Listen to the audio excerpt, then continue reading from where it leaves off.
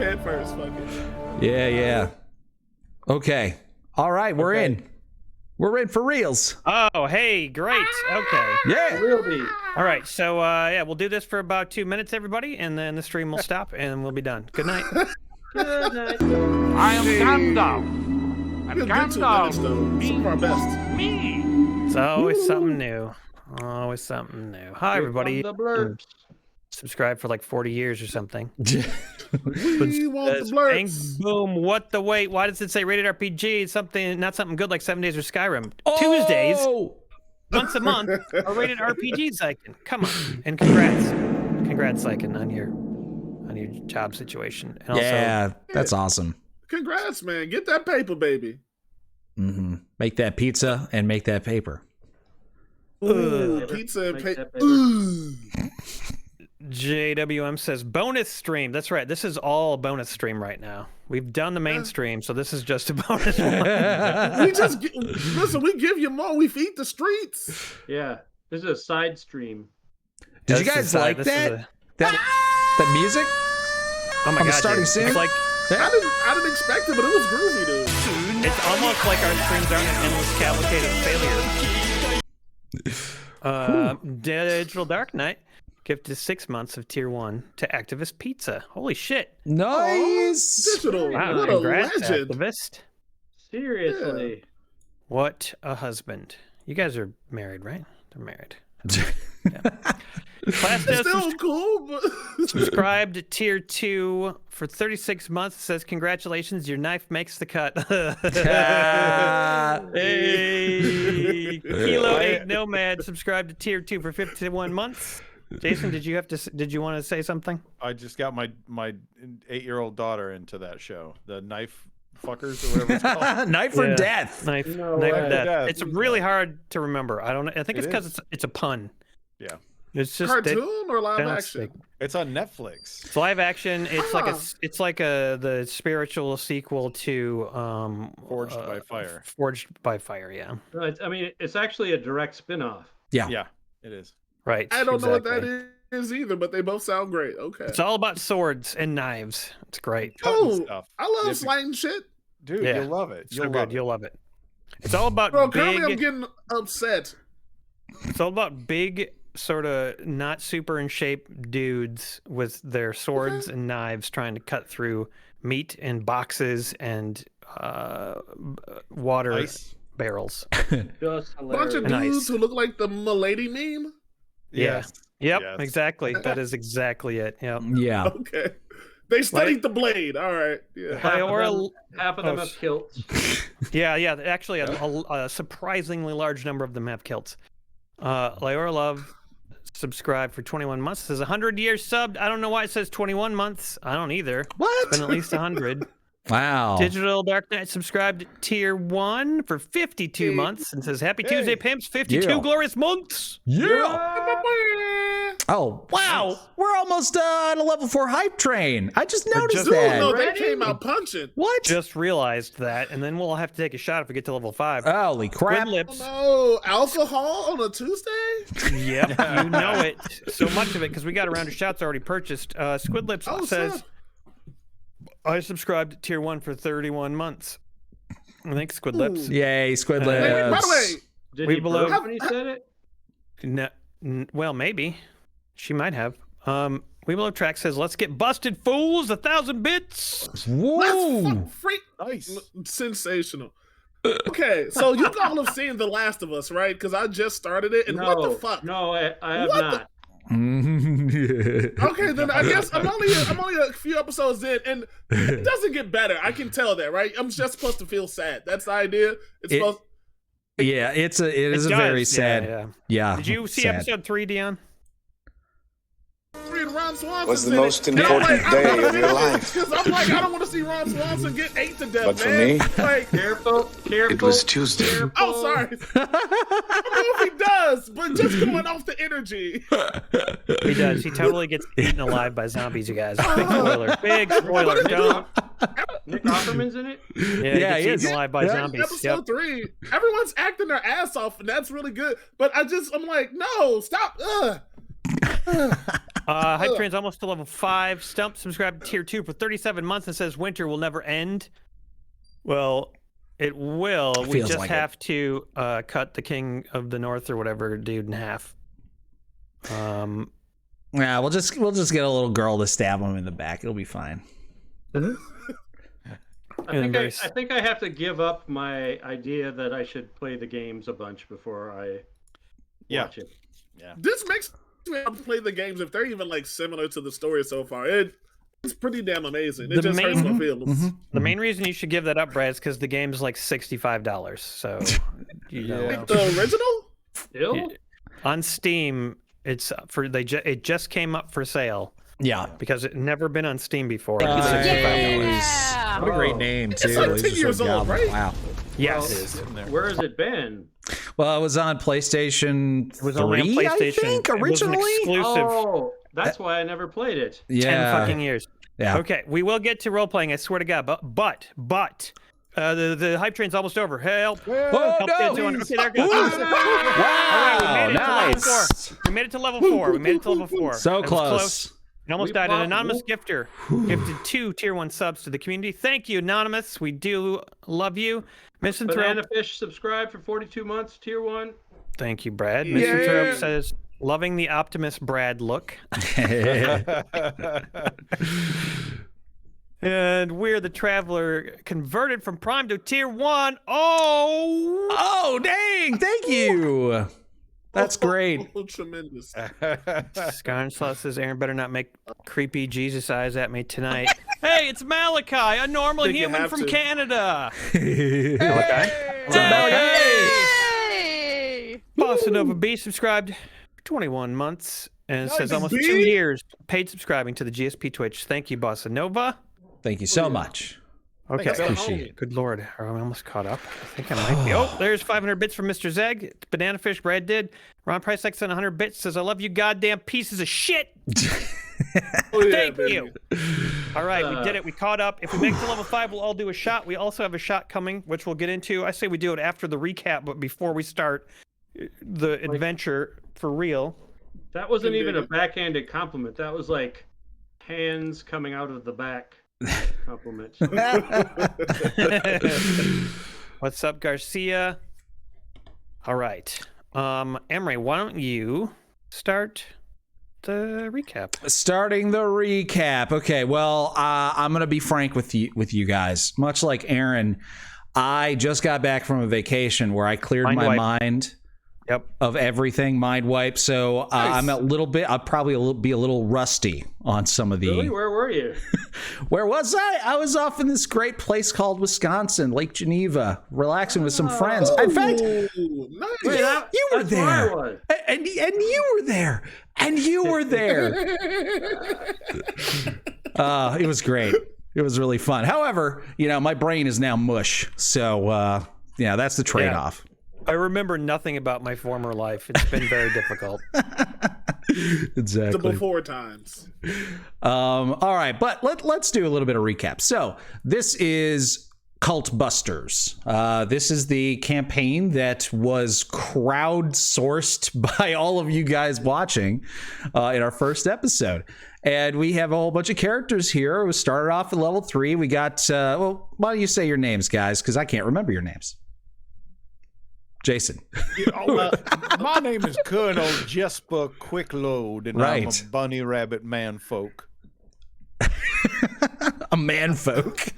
I'm a bunny rabbit man folk. Yes, and you're playing a swashbuckler rogue. I remember that. Yes, sir, I am. I will ingratiate myself to your grandmother, and then I'll steal everything she got.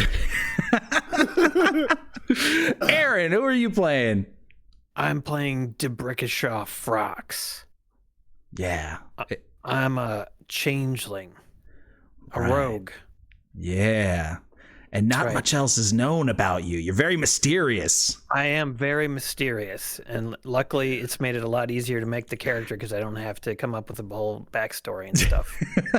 You can make it up whatever you want, man. Make it up as I go. It's going to be awesome. Oh, yeah. Freestyle. Dion, who are you playing? I'm Lemurian Sniffed. I am playing a Dwargar Fire Rune Knight. And I got a couple whips called Oh Lord He coming, he slapping and dabbing, regular. Perfect. And then Brad, who are you playing? I am Quality Meltron. I am a cybernetic enhanced human from the future. Here in this time period, I am known as a wizard diviner. Nice. And together they make up the Cultbusters, who in the city of Baxter, the great metropolis of Baxter, have decided it is their job to hunt down the many different cults that infest the city and plague the city and try to destroy it from within. So the very first cult that they have decided to bust was thrust upon them by a couple of very concerned parents. They had said that their child had disappeared. He was a teenager, you know, kind of getting to that age where you want to go hang out and maybe make out at make out point. And he had gone off and never come back. And so they were desperate, hoping for anybody to go find what happened to their son, whose name was Beef Loaf. I remember that. Beef Loaf. Yes. Beef loaf. Yay! Hype train. Level Yay! 4 hype has been completed. Enjoy your emotes. Yeah. Right. Dabby Beefloaf is the name of the guy who's missing. Right. So the Cultbusters followed the trail, which led them to Makeout Point, where they realized that what happened? Yeah, you found the goblin. You found the hilarious goblin guy who eventually died. By the way, Dion, you're looking real blurry right about now. Oh, okay. He's gone. He's not there. He'll be back. That was a great shot right there. There, he's back. What was his name? I can do except drink some descending. soda. What? Jubbins. Hear me? Jubbins the goblin. Yeah, we can hear you. Now, Jubbins told them all sorts of great information. He saw that there were all sorts of people coming and going from there, and sometimes a big group of them would come and like talk to some of the people there and then disappear. And those people were the ones who would not be found. And so the Cultbusters decided to sort of lay in ambush and wait and see what this group of mysterious people would do.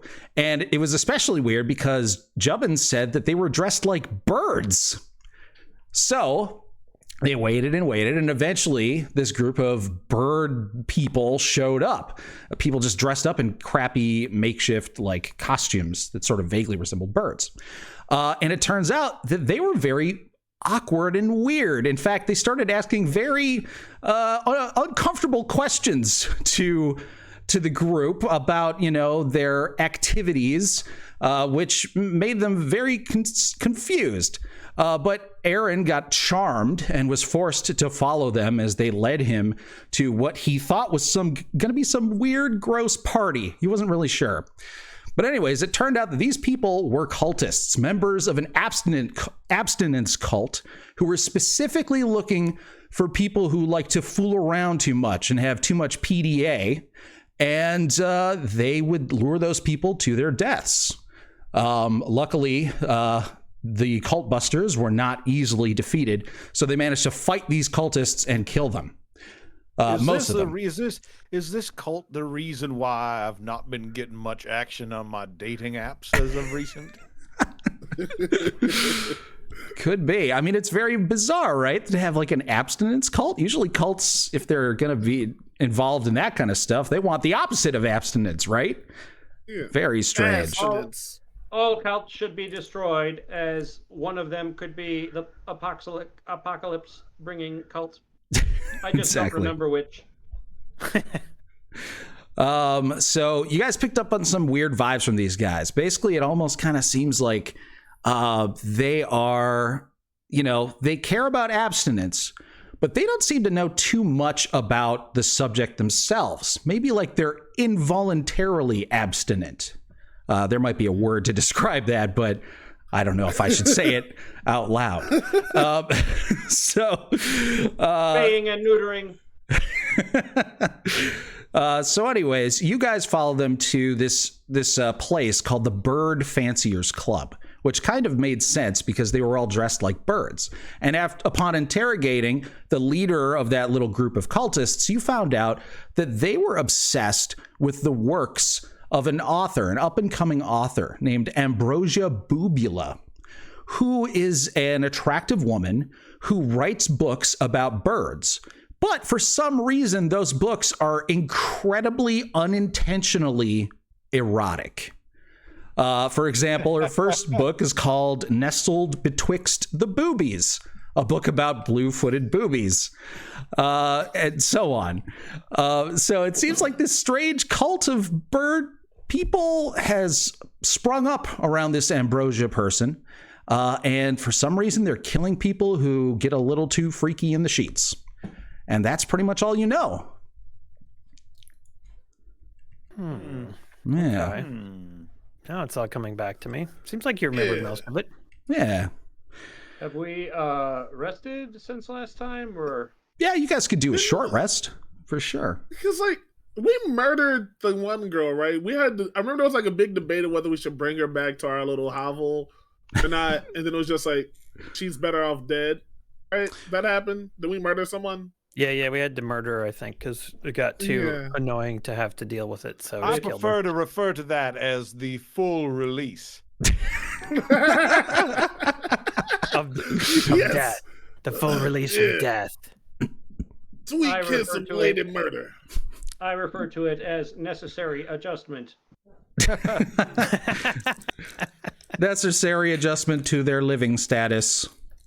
Yes. Oh, you know, one thing I wanted to do for this session that we didn't really do much last session is I really want you guys to interact with the audience a lot more. Like, if you guys are stuck on something, you're not really sure what to do, ask the audience. You know what I mean? Okay. And I'll try to do some of that too, if I can think of it. Speaking of audience, Ron Pricesack sent 100 bits that says FolksCon 2 is happening, MFers. Yeah! That's right. The Kickstarter was successful. So if you bought a ticket, you can now attend FolksCon 2. If you haven't bought a ticket yet, there's still a few days left, but you better do it now, because after it completes, after FolksCon 2 Kickstarter's done, the ticket prices will be more expensive. So now's your chance. Yeah. Get the deal. And go to the convention that we're all going to be at, because it's our fucking convention. So get over there. Oh, yeah. There'll be no Joe Manganiello sneaking about, no Vince Vaughn's. No famous people except us. The most your famous people of all. Yeah. Oh, and JKC subscribed for 42 months and says, wow, 42 months. When did that happen? Today. All right. Now, Great White Spark's in the crowd right now. Speaking of Great White Spark. Nice. Great White Spark bought us all a round of shots. And also submitted a very good cult idea, which Emery has written down on his list. And we are going to before we do our shot, we're all going to recite a tongue twister. I think we shall do it separately. Okay. Tongue twister is, congratulations on casting confusion by creating a couple of chaotic campaigns. 14 pies in the butthole. I'll start since I have the text in front of me. Okay. Hopefully you guys will be able to remember it, or just get an approximation. All right, ready? Congratulations on casting confusion by creating a couple of chaotic campaigns. 14 pies in the butthole. Congratulations on casting confusion by creating a couple of chaotic campaigns. 14 pies in the butthole. Hey, Brad nailed it. Wow. Congratulations on Jason. Yeah, I'm just waiting for Dion to go. Congratulations on casting confusion by creating a couple of chaotic campaigns. 14 pies in the butthole. Okay, well. All right. It'll Congratulations on creating confusion by creating a couple of casts. 14 pies in the butt. Oh. Congratulations on casting confusion and creating a couple of chaotic campaigns. 14 pies up in the butthole. All right, well, I'm ready for a shot after Let's that. do it. You guys Hold on, ready? let me pour. Let's go. 1 second, compadre. Cheers. All right. Cheers. Cheers. Cheers. Thank you. God darn it. Thank That you. is booze. DWS. Yeah, thanks. Put it in my new medieval times cup. Medieval times. If you would like to buy us a round of shots, that is totally an option. We enjoy it. There's Love it. information either here in chat or down below the stream. I love below. There's like a donate. Donate. It says donate, and then it gives you the information on it. All right. Okay. All right. Are you All right, all? we are going to start this shit up. I think we've done our short rest, and we're ready to bust our very first cult. Okay, so just as a bit of a reminder, guys, you are right by the Bird Fanciers Club. You were kind of led here, but the dead bodies you found, this trove of treasure that has been collected by this cult, wasn't in the Bird Fanciers Club. It was in a abandoned bathhouse that just happened to be adjacent to the Bird Fanciers Club. But so you were told by the members of the cult that you interrogated that this Bubula, this person this Ambrosia Bubula who writes all these books, she is apparently doing some sort of lecture sometime in the near future, and posters of it can be found up in the Bird Fanciers Club building. So, do we think that she's kind of the leader of this cult? Right? That's what the deal is.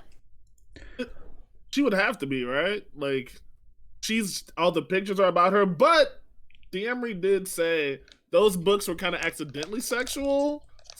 Maybe she's just kind of like a figurehead.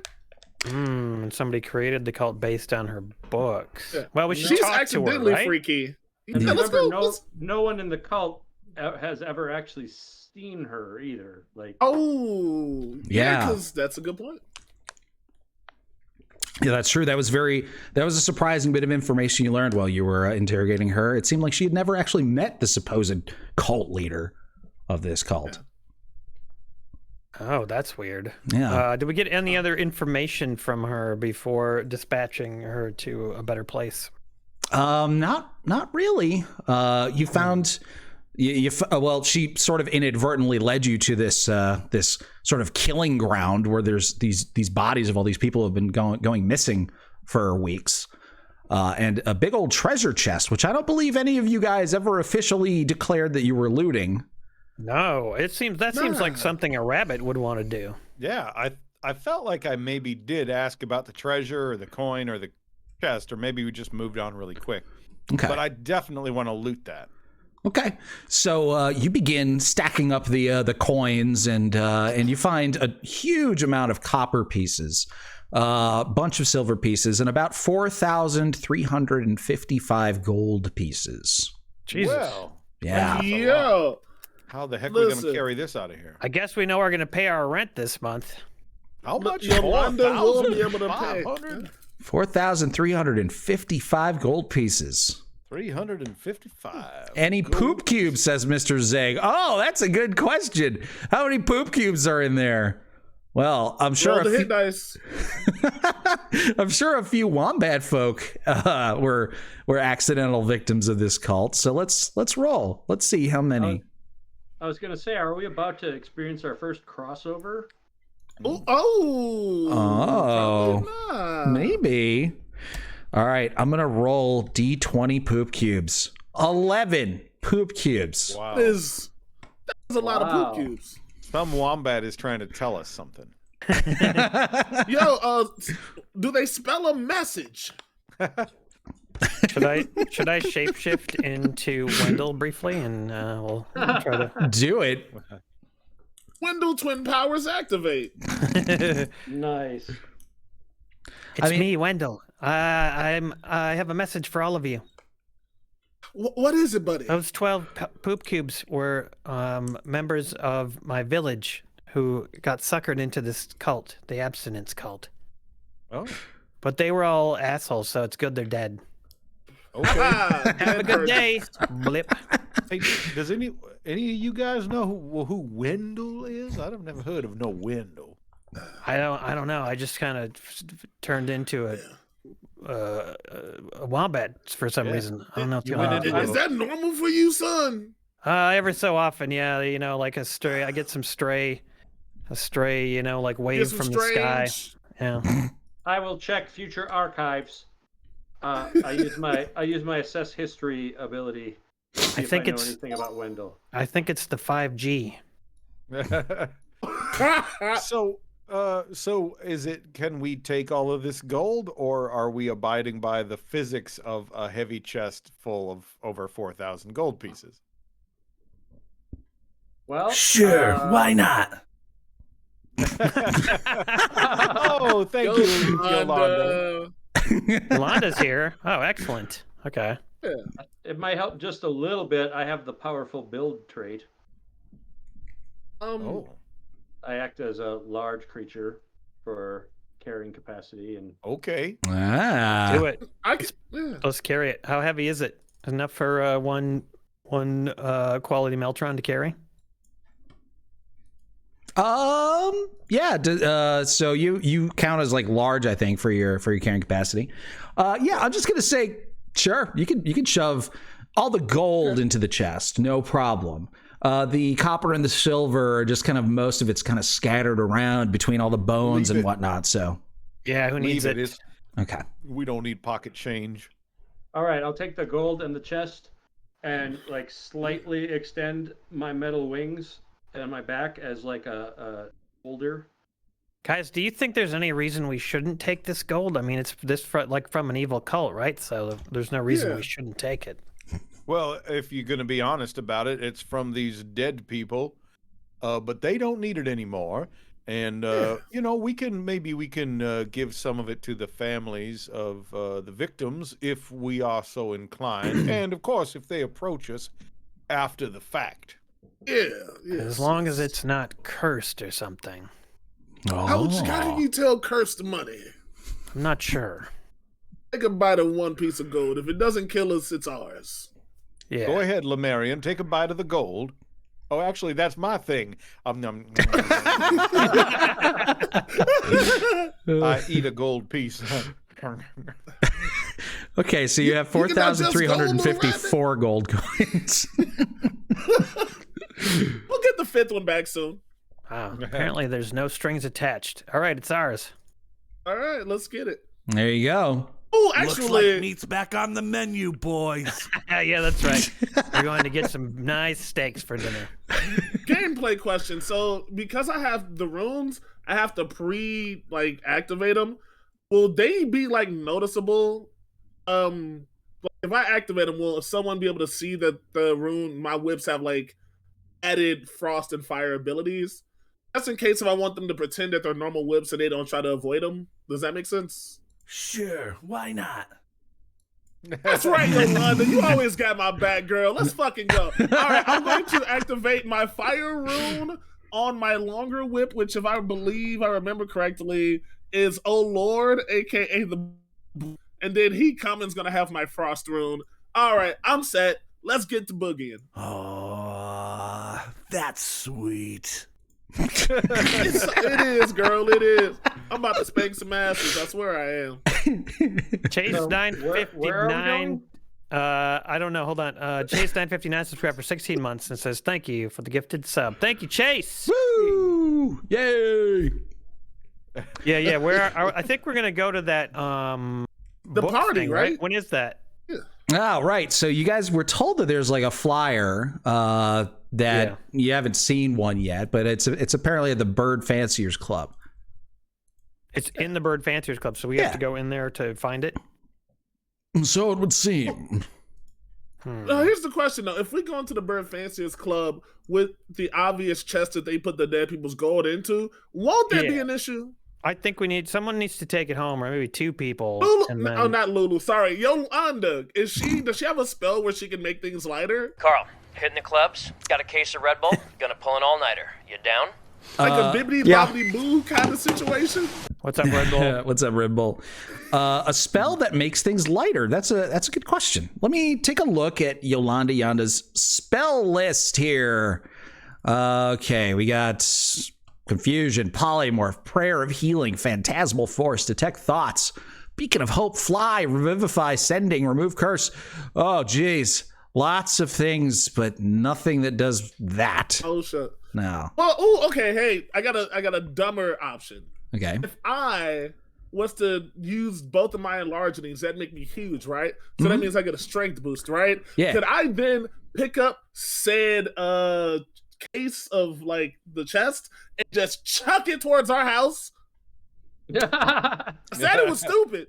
I said it was real. Well, look, I'd be huge, right? I could even use my whips to like wow that bitch over there. And as long as it's close to our property, no one's probably gonna like mess with it.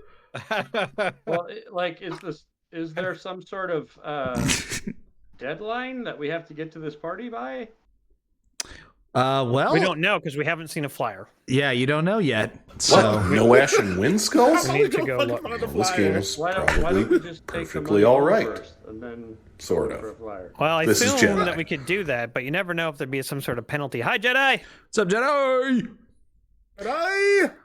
Yeah. Well, Sometimes DMs tend to punish you if you leave the scene of various places and then come back later. They're just like, nope, it's too late. You fucked it. Well, you know, this is a secret. This has been a secret place. You know, only the cult knows of this place's existence, and it's been a safe house for them for a while. So, What are these barrels here? What are these barrels? oh, right, those barrels are pushed up against the windows of this place. Yeah, just sort Are of. they empty? Well, you can take a look inside if you want. I will try to take a look inside of one of these here barrels. Probably just blocking the light, wouldn't you think? So the barrels are pretty heavy, and you can feel some sort of liquid sort of sloshing around inside of them. I'm just looking for a place we can hide the money. No, and then come no, back no, for no, it. no, no, no, no. We gotta No take hiding it. We it. gotta take it. You guys, we gotta take this back. Let's just to our take it. We'll place. take it all back. This is way more important than busting cult. Listen, it's all about money, because how can we afford? Yeah. We got a This is what the location. We got employees. Wait, to pay. wait. Shouldn't we ask the audience, since that's what we? Yes. Yes. Hey! Audience, should we take? Okay, wait. There's going to be 3 options. All right. There's also more buildings on the surface that we didn't explore. All time. All of us take the money back to the Cultbusters headquarters. 2 of us take it back, or we don't take it back and we just ditch it somewhere and look around. Wanna make a Okay. poll? Is anyone actually making this poll, or should I make the poll? I don't. think If there's I knew how anyone- to, I would. That's Henry, fine. You're the boss, dog. Okay. Are He's you? the head that wears the DM. All Are right. you there, God? It's me, Emery. Let me pull up the poll thing. Okay. While you're All right. doing that, I You do want to that. thank a couple of people. I want to thank Misanthrope for becoming a patron of Rated RPG. And I want to thank Velociraptor for not just becoming a patron of Rated RPG, but a patron in the Bucket of Friends tier, which means that, unfortunately, Velociraptor is just going to die a lot and end up back in the Bucket of Friends all the time. So, The Clem tier, if you will. exactly. Inspired by actual events. Oh, hell yeah. Do Yeah, not fear. Dying is not permanent. If you guys What want is to it? check it What do you out, smell? our website, we have all of the character flesh. sheets in PDF form that you can scroll through at ratedrpgpodcast.com, and it's under the blog, and we've got all the character sheets from this adventure and from Valley of Green Gold. It's awesome. It is Check it out. awesome. Okay, I'm going to make the poll before I publish it. It is, what should we do with the cash? Option 1, bring it home now. Option 2, split the party. Option 3, hide it for now. Does that sound good? Yeah? Okay, cool. Starting the poll. Ooh, yeah. Splitting the party. Everybody knows how great that idea is, right? Big fan. And Flash, who just got here, says option 4, make it rain. Yeah, give it to the poor and needy. I should have put that one on there. No, that is not an option. Thank God. This is our Kickstarter. It's fully funded. All right, right now, Bring It Home Now is winning with 47% of the votes. Oh, that's such a good idea. I think we should do it. Yeah. I mean, it's not like this building is going anywhere, right? It's not like it's about to explode or anything. Well, I would hope not, but the fact that you just said that, though? That's iffy. That's a bit iffy. You guys I was got to... significantly more confident in the structure of the building until this moment. Well, it'll be good. I think it'll be good for us to find out whether Emery is the type of DM who punishes people for leaving and then coming back. We already know he did that to us when we did the first campaign. What? So we'll see if he still does it. When did I do that? It was like just once. Yeah, just once. We left this dungeon and then we came back and everything was fucked. I remember the bathhouse. It was the bathhouse. Yeah. All right. I think it was yellow mold. That was the problem, because I'm not going to say who, but one of us... That was you. Was that after? You did it. That was Listen, after. it could have been any of us. Any of us guys. could have opened a painting. Who knows? Bring it home and split party are tied now. Oh my gosh! What? No. Uh-oh. Whoa! He never split the party. It's almost over. There's only a few more seconds to vote. Oh my God, please. Everybody Somebody help. vote. Somebody vote. Yes. Bring it home is Rock the winning. vote. Oh my gosh, this is so intense. Come on. Uh-oh. I think it's gonna pull it out. Who is it? Who is it? Oh! my God. Bring it home now. Oh, thank God. By one vote. All right. All right. Oh, crazy. Well, abortion is still legal, I guess. At least in one world. Oh boy! All right. All right, we're gonna bring it home now, all of us. Okay. Okay. Sounds good. So you make your way across the city of Baxter back to your crummy old abandoned building that you recently spent all of your money on turning it into your Cultbusters HQ. It's starting to get pretty late. You're not sure how much later the place is going to be open tonight, the Bird Fanciers Club. But you stash away your coins and lock the place up and then head back to the Bird Fanciers Club? Or do you want to call it a night?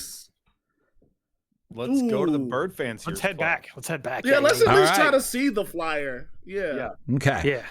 So you come back to the Bird Fanciers Club and its lights are still on. It seems like people are still up in there. Yeah. They like to watch birds Virgins, even at they night. party along. Yeah. Yeah. So your gamble paid off, in other words. Ooh. All right, let me move all of you guys over to... Oh, I can't move all you guys from that screen. Let me move all you over to the entrance to the Bird Fanciers Club. That's right. Hey, DeBrickashaw. Yeah. DeBrickashaw, you should do yourself up like you got like a parrot for a parent. You know what I'm talking about? Like, give yourself a slight bird-like appearance. That way they'll all fawn all over you. Yes, that's a good idea. Smart. All right. I changeling myself into a birdman. Bird person. Aarakocra? Bird person. Aarakocra, that's clever. Hey, Jason, do you have inspiration? Well, let me take a look and see. If I do, I don't. Ah, now you do, though. That was an inspired idea. Hey. I took Dion's. That rubbed off on me, Dion. A long time ago. I love it. Oh, so if I remember correctly, the rabbit and the changeling have the most charisma. So should they be the first ones through the door? I'm just here to be big and gruff. Yes, first through the door. We rearrange our bodies so that we're entering through the door in the proper order. Okay. Yes. You guys should be able to move your tokens around, I think, right?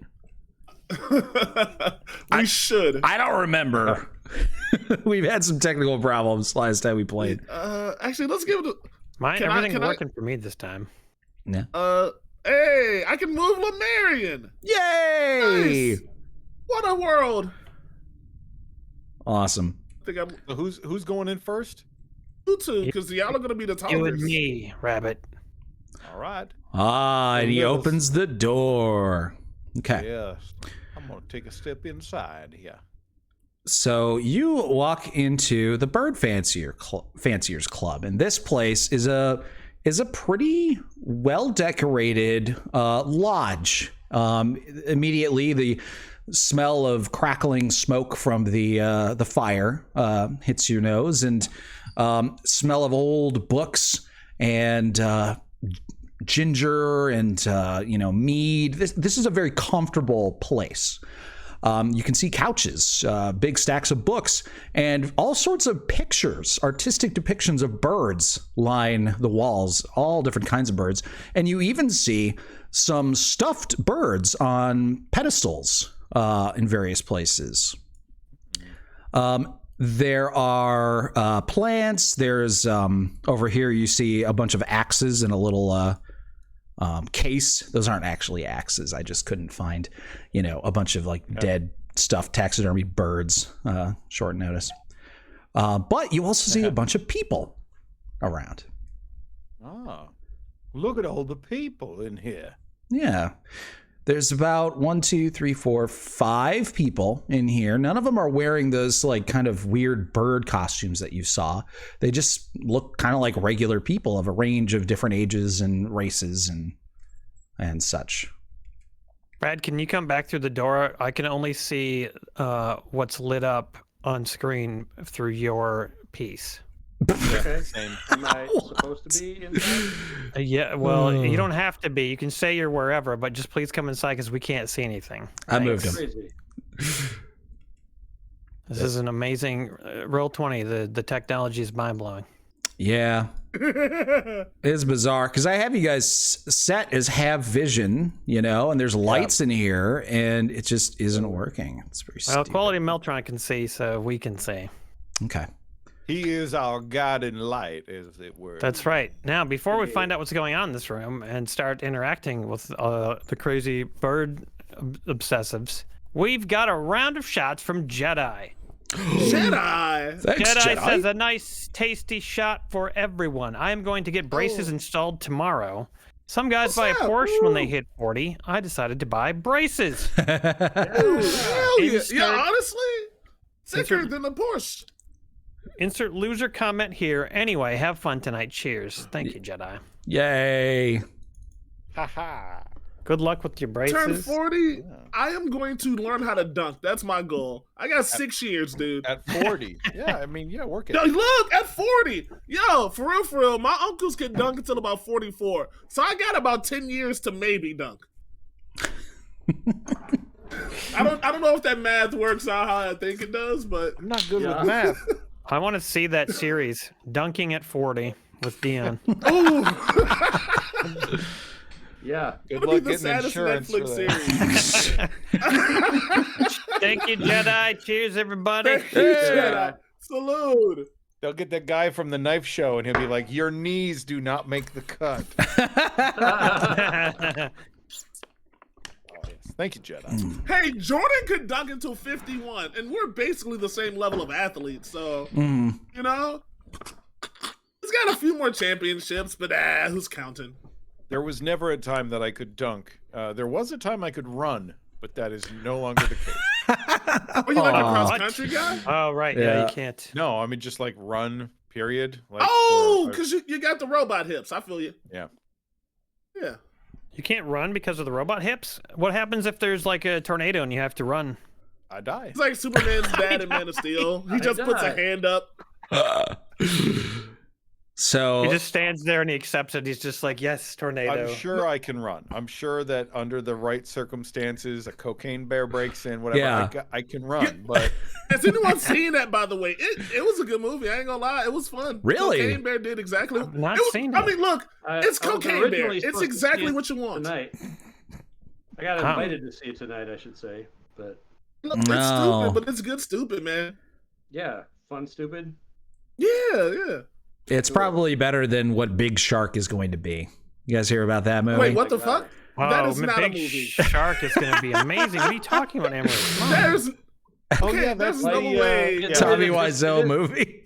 Isn't it Wait, just like gonna the be wrong like Tommy Wiseau? Yeah. Yeah. His first What? movie 20 We years saw- later. We saw an ad for it. It Yeah. looks like it's just going to be a shark being pushed around the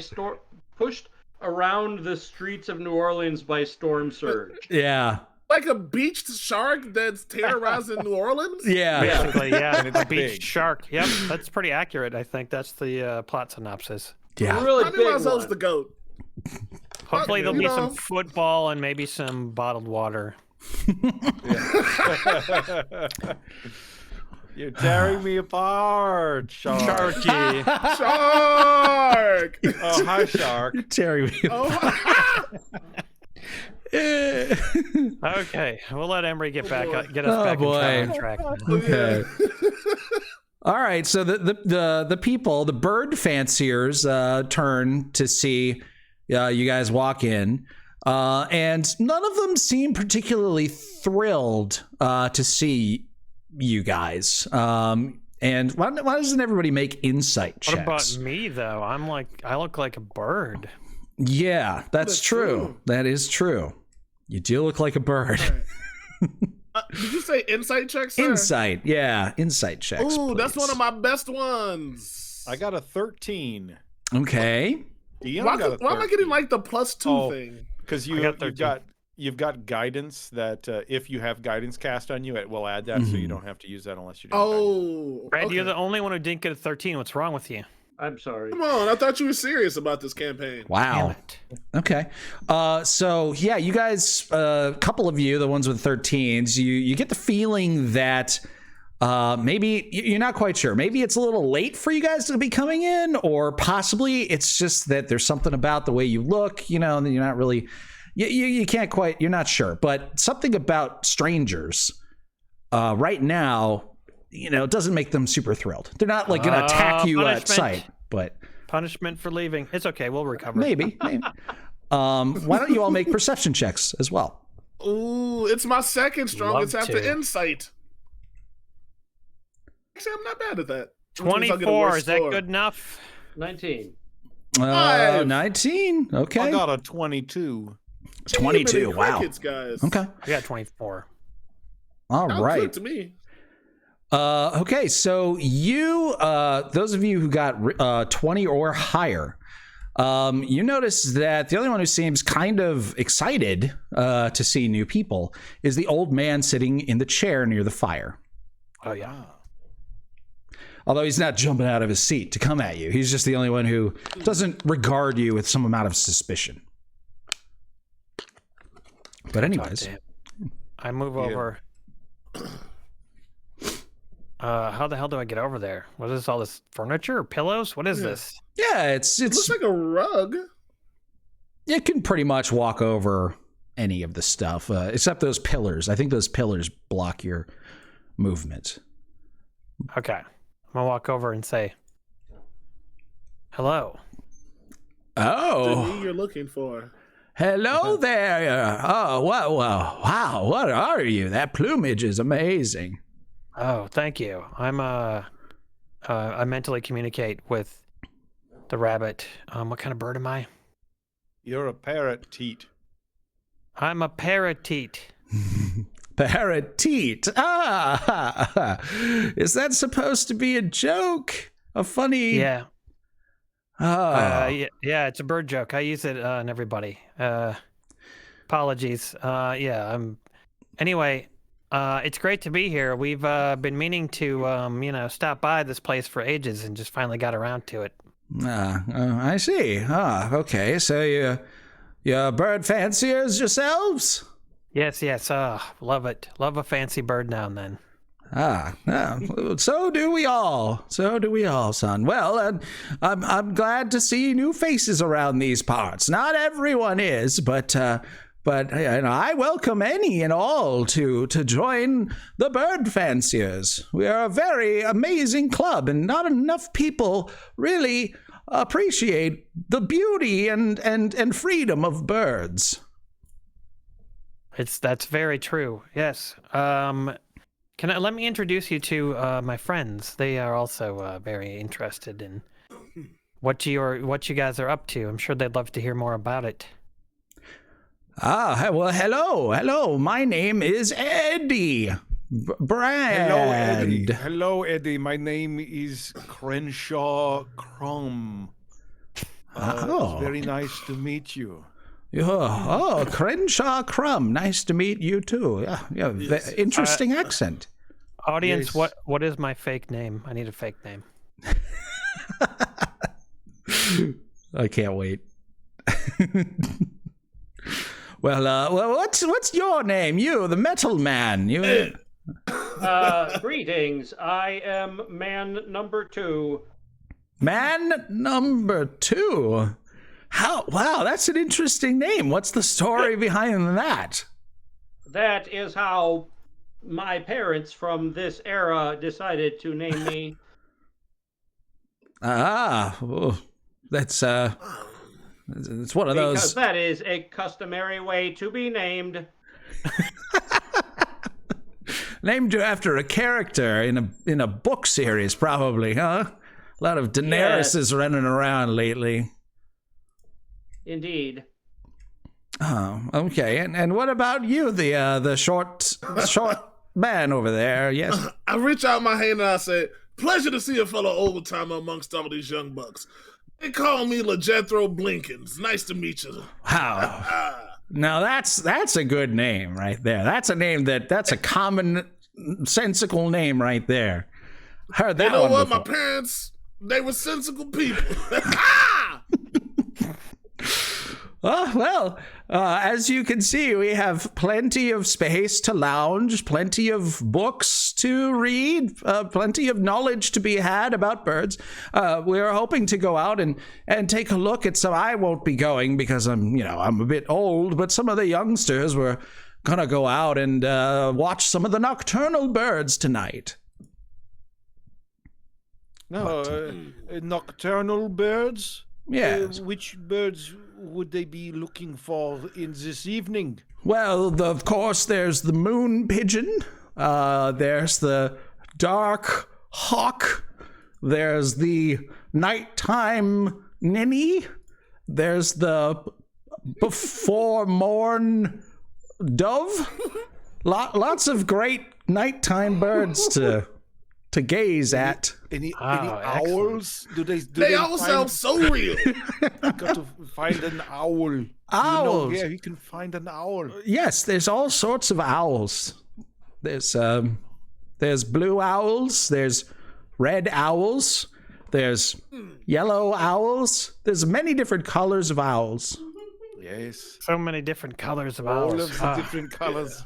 There's nothing that shaven Basak loves more than owls. Yeah. Night owls. can- Yes. Bossa Bee. I was gonna say, can I look around for one of those flyers by pretending to like go towards like a bookshelf? Yeah, Like, would I have absolutely. to like use perception or something? Totally. Do it.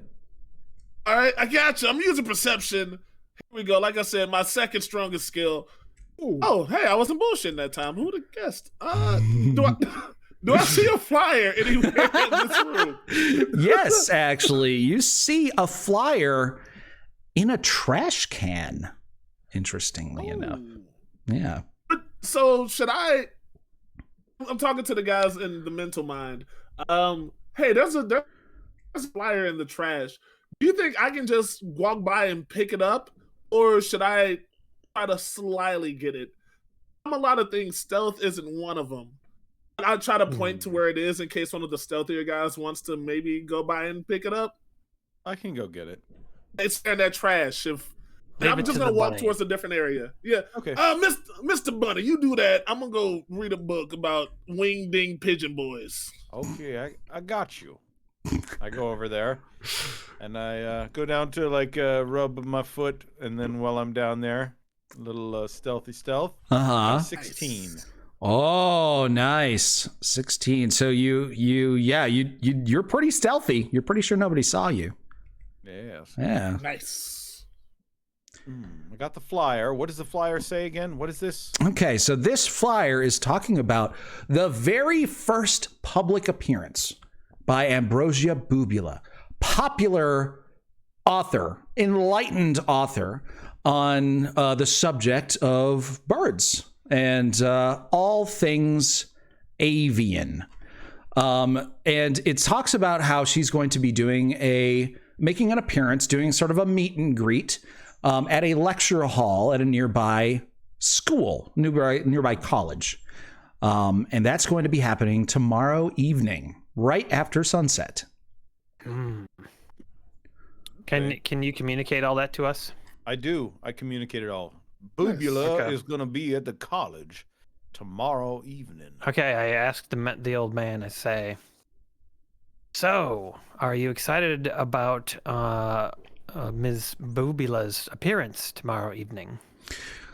Yes. I think I will be in attendance of that. Yes, she's a very good author. Yeah. I mean, I'm not quite into the whole erotic angle of the thing, but I appreciate her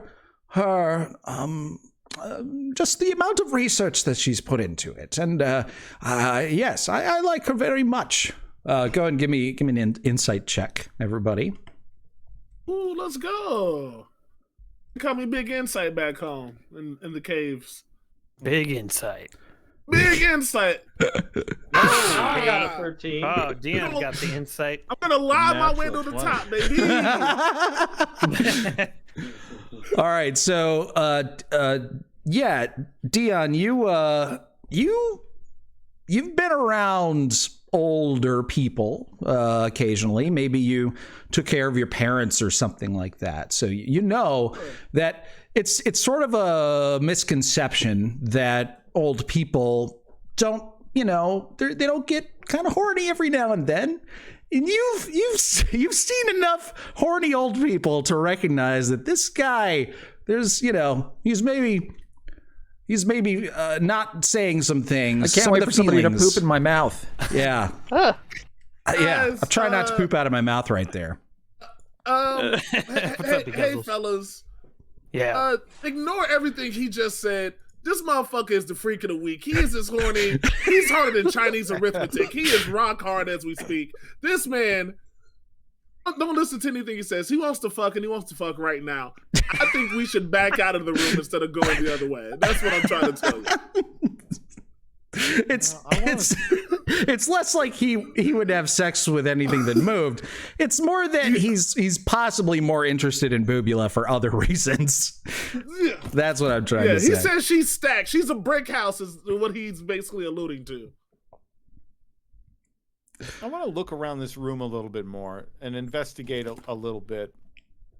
I see up on the northern edge of this room, I see a couple of potted plants, and then there's a door, I believe. Yes. I'd like to go take a look at that. Okay. So you sort of meander towards the door, acting casual. Do you? And I talk to the old guy to try to keep his attention. Okay. And I say, yes, she's a great writer, isn't she? But also, she's written very well, if you know what I mean. Yeah. I think I know what you mean. Wink, wink. Wink. You're old. Do you You say like wink winking, or do right? you wink? Wink. So real quick, I'm gonna need a deception check from Jesper Quickload to sort of pass it off as being casual. Come on, Sneaky. Jesper, get quick with your load. Oh, 20. shit. Wow. Okay. Tremendous. Yeah, somebody would have to be watching you very carefully and closely. It would probably have to be your own mother to be able to tell that you were trying to deceive anyone here as you walk over towards that door. And Are these plants edible? Yes. I recognize them as edible. I'm gonna definitely. Edible what? Plants. You said edible. I said edible plants. Are these potted plants edible? And they are. So that's Num, my num, ruse. num, I'm num, gonna num. I'm gonna num 'em. I'm looking up by the fireplace casually to see if there's any secret doors. But so you're not going through the door, you're eating the plants. Well, that's why I'm up there. So if somebody sees me, they see me eating a plant. That's my go deception. through a door while eating a plant? That's my deception. What? I get it, Jason. What am I a part of? All right, so I don't even need you to roll a perception check here from here, Jesper Quickload. The door is very visibly locked. And other than that, you can't really tell where it leads or anything.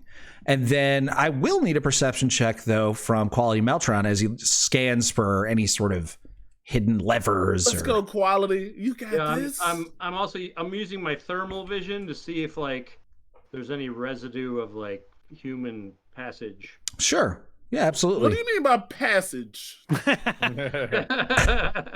Residue, human passage. Residue. Look, that old man, he the freak of the week. That's all I'm saying. He's like a Quality Meltron is like a black light in a hotel room. Yeah. Yes. Plus, he can like see when people are going at it through walls. Indeed. Ooh. Okay, so you look, you do a pretty thorough inspection of the fireplace. You kind of walk around from the front, you look at it from the side, and you're not seeing any sort of residue or leavings or any sort of scraping or levers or latches or anything like that. However, you're not being very subtle about it. And as you sort of are finishing up your surveillance, this halfling woman approaches you. See her now. By the way, Lyra says, I hope the plant isn't poisonous. That's why I asked. I asked first. Oh, you did? Okay, good. Yeah, if it was edible, yeah. Yep, rabbits can tell. Well, I mean, wouldn't a poisonous plant be edible? I don't. Everything's. Yeah, but can rabbits tell? My Can pet they? rabbits died from eating potato eyes when I was a kid. Wait, what is a potato eye? It's Real thing? the sprouts that come out of the potato. That's Like Oh. my mom gave them a bunch of potato peels with sprouts and they died. Damn, man. R.I.P. I'll not Wow. eat anything from Brad's mother.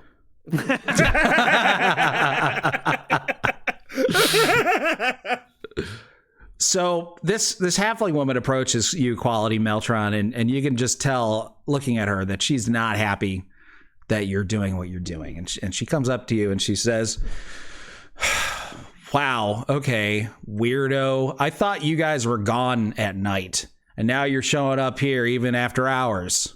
Where's your stupid costume anyways? Costume. Here, I extend my wings. I am like a bird. She sort of regards you and is like, all right, fine, whatever. But like, God, you guys are so annoying. Can't you just leave us alone? And then she goes back to looking at her books. Ooh, can I walk over to her and say, young madam, once again, holla, Jethro Blinkins. Who do you perchance think we may be? Have to like do a charisma or something for that? Yeah, sure. Yeah, let's do a persuasion check. You're trying to really present yourself as somebody open and easy to talk to. Yeah, I'm just a caring old dwarger. Yeah. This is also one of my top 2 best skills, so. 4. Oh no. Ooh, tough scene, tough scene. Oh no. Spit in her face by accident. Excuse me. Yeah. I think you had a hubris penalty in that, apparently. It's all hubris, baby. All the way down, like turtles. She looks you up and down and she says, I don't think you're something. I know you're one of those weirdos. One of those weird, creepy assholes who always comes in here with their stupid bird costumes and is always fawning over that stupid boobule in her dumb books. Why can't you just leave us alone? You aren't even real bird fanciers. Now, you can call me a lot of things. Old, handsome, kind of weird when it comes to like sunlight, but you ain't gonna call me a fake bird lover. You have a bird off right now. Sorry. Do you say you wanted to do a bird off right now? I said a bird off right now. All right. Well, if you're a real bird fancier, why don't you tell me the airspeed velocity of an unladen swallow, bitch? Oh, I thought you was actually gonna give me a hard question. Anyone who's a bird aficionado, such as myself, knows the answer: 78 miles per hour, unless there's a downwind and it goes to 56.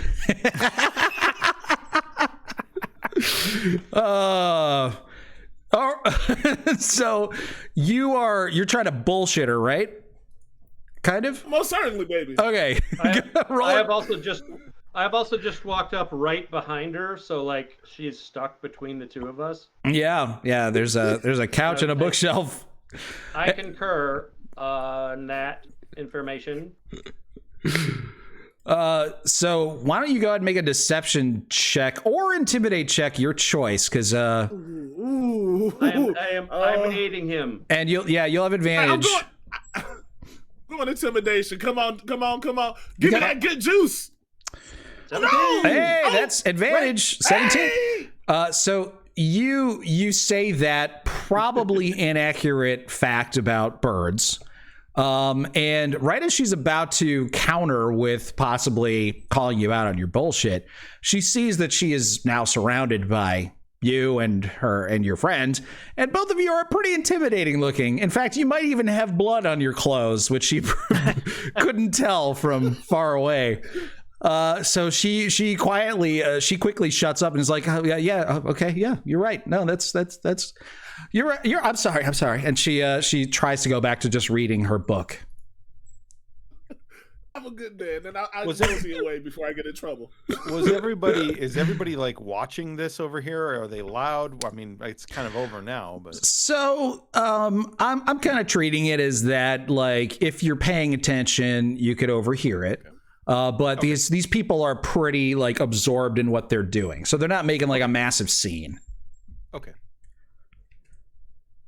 Okay, so I'm kind of thinking like, do I want to pick the lock on this door? There's just too many people. Ooh. Can you do it? Do you have a decent lock picking skill? I'm not bad. Shoot, baby. Listen, this is a chaos run. Might as well. I would say you're going to want to make a sleight of hand check to not be noticed that you're unlocking the door. No, the risk is too high. This could really go south on us. So no, not going to do it. Wow. It's dicey. It's what not, if? I'm not Okay, that but strong. someone needs to, do a distraction, maybe, huh? Ooh. Hey, in my head, I'm like, quality melt. Is there anyone else in this room who we could, as a distraction, so Jesper could unlock that door?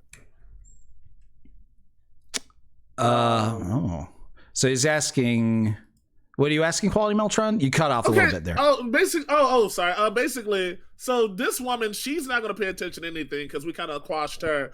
Our changeling is taking care of the old guy, so we just need to cause a distraction for the other people who might notice. Since she got him, he's the robot of the group. He will be able to tell who we should try to distract next, who's going to have the best eye line towards Jesper. Quality Meltron, can you fly? I can fly. Oh, actually, can you? I can fly for brief periods of time. Fly up into the center of the room and start screaming. Yeah, I add, I certainly could use the distraction, fellas. What are the light fixtures like in this room? There are a fairly large amount of lanterns. Many of them affixed to the tall like pillars that have the birds, taxidermy birds on them. But there are also some lanterns that are on desks and things. All right. I am going to. I'm going to fly up to the ceiling. Okay. Yeah. And just sort of hover up there at the top of the room. Yeah. Okay. Make some noise, and I'm gonna watch everybody to make sure their eyes are on Quality Meltron before, and then I'll give Jesper the word. And like start. Go ahead. I was gonna say we should give bird facts. Like try to give them because you're kind of like futuristic. Oh yeah, tell them about birds from the future and stuff. Like tell them about birds they've never heard of. Tell them about birds that and like what they evolve into. Holy shit, blow their mind. Yeah, let's go futurebirds.com. Keep And them wrapped. while he's doing that, I'm going to use my inspiration to get advantage on this sleight of hand. Yeah. All right. So there's disadvantage on their perception checks because they're distracted, and you have advantage on your sleight of hand check. So I got a 12 with advantage. Okay. Well, you reduced their DC by a lot, and so the 12 beats their reduced DC for perception. Yes. Yeah. Yes. All right. So now you just got to actually Open that succeed at picking the lock. Come on, So big fella. that is going to be a Thieves' Tools check. Are you proficient in Thieves' Tools? I sure enough am. Very good. Let's go! Chaos run. I got to click it. Come on. If you don't succeed, I will help you. I said All click right, it. So I click it, but it's not Okay. dicking. Just roll a. Do you have double proficiency in it? I know rogues can get expertise. I do not have. Okay. I don't believe I have expertise in them, but I have, proficiency. So you can just roll any other dex proficiency thing that you have, and it'll be the same number. Okay. I got a 10. Oh no, a 10. Oh geez. Well, okay. No, I think hold on a second. you No.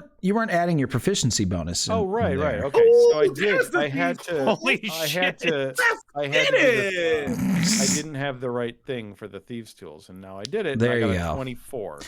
That makes that's a better number. Okay, so you very quickly and quietly and easily open up this door. And today's vultures will evolve into venture capitalists. All right, go ahead and open that door. Blink. Oh, looks like it's a room or a street. It's Don't know. a street. You have opened up the back door. There's a trash can and a recycling can, and a homeless guy just happened to be rooting through it at the time, and you startle him, and he runs off down the street. Mission accomplished. I Hilarious. close the door Hilarious. gently, but I leave it unlocked because we might come back later. Yeah. When a plan comes together, boys. Well, we've got an option for an exit when it inevitably becomes necessary. Well, I hope you all enjoy Just as I this thought. treatise on Trash. how birds will evolve into various financial positions in several thousand years. Oh, that was hilarious. Okay. So I just want to revisit something real quick. So, Aaron, your Debrikashaw Rocks. I will eventually remember these crazy names you guys have. Debrikashaw, Just call me DF. you were talking to this old guy a lot as you were trying to keep him distracted from things previous to this whole thing happening with Quality Meltron flying around. And one thing that you guys, Lemurian, picked on was that he was kind of like a horny guy, and you started talking to him a little bit about Ambrosia Bubula, and you were sort of dropping hints a little bit that you kind of were attracted to her too, right? That was the hints you were kind of dropping. Okay, That was the hints. sure. So he She's well written. he jokingly sort of like pushes that subject with you a little bit and kind of asks you, like he starts talking about different features of her body that he enjoys. His voice kind of goes lower. He doesn't want to be overheard as he's discussing these topics with you. Do you sort of entertain that line of discussion with him? Yes. Okay. Oh, yes. Oh, wow. I fancy this bird, if you know what I mean. Okay, so you and him have a little bit of a back and forth about that kind of thing, and eventually, you have your giggles and you go off to help Jesper do his thing. Yeah. All right, what else you guys want to do while you're here at the Bird Fanciers Club? Haven't we got the flyer? We gotta wait until tomorrow. I don't think we want to murder these bird nerds. Should we just leave and wait till tomorrow? No, yeah, they seem like they're fine. actually kind of cool, like friends. I'd like to The take cultists, apparently. Oh, 15, We could 20 talk to minutes. some of the other ones. What? I'd like to take 15, 20 minutes and look at all these books. See Sure. if anything triggers anything Ooh. as far as like talking about plans that I might know about from the future. Yeah, absolutely. So that's going to be an investigation check as you're kind of searching through the contents of the library.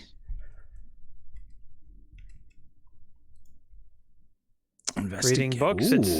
We were told in grade school that it's an adventure. Now we're going to find out. I was told in grade school I could have a personal pan pizza for reading a book. They don't do it anymore, man. Yeah, well, you had to read 10 books and you get one pizza. Yeah. Well, they made recipes. They made me square dance in 6th grade, so I don't trust anything that happened at school. Yeah, I read myself into husky jeans and a 18-minute mile. That's all right. 18-minute mile, nice, dude. That I had asthma, and I probably did it faster than that. Oof. Yeah, it would have been around that shit. I like sweating, so I'm mad when the gym teacher was trying to motivate me. So I would just like walk on purpose while staring them down because I'm a petty asshole. I was like, "You're not gonna make me sweat in front of cute girls," and I would just walk real deliberately slow. Yeah. All right. So, Quality Meltron, you roll a 16 on your investigation as you're sort of looking through all these books, and it's kind of mind-numbingly dull stuff. I guess since you're an android, maybe you have defenses against getting bored built into your brain.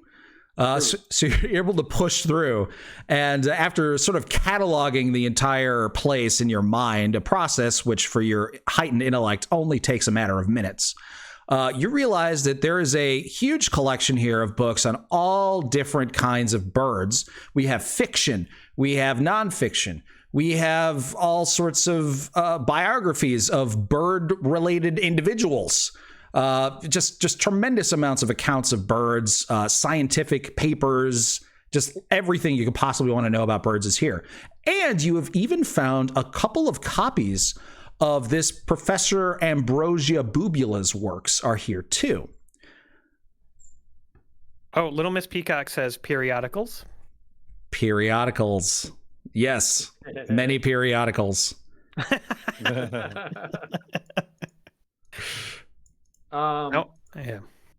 I will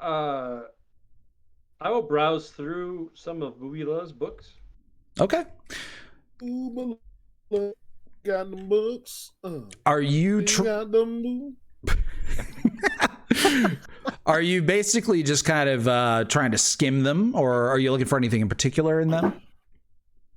Well, I'm looking for anything that anything that reminded me of how some of those cultists were talking about her, or anything that like triggers something in my memory circuits about things that may have led into a cult in the future. I'm looking for anything like that. Mr. Zeg says, I'm picturing Quality Meltron browsing through them like number 5 from Short Circuit. Okay, so you're hoping to trigger some sort of memories from your future past, so to speak. Exactly. The days. Okay. Exactly. So had we decided that there was going to be a role associated with that? I don't even recall. If I'm using that specific assess history skill, yes. Yes. Okay. There's a D20. You decide the DC. Okay. I either say I'm just searching for something in general or very specific. So absolutely. Okay. So I'm gonna do like a tiered DC. So if you beat a DC 10, you get a pretty lame piece of info. If you beat a DC 15, you get a better one. If you beat a DC 20, you get a pretty good one. If you beat a DC 25, you get a really good one. How about that? Great. Can he make a Dewey Decimal System check? Yes. That's basically what he did. That was the investigation roll. By the way, you're never going to allowed to have advantage on this roll. I'm just going to make that a rule right. too. So that's a 7 with my intelligence modifier. Okay, so that was kind of a bad roll. For one reason or another, you are lacking any information about this. sadly. But you do learn some other things, though, as you're looking through the books. So first of all, you found her first book, Nestled Betwixt the Boobies, the one which she's most famous for. That one, like, took a lot of research. You actually are kind of looking through it, and you read sort of the back of it, and you get the idea that she actually spent an entire year living amongst blue-footed boobies, observing them, meticulously cataloging them, and doing her very, very best to actually treat this like a serious scientific endeavor. Unfortunately, you know, kind of as you're reading through it, you kind of get the idea that she is not a scientist, though. You know, like, her heart is in the right place. She wants to be good at this, but she just kind of isn't. And she isn't in such a bizarre way that it's kind of mind-blowing.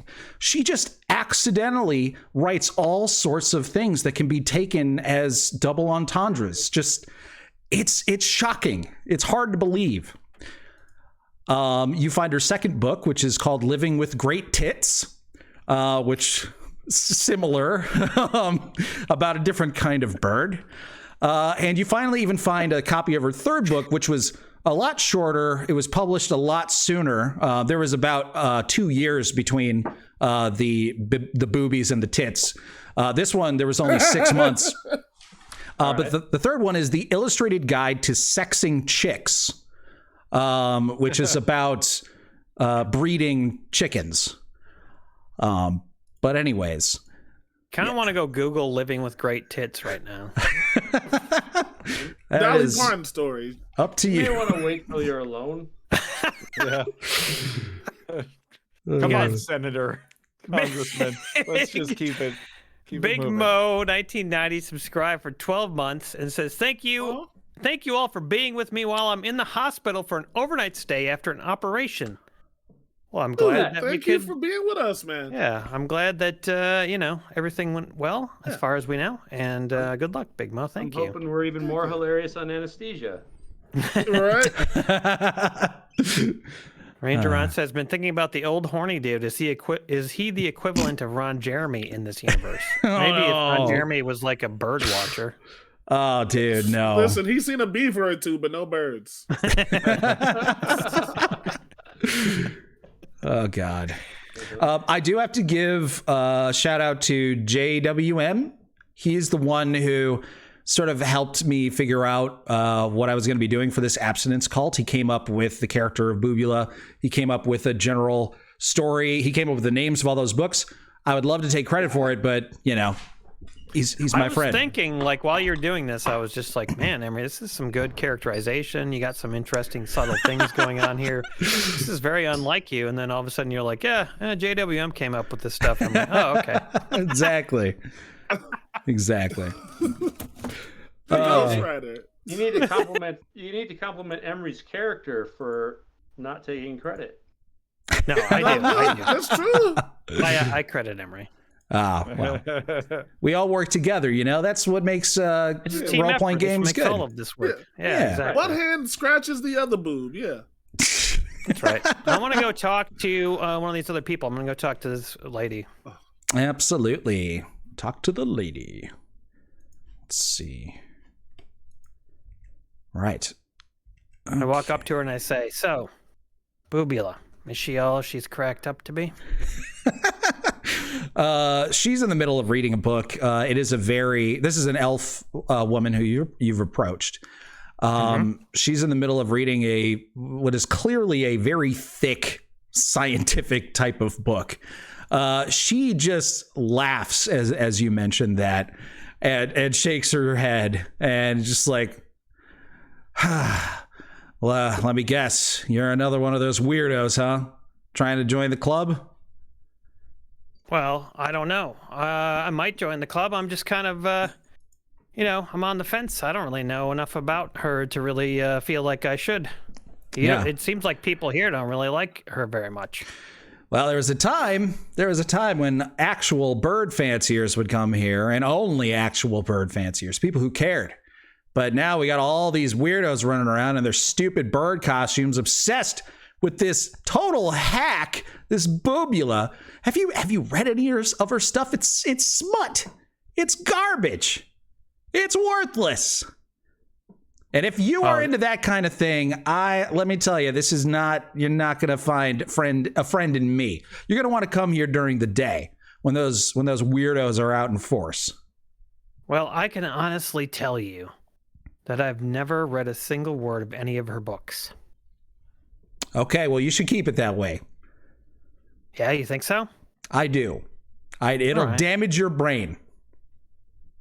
Yeah, all right. Well, that's good to know. It's worse than Harry Potter, believe it or not. It'll damage your brain. Harry Potter, what's that? It was about this pornographer gardenist. It's Great worse than that. Mark says pornithology. Yes, hornithology. Hornithology. Great White with another sniper. But yeah, this elven woman, she doesn't seem very interested in Boobula. It seems like you've determined that there is a split here. It seems like a chunk of the people who like to go here to this Bird Fanciers Club are big fans of Boobula. They also are very disliked by the other group of people who seem to be much more intellectual. Like they actually care about the birds. These cultists don't seem to care that much about the birds. They're in it for the boobs, so to speak. But they also are an abstinence cult. So they have been murdering people who are too loosey-goosey with that. Yeah, very odd. What's the sullen-looking young man doing that I just walked up to?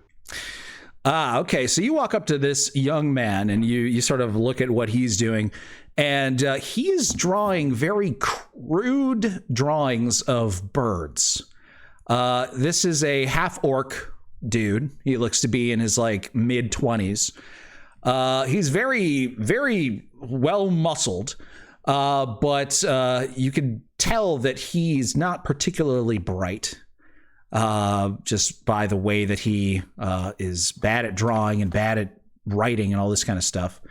And he seems a little fidgety and awkward as you get close to him.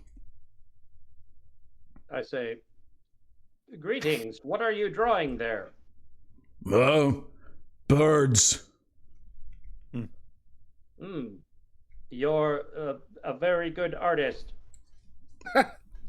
Thanks. Why are you drawing birds? I fancy birds. Are you a part of this cult I've been hearing about? Ooh, can I walk up? Hey, I walk up, put a hand on Quality Motion. hey, I hear a lot of fun talk going on over here. You said bolts, nuts and bolts. You know he's a robot man and such. What'd you say your name was, son? I said cult. I call you too. That's how they say love in his home language. Anyways, what's your name, son? You guys, you make a lot of noise as this is happening. Jesper, you notice that there is a commotion happening. Do you do anything, or do you kind of stand where you are and watch? And to brick a shot too. Same question. Great White Spark says, draw me like one of your French hens. Tremendous. Hell yeah. So yeah, basically the question is, Aaron and Jason, do you want to get involved in this? Yeah.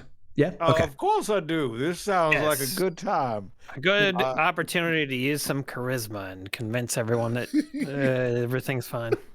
Yeah. Looks like the Brickashaw is on the case. I'm going to go over to this old man again. Oh, you're going over to the old man. Yeah. Going over to old horny So you know what? I'm going to go down to this young lady down here. Yo, she is so annoyed we're all hitting her one by one. So the half-orc guy stands up and he's like, well, what'd you say to me? What? And then he's immediately assaulted by all these words coming out of Lemurian's mouth, and Debrickashaw sneaks up on him, and he just seems really confused. It seems like he successfully overwhelmed his brain. I got this. First things first, I grow a size larger using my regular giant's might. Oh dang! I need to look him face to face. You know what I'm saying? He's a young buck. I go blue, blue, blue, blue, like the Super Mario mushroom. You get large, pushing this elven woman out of her seat. Chaos run, baby. So then I said, speaking his language, he likes few words and likes them easy. So I'm gonna talk to him how he needs to be talked to. I like birds. I point at quality. He likes birds. I love this when this happens. I assume that Dion's next thing was pointing at me and saying he likes birds. Yeah. So. But where was it going to go from there, though? That's the question. Because it's Dion. He could have gone anywhere. It is true. I am interested in some birds. I am more interested in cults. Who you like birds? Then what? Do you have a wife? I had a wife, but she is negative 1,804 years old at the moment. He gets really confused by that. And he says, "Why are you in my personal space? Get up out of my personal space." He seems very irritated by you guys. You think you're starting to tick him off by all this accusations of cults. All right. Well, whether he's in the cult or not, who cares? I'm leaving. Okay, we've spent like an hour in here, and we need to do something tomorrow. Do we want to leave? I said, my it's bad. time for bed. Yeah. Stay smooth. I point at the old guy. Keep it tight. Point at the young lady. I know more about birds than you, and then I leave. I just leave the whole house. Okay, so you guys go ahead and walk out of the Bird Fancier Club. The elven woman picks herself and her book up and makes some curse words in Elvish as you guys leave. Hey, I can see now. I can see. I clicked something and now I can see. Oh, what? Vision. Yeah. Nice. What? I don't know why, but I can suddenly see because I clicked something on accident. Love it. Excuse me, I never said I was leaving. Oh, that's fine. Somebody grab the robot. No, that's right. Leave him. Mm-hmm. I wanted to apologize. I was simply trying to compliment your artwork. And that's how the fight began. My friends think I cannot handle myself in this time period. Oh. Prove us wrong.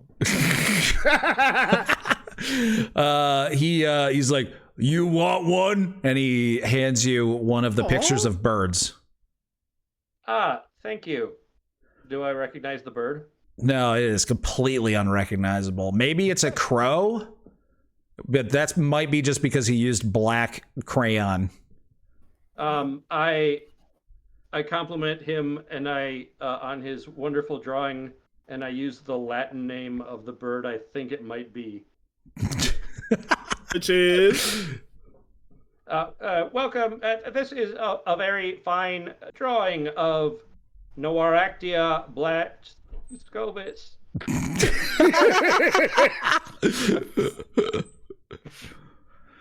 All right. He stares at you blankly. Have a nice day. You too. I'll leave now. We have like all this gold waiting for us back at our base. Jesus, We gotta renovate the crib, guys. Yeah, like we got a dusty crib. We gotta. This is like Sims, you know. We gotta go back and upgrade our house, and then Wait a minute. Now tomorrow. we know that money doesn't belong to us quite yet. Yolanda, what do you think about all of this mess with this money? What should we do, Yolanda?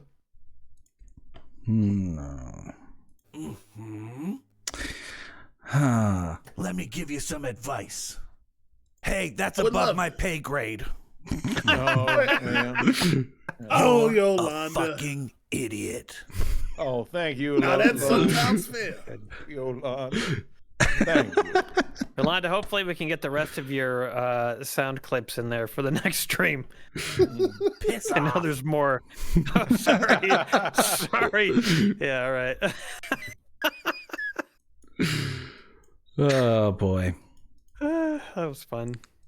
Honestly, I would have spent the rest of the stream in this room just chatting with people, but I figure we should probably continue the adventure. But honestly, I was fine with just like hanging out. Dude, so if the first 3 months of this session is just talking to bird nerds, I feel like oh my god, cheating then the face. we've been successful as role players. If we're just enjoying talking to That's people true. who love birds, like who cares? Everybody's gonna just get a whole ornithology book out. Just all right, what the fuck is this? We're gonna reinvent role playing, folks. It doesn't have to be what you think it is. Like jazz. It's about the birds you don't Yes. hear. Digital Dark Knight sent 200 bits. Thank you, Digital. Digital. All Are we right. sleeping? Oh shit! I didn't use my rooms. I wasted them. Shit. Sorry. Your rooms? What rooms? Rooms. Rooms. Yeah. Right. How long do they stay?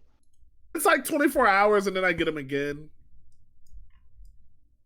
By the way, what does this flyer say exactly?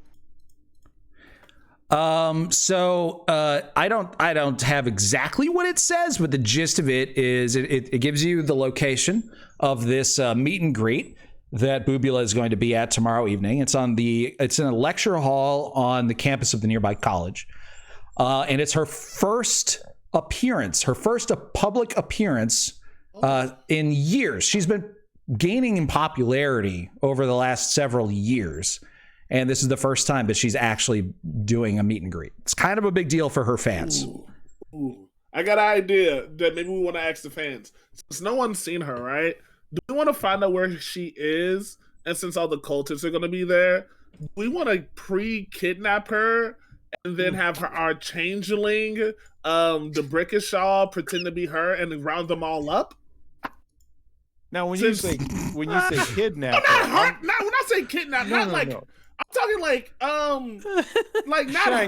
hurt her. Like, yeah. Just like, hey, let's give you a ride to the thing, and then you go the wrong way, and yeah. You ever see School Days by Kid and Play? How they would like when he was about to get hit by a bully, they'd put him in like a classroom, and then they'd have someone else beat up the bullies, but he'd be safe. I was thinking more like Kid and Play kind of kidnapping. Yeah, like a misadventure, not a crime. Just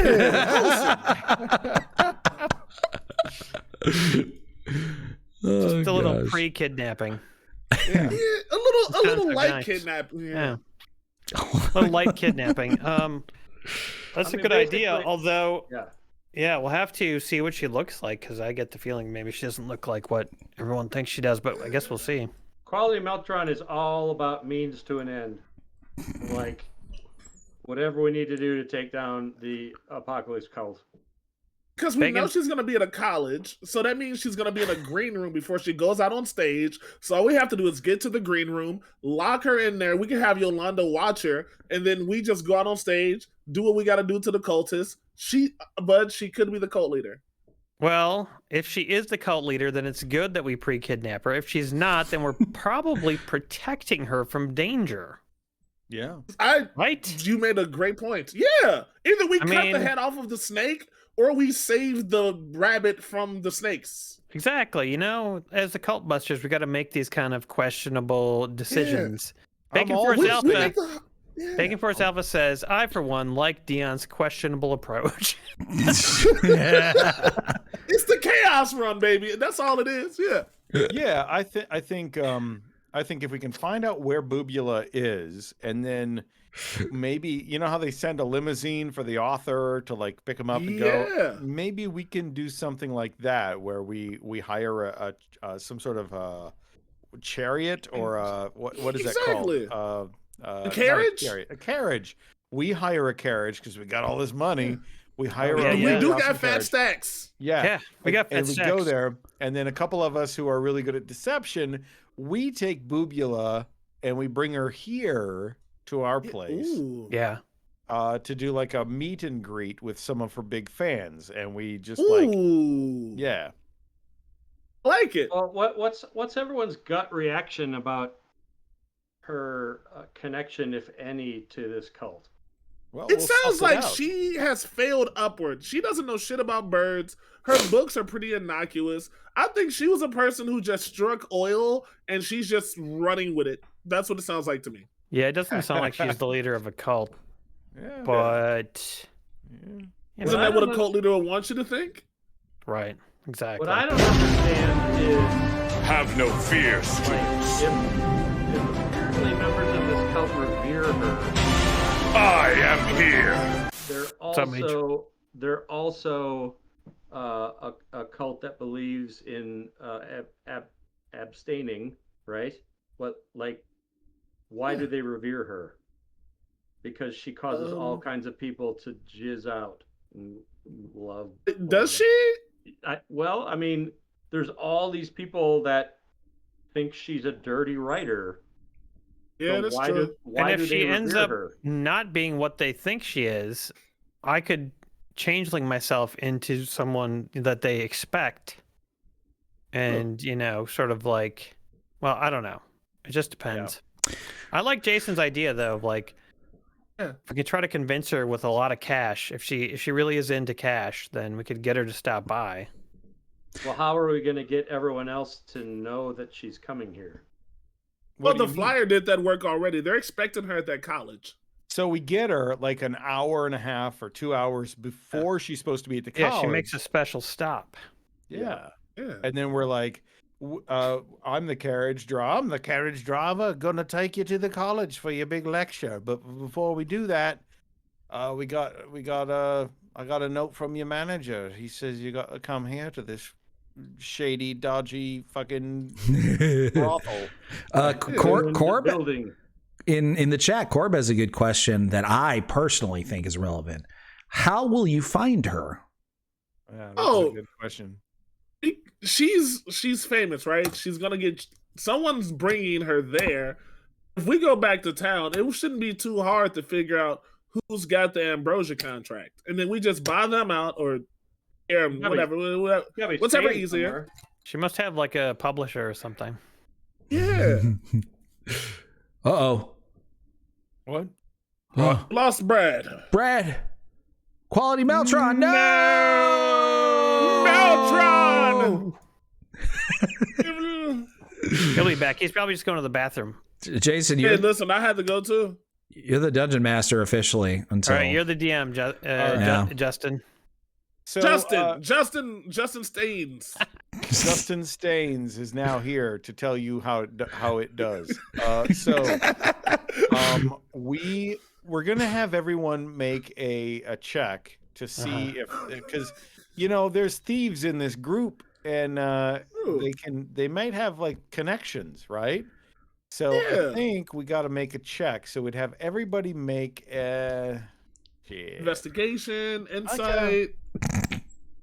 I don't know, man. Discovery check? There's no. Come on, discovery. Justin, give us. I just be what saying check are we shit. doing? Everybody make history, maybe a history check. A history check. History check for what? Yeah. Right. Well, history is going to be representative of your capacity for intellectual knowledge. I am Quality Meltron. I rolled a natural 20 and got a 26. That makes sense. Quality Meltron, baby, with the big brain. Quality Meltron, you check your internal files and you realize that you have just this little shred of detail that is completely bullshit. Like you would have thrown this out. Mm-hmm. But for some reason, you have this knowledge that Professor Boobula stayed at the Inn of the Crowning Dragon during her stay here in Baxter. That may or may not coincide with Emery's plan for what's happening, so I guess we'll see. I need to see that inn's like logo at some point. What are they called? Wow. The Inn of the Crowning Dragon. Oh my God. Okay. Wow. All right. So, What? Brad, because you disappeared for a while, Jason officially became the DM for about 3 minutes. Okay. And during that time, I had to play Quality Meltron because I took your spot on the stream. So you got some kind of critical success. I rolled a natural 20 on one of your like history checks because you guys were trying to determine where could we find Boobula, because nobody knows where she's been. This is the first time she's making a public appearance. So the only possible way would be that if you somehow knew because of your future knowledge. Yes. And I rolled a natural 20. That's awesome. So Love it. Love it. Love it. yeah, that was a glitch in space and time. So you know that she actually was staying secretly at the Inn of the Crowning Dragon. Mm-hmm. Yes. Is that a dragon that's being given birth to? Yes. Of course. Yes. Thank God she wasn't staying at the inn of the bastard Evan or the tavern of ladies who bathe without pay heels. Or Bon Jovi bed and bronze. Bed and bronze. Yo, London, do you have a Rolf? Oh God, we need a Yo, Yolanda dummies, roll. look over here. Ah, yes. Better safe than stupid. I need more of these buttons. Yeah. There's so many more. There's so many more. Brett did a million things. You can do it. You can get them in there. I need it for another recording session. I do. Yeah, that's true. That'd be good. So we need All right. to buy a carriage for tomorrow. All right, so we're gonna order a carriage for tomorrow. We're gonna hit the sack, and tomorrow we're going to head out and have a Do some special... light kidnapping. And then what are we going to do with her once we get here? Once she gets here? We'll improvise, my man. All right. Charisma guys with charisma. Yeah. So you guys brush your teeth, put on your jammies, and crawl into bed for a nice night after a good day of cult busting. And I just have one question, incredibly important question. Quality Meltron, what do you do with that amazing drawing that dude gave you? I am going to tack it up on my wall of my sleeping quarters. Aw, adorable. Okay, so you guys can go ahead and benefit from a long rest. Is it possible for me to shapeshift into a giant sausage? Like in a Brewers game? Hell yeah. I don't know. It depends on what your ability says. Let's take a look. I'm leaning towards probably not, but we'll see. Let's see. Shape changer. As an action, you can change your appearance and your voice. You determine the specifics of the changes, including your coloration, hair length, and sex. You can also adjust your height and weight, but not so much that your size changes. You can make yourself appear as a member of another race, though none of your game statistics change. Can't duplicate the appearance of a creature you've never seen. Hey, you know what? I would say that you can turn into a sausage that has arms and legs. Okay. Because it does say you must adopt a form that has the same basic arrangement of limbs as you have.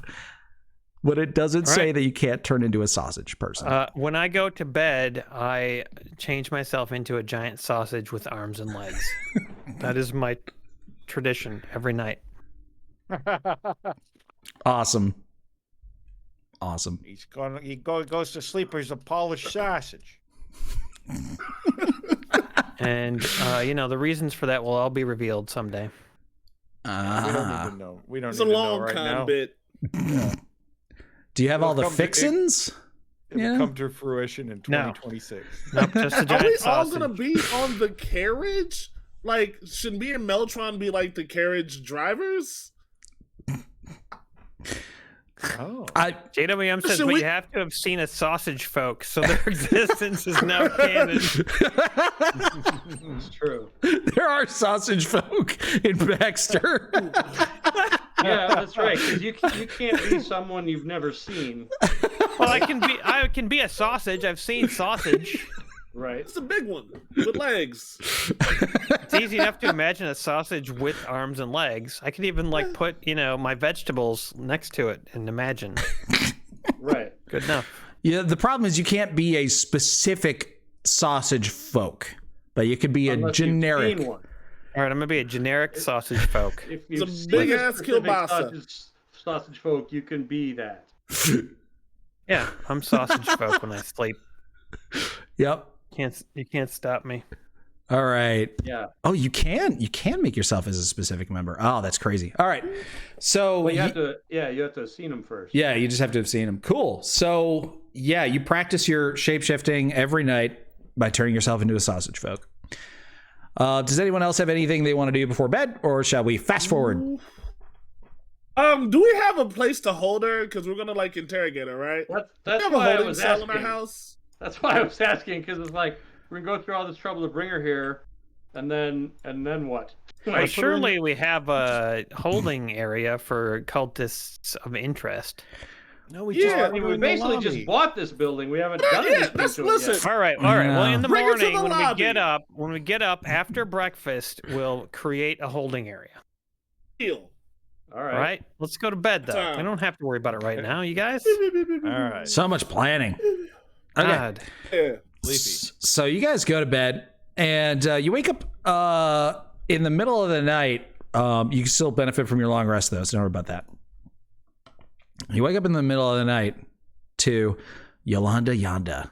Hey guys, there's someone here to see you. The fuck? Holy shit. Holy shit. All right. I am not going to change out of my sausage.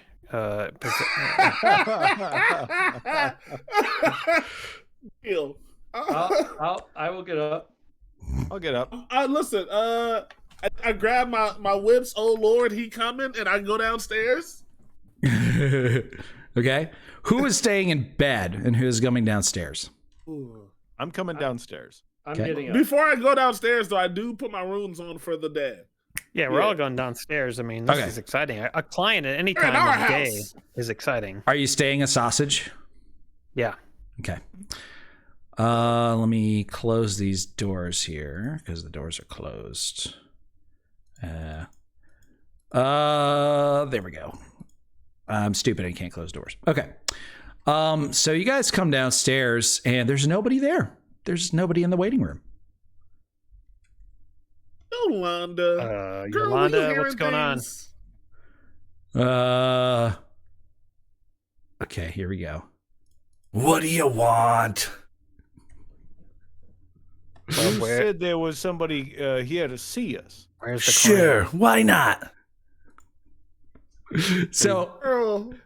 because I only have a soundboard for Yolanda, you guys are going to have to ask 20 questions in order to Yeah. to get the answer here. Yolanda, was there actually someone here? Sure, why not? Did they leave? Did they leave?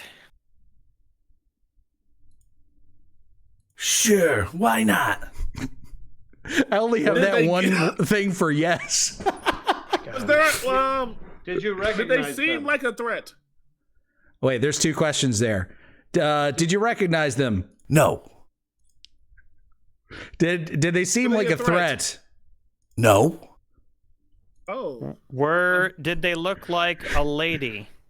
No. Did they Was it the interact parents with of the you? first kid? No.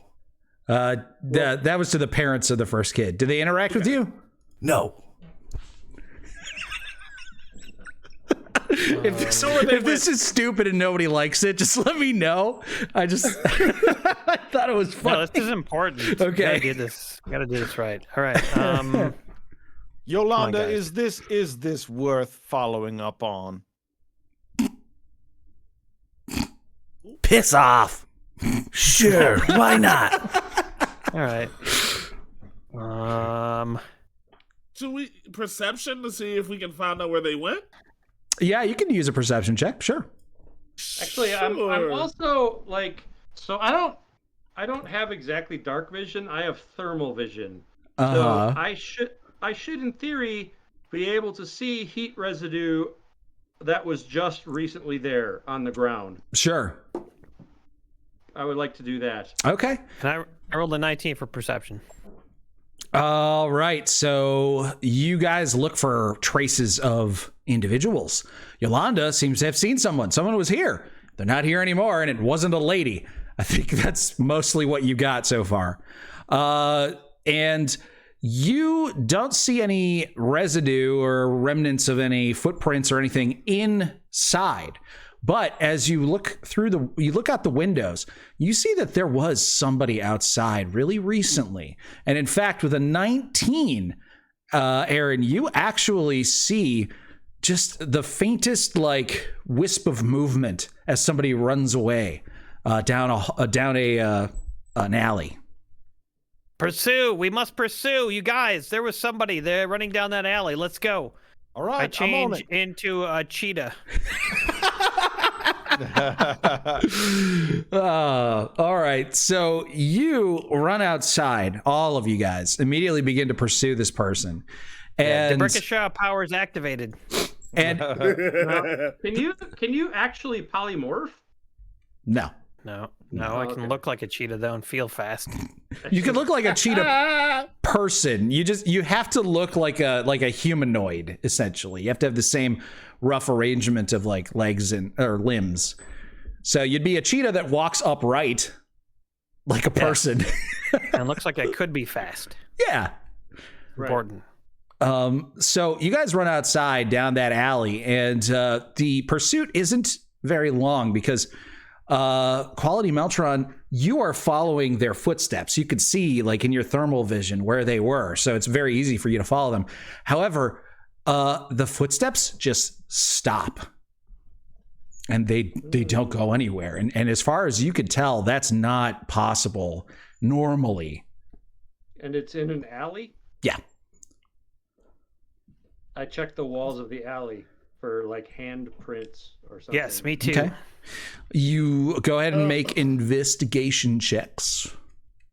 While they're doing that, I'm an old kind of police chief guy. This feels like a trap. I want to go back to the crib. I will also go back. Yeah, I'm going to go back. Yeah, too. this feels weird. I'm going back. Okay, so you guys go back, and Quality Meltron attempts to see if he can find any sort of hint at what happened here. 23. Okay, so you search very, very thoroughly. The only thing that you find is a little tiny bit of bat guano. Bat guano. Yeah. Ooh. Go ahead and make a let's see. What kind of check would be best for this? I would say an Arcana check. Or can I suggest religion, possibly? Not religion. It's definitely Arcana. 7. You're not quite sure. You think that maybe it means that there's magic involved, but you know, you've heard that bat guano is used in some spells, but you're not sure which ones. Okay. By the way, I forgot to use my my portent rolls. Right. Well, I think you make new ones every day. I'm pretty sure, right? Right. Okay. Oh, it's still the middle of the night, isn't it? Yeah. Okay. All right. So... Well, back to bed, guys. Hopefully this means nothing and isn't important. It just means somebody was watching you. Somebody came here. Somebody cast a spell somewhere. Yes. Anyways, you guys go back to bed, maybe a little bit more paranoid. Tell Yolanda to keep a better eye out and maybe learn a few new words so that she can describe things better. But you wake up and no worse for wear, and you're ready to go about a new day. So I'm gonna try to speed some things up here because it is starting to get a little bit late, and I think I have the gist of your plan. You're going to go find Boobula at the Crowning Dragon Inn. and try to convince her to get on your carriage, which you're going to rent, and then bring her back here. Now, my only question is, do you plan to explain to her what's going on once she's in the carriage? Or well, I think the plan, as I would have to gauge her. Yeah, okay. We have to. First of all, we have to find her, and then we have to say, "Hey, we're hired to take you to your speaking engagement, but we're here early because we have a special meet and greet with some of your biggest fans, and here's like 100 gold or whatever to get you, like, to pay for this diversion before we take you to the thing." Okay. All right. Sounds good. So I will go ahead and say that you can totally do that. You can rent a carriage. Renting a carriage plus all of the clothes that you're going to need to like pull this off to look like your actual professional drivers. I would say that maybe that would run you guys 5 gold each total. Not a problem. Yeah, we can spare. Yeah. Okay. What kind of a suit would I need to fit a sausage? Well, sausage folk, they're common enough, so you can find sausage suits for sure. No, I'm only sausage at night. I was just messing with you. I would never be sausage during the day. Gotcha. Ridiculous. Okay. Yeah, that's ridiculous. You're right. Okay, so you guys go ahead and rent yourself some tuxedos. You rent yourself a carriage, and you are ready to go on your way to the Crowning Dragon Inn. Now, believe it or not, I do not have a map for the Crowning Dragon Inn, so we're going to just do theater of the mind for this. Nice. So you pull up to the Crowning Dragon Inn. This is a very small inn, not a very great part of town. It seems to be the perfect place for somebody who's trying not to be found to go. This is the kind of place where they don't ask any questions. They don't ask to see any identification. The very unsafe part of town. And you are in your fancy tuxedos in a fancy carriage right outside of this place. So what do you do? One of us has to go in and get her, and they need to be a smooth talker, so that's probably going to be me or the Brickashaw. Yeah. Is there anyone that I should impersonate that would be particularly encouraging for her? We have no idea if she is expecting a specific driver or not. Guys, we could ask chat which one of you should go in. Yeah. Chat. Answer up. Emery's gonna That's do wrong. poll. Poll it. All right, so we got Colonel. Just call me Colonel. The Colonel. I'll call you the Colonel. The Colonel. The Colonel. And then the Brickashaw. Oh my God, how do you spell that? I'll just call you Frox. Apostrophe. Lamarian. I know how to spell that name. And then Meltron. Here we go. Poll is up. Whoever you choose will be forced to go in and roleplay their way through this. Choose wisely. I'm really looking forward to seeing the D&D movie. Yeah. Dude, honestly, I'm going to definitely check that out. It sounds pretty sick. Yeah. Yeah, it's got good reviews too. I never thought in my life I would live to see a high budget D&D movie that was good. Yeah. I've never disliked Chris Pine in anything. He's like a strong B to B plus overall. Yeah. Well, like the D&D world is so ripe for storytelling and movies. It's like this could become the next Marvel universe, for God's sake. I don't see how it couldn't, man. Yeah. I saw that they're releasing Dungeons and Dragons content into Minecraft. Whoa. Really? Oh, wow. Interesting. Dude, Emery might want to play for the first time ever. Nope. Nope. I don't care how much D&D is in Minecraft. I will never play it. I saw they had a beholder. I saw a beholder, a Minecraft beholder. I thought, oh, okay, maybe I'll check that out. Yeah, come on. That is cool. That is making me. My son plays so much. He's so good. Yeah. Oh, dude, my niece is all about freaking Minecraft. My nephew was into it for a while. I don't think he is anymore, though. Yeah. Yeah, you kind of grow out of games sometimes. Sure. Okay. I was into it for a while, and then I grew out of it. God dang. So we might as well end the poll right now. I won't, but the Colonel is winning 55% of the votes. Baby. Yeah, the Colonel's massively winning. Everybody loves the Colonel. I can't believe Meltron's He's a winner. Place. I'm a little surprised by that too, Brad. Because they just want to see how horrifically. They want to watch car accidents. Those are the people who voted. All right, the Colonel wins the poll with 57% of the votes, so you are going in, sir. All right, I go in. The funniest thing about Quality Meltron is from his own timeline. He has like a charisma of 20. Here it's like 8. So Mediocre Mutant gives it a good review. I can't wait to see it. Hell yeah. All right. So the Colonel's going in. All right. I've already established mental connections as per usual in the morning. Yes. So. Excellent. So I go in the front door. What do I see? So Wait, can I roll my D20s now? Oh, yeah. Sorry, I'm not the DM. 16 and 13. Oh, not bad. Very nice. Those are good. Very nice. All right. So the Crowning Dragon Inn. What would be the defining feature of the Crowning Dragon Inn, which is in a terrible place in town? Any thoughts? Anyone? I don't have to make this up.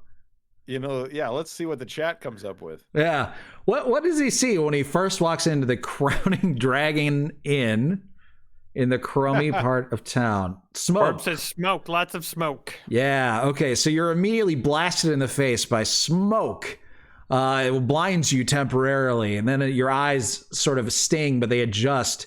The place is just full of the stuff, and it smells like pipes. Pipes. Yeah. Like metal pipes. Oh, like sewage pipes. Oh yeah, sewage. That's exactly what I meant. I didn't mean smoking pipes. I meant sewage pipes. There's smoke coming out of the sewage pipes that are just bare, not even covered. I think there's this like really horrible statue of a dragon with a crown on, like in the middle of their lobby, but it's made out of potatoes. And they keep having to redo it when it rots away. And the potato statue of a dragon with a crown on is also giving birth to a smaller dragon potato statue as well. Okay. I'm surprised I'm not familiar with this place. All right, so I go in, I look around, I smell nasty. Is there a front desk? There is a front desk. You see that there are a few regulars at the bar here, and the bartender / innkeep is an old split sausage folk. He's got a big line kind of running down him, sort of like somebody microwaved him for a minute. Exactly. On high. Yeah. Like they don't get wrinkles, they just split. Is there a bell on the counter? Yeah, it's rusty and nasty. I go and I ding that bell like too much. It goes ding ding ding ding ding. Dong, dong, dang, dorng, but it never dings. It's darn, dank, darn. It's a non-dinging bell. Okay, I just tap it till somebody says something. Could be magical. You should state that. The split sausage man turns to you and says, "Can I help ye?" Yes, my good sir. I am looking for Professor Boobula. I am a carriaged man. Professor Boobula? Well, I don't know. What would she look like? She is the most beautiful woman you've ever laid your one eye on that you have. Your one good eye that's not clouded in it those cataracts?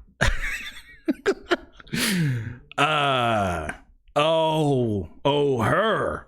Yeah. You can see that the regulars that are sitting at the bar, as well as the split sausage man, kind of get like a look of fear in their good eyes.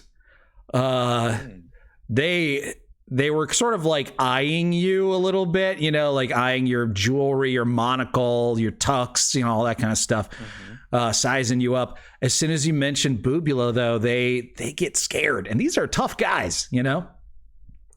And he says, yeah, she's in a room, the fourth room on the right. And then he just starts cleaning the glass. My good man, could you go and fetch her for me? I'm so sorry, my leg hurts from being caught in a trap earlier today. Make a persuasion check. He doesn't seem particularly apt to do that. Oh, he's a one-eyed sausage man. He doesn't want to get up. Please do it. Oh, I got a natural 1. Oh, no. Yeah, nobody there is going to do that for you. You're going to have to knock on that door yourself. I use the mental link to the lads, and I say, I think Professor Bubula is the cult leader, because these gentlemen in here seem to be quite afraid of her. So perhaps it is a trap. If you go up to that room, it could be a trap. Well, I would much rather prefer a 4 versus 1 than a 1-on-1, if I'm being honest. We'll put the is there somewhere for us to park the carriage without it getting just leave it. The wheels getting stolen off of it? I don't know about that. All right, we'll park the carriage and we'll leave. I'll stay with it. Yeah, Quality Meltron's gonna stay there. He knows how to deal with these parking situations. Just circle the block, Meltron. Yeah, I will. And we'll head inside. All right. So you guys walk into the smoky, stinky, dark, crowning dragon inn, and you find the colonel there waiting. Are you ready to go knock on door 4 on the right? Yes. Okay. Let's go. Hell yeah. You knock on the door and wait a few moments, and you hear a woman's voice come from the other side, and it says, "Occupied."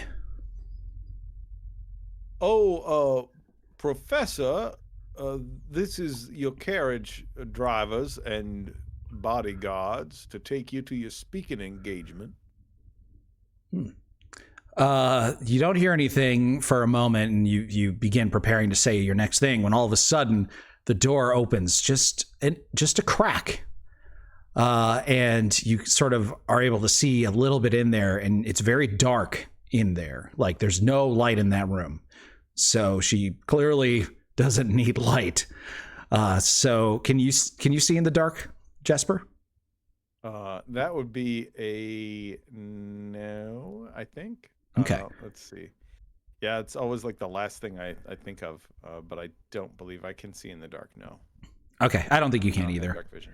I just wanted to ask. All right, so you can't really see too well. You can see her fingers, and they are definitely like humanoid fingers. It looks like she has long fingernails that are painted, but you can't really see anything else about her. And she says, "I wasn't expecting a carriage." Oh, we were hired by the university. Oh, well, I'm not really ready for. I wasn't expecting to leave for a few more hours. We completely understand. We were hired by the university, but we have your speaking engagement fee is at the university, but we have an additional sum of money for you because you have some very special fans who have paid a great deal of money to meet you beforehand. Okay. Go ahead and give me a persuasion or a deception check with advantage. Whatever that turned out to be. Oh, 16. 16. Okay. Thank goodness for that advantage. Oh my gosh. Oh boy, for real, for real. Okay. So it seems like she believes you. She does seem just a little bit confused, but you definitely pick up on the fact that she's kind of paranoid. You know, she's been not very trusting. But she says, "Okay, well, I think I can be ready. Just give me 5 minutes. Is that okay?" I turn to the other gentleman, and I speak to DeBrickashaw in Thieves' Cant. And I say, she just wants a couple of minutes. What do you think we should do?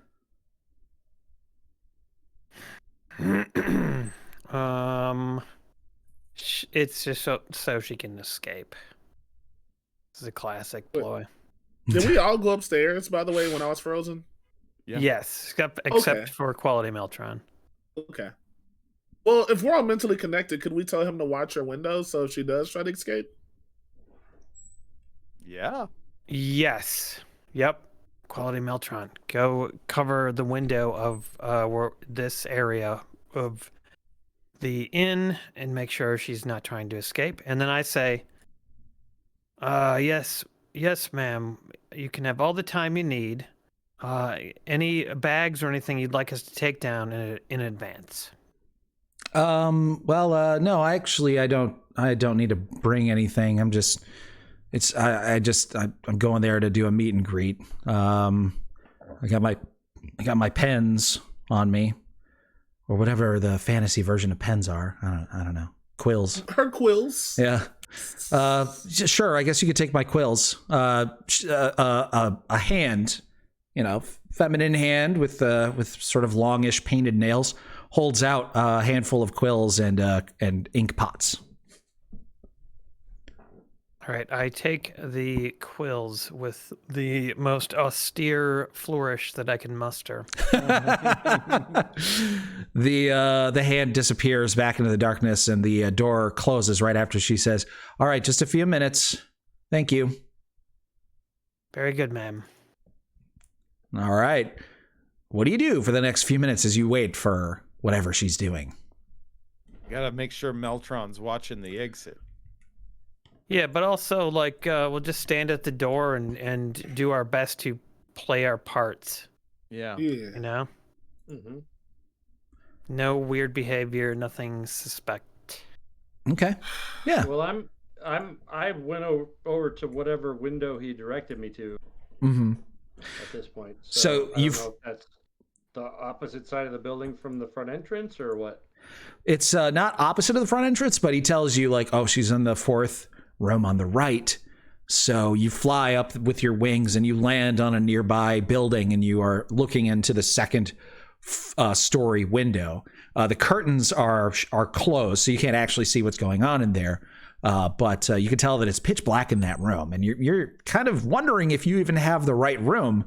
But then they tell you, "Oh yeah, it's totally black in there. Like she can see in the dark." Okay. Which is weird because you guys have seen pictures of her, and she's a human, supposedly. But anyways, a few minutes pass, and you guys are all worried that she's going to make a break for it, but she doesn't. Instead, the door opens after a couple of minutes, and out walks Professor Ambrosia Bubula. She is a beautiful, incredibly beautiful woman. She looks like she's maybe in her early 30s, human, with very dark skin. And she just smiles at you and says, "Okay, let's go." All right. Very well. Let us escort you. All right. We lead the way down to the carriage. She follows. And Quality Meltron, you, I imagine, leave your spot and go back down to the carriage. Once I see them coming out, yes. Okay. Yep. You don't see any other weird things, like no second person leaves the room. There's nothing strange. It seems totally above board. And she gets into the carriage just like you want. Yes. We take her to our special hideout. Okay. So, Can we talk to her on the way there, though? Like, before we get there? Absolutely. Yeah. What do you want to say?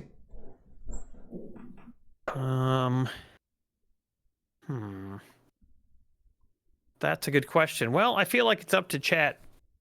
Yeah. What should we talk to her about? Yeah. Give us some lines of investigation. Holy shit. Apparently there's a pack of wolves outside my crib. I'm gonna turn the mic down. What the fuck? I've lived here 8 years. I've never heard that many dogs. What the fuck? Wow. That was the most ragged hound dog ever. Yeah, dude, they have pack tactics. You got to watch out when they get you. Get advantage on the attack. That was awesome. Kind of scared me, actually. It was good. Yeah, I was worried for whoever that was. I didn't know which one of us was being attacked by a wolf. You heard that sausage coming from DF and just. So I think that distracted some folks, but we have a couple of options here. How's Baxter been treating you? Says Mr. Zeg. Lyora says, ask her about her week. Yeah. Corb says, a pack of dogs attack the carriage. Okay. Plasto Joe says, compliment her knockers. Yeah. Any of those? She says she's single.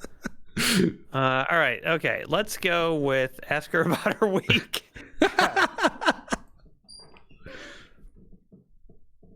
Well,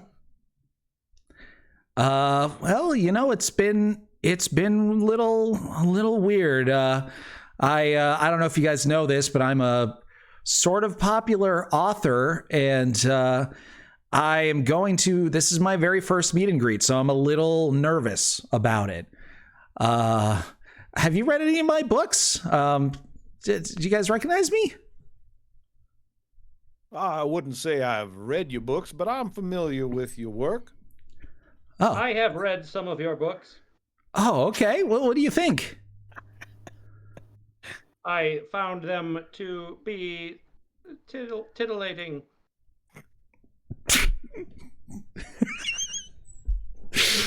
Oh, well, thank you. Honestly, they've attracted some kind of not cool folk. I'm a little bit worried about this meet and greet. I think there might be some weirdos there. So, whatever do you mean? Well, I wrote these books because I have a passion for birds. You know, I was doing other things in my life. I'm older than I look, and I've been around for a long time. And, it really was only when I found this passion for writing about birds and studying birds that I think I finally found my true calling. But some of the fans that have become attracted to my work, I don't know. They seem a little, obsessed. Yeah. Radical. Panic. Yeah. You guys know. You know the type. Yeah. Creepy. They're kind of creepers. They've been bothering me. There's this group of them that meet at this place, the Bird Fanciers Club. I've never been there. But apparently they meet there. They've been trying to get me to go there and show up for months now. And they just suddenly, just out of nowhere, just started harassing me, sending they never knew where I was, but they would send letters to my agent. They would do all sorts of things. I almost got spotted by them several times, and I had to disguise myself. The people at the Bird Fanciers Club tried to get you to come and do a lecture there? Yeah, but the club is all full of these new people that have showed up. My fans, they weren't members of the club. Yeah, they've started harassing the Bird Fanciers and taken over their club, and then they've been trying to get a hold of me. So I haven't agreed to do any meet and greets with those people. But finally, the college reached out to me. This very nice gentleman. Yeah, this very nice gentleman reached out to me. This older man. He reached out to me. He's apparently some sort of professor over there on ornithology. and he convinced me to finally do a meet and greet at the college. And is his name Eddie by any chance? Yes, actually. You know him? I have met Eddie at the Bird Fancier's club. Yes. Wait, and then I say to the other guys, "That's that old guy from the Bird Fancier's club." Oh, freak of the week. That freak of the week is in on this. Do you think maybe he's actually the head cultist? I'm beginning to think that way. Yes. Can we all agree she's not giving off cult leader vibes? Well, that's fair enough, she's boys. Innocent. Well, she's completely innocent. Can we get an insight checks? Yeah, can we get an insight check? check? Go for it. Is Absolutely. that noticeable? Like, can she feel if we're like checking her, so to speak? I don't know how to say that. Yeah, I don't know what that means. Well, like, can she, like, his insight? That means we're kind of just like open her out, right? Like trying to feel her vibes. Well, while she's talking, I'm sure we can think about it. Oh my god! I mean, it would probably be an opposed. Right, Jason got the best roll. She is a literal chicken to me. I know nothing. All right. Lord Stalker subscribed for 40 months and says natural 20 times 2. Yeah. Thank you, Lord Stalker. Oh, PayPal incoming from 5 Entertainment. Look at that. 5 Entertainment, you handsome devil. Definitely. Sure. 5 Entertainment is that was the a best. good All right, you bird. guys. Yeah. Let's do it. Sorry. Okay, let's do it. So, are you talking about the insight rolls, or you're talking? Well, no, I was talking about 5 Entertainment. Felony. Yeah. I was just fucking borrowing her. Time for some random shots. Alrighty, I say we all roll. Okay. Roll what, good sir? 2 highest rolls get shots. D20. Okay. Fuck. I got a. Oh gosh, damn it! I only rolled a 7. God damn it, Aaron. 18. Ooh, Jason. The Holy 18. shit, Jason. Brad. Wow. Roll a 2. Oh, Emery, you won with a 7. Yes. The boys are back in town. How the shit, Jason and Emery. Yeah. You both get shots. Oh, there were 2 shots. Yes. There was. I can't believe it. Won the second Emery one. won with a 7. When you What got is the this hot like? hand, you got the hot hand. Well, at least we used up that roll on this. Yeah. 5 Entertainment says, "You're the beautiful bastard, Dion." Oh, you are the most beautiful bastard. Cheers, 5 Entertainment. Cheers, my man. Bobby, you rock.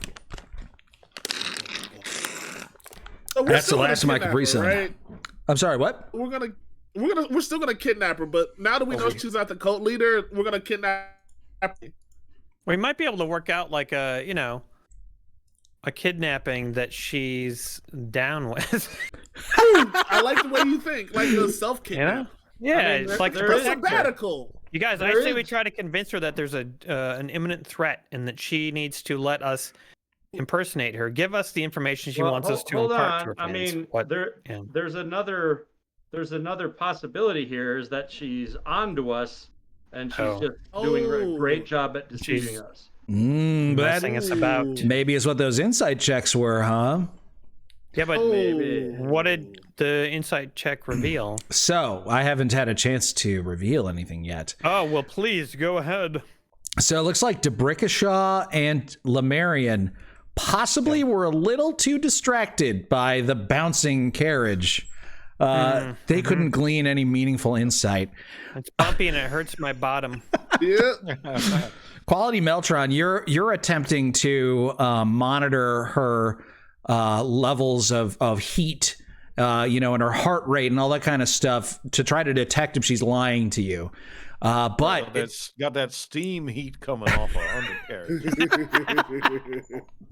Yeah.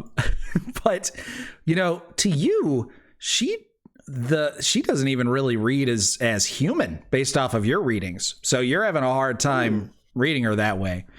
However, like I'm not even getting the normal heat signature. Exactly. She doesn't even have a human heat signature. Am I getting any heat signature? Yes. Okay. You better tell us. Finally, Colonel Jesper Quickload. You aren't using any fancy tricks. You're not distracted by breasts because rabbits don't really have breasts. So you are just good old-fashioned like watching her facial expressions and listening to hesitations and such. And you feel like she is being very honest with you guys. She is definitely holding something back. And you picked that up when she said that she is much older than she looks and that she's had some things that she did in the past that she's not super proud of. She's kind of wanted to move past that. And now she's finally found her calling as a bird author. That's what really interested you the most. I tell the other gentleman through telepathy, I am getting a great deal of sincerity from this woman. I'm also questioning whether or not she is what she says she is, but I don't think that that's going to be much of a matter for us. I would like to propose that we do the deception that Quality Meltron spoke of, where we sort of tell her she's under an imminent threat. Was that you, Quality? No, that was me actually. I'm the clever person who thought of that. I'm sorry. When we're doing He's the smart one. When we do telepathy, I don't see the lips moving, and it's tough for me to know who's saying. I know it was me. It was me. I know you're confused because you don't know if I'm a sausage or if what I am. So yeah, I get it. You weren't just a cheetah. Am I just drinking a shot? I'm not sure what's happening. One small detail to add: she is not human. Yeah, I'm wondering. She says she's older than she looks, and that doesn't leave a lot of options. But she doesn't seem to be an imminent threat to us, so I think we ought to at least do the plan. Okay. Take her back to our house? Yeah, and then let DeBrickashaw become her. And then we go and bust the shit out that cult.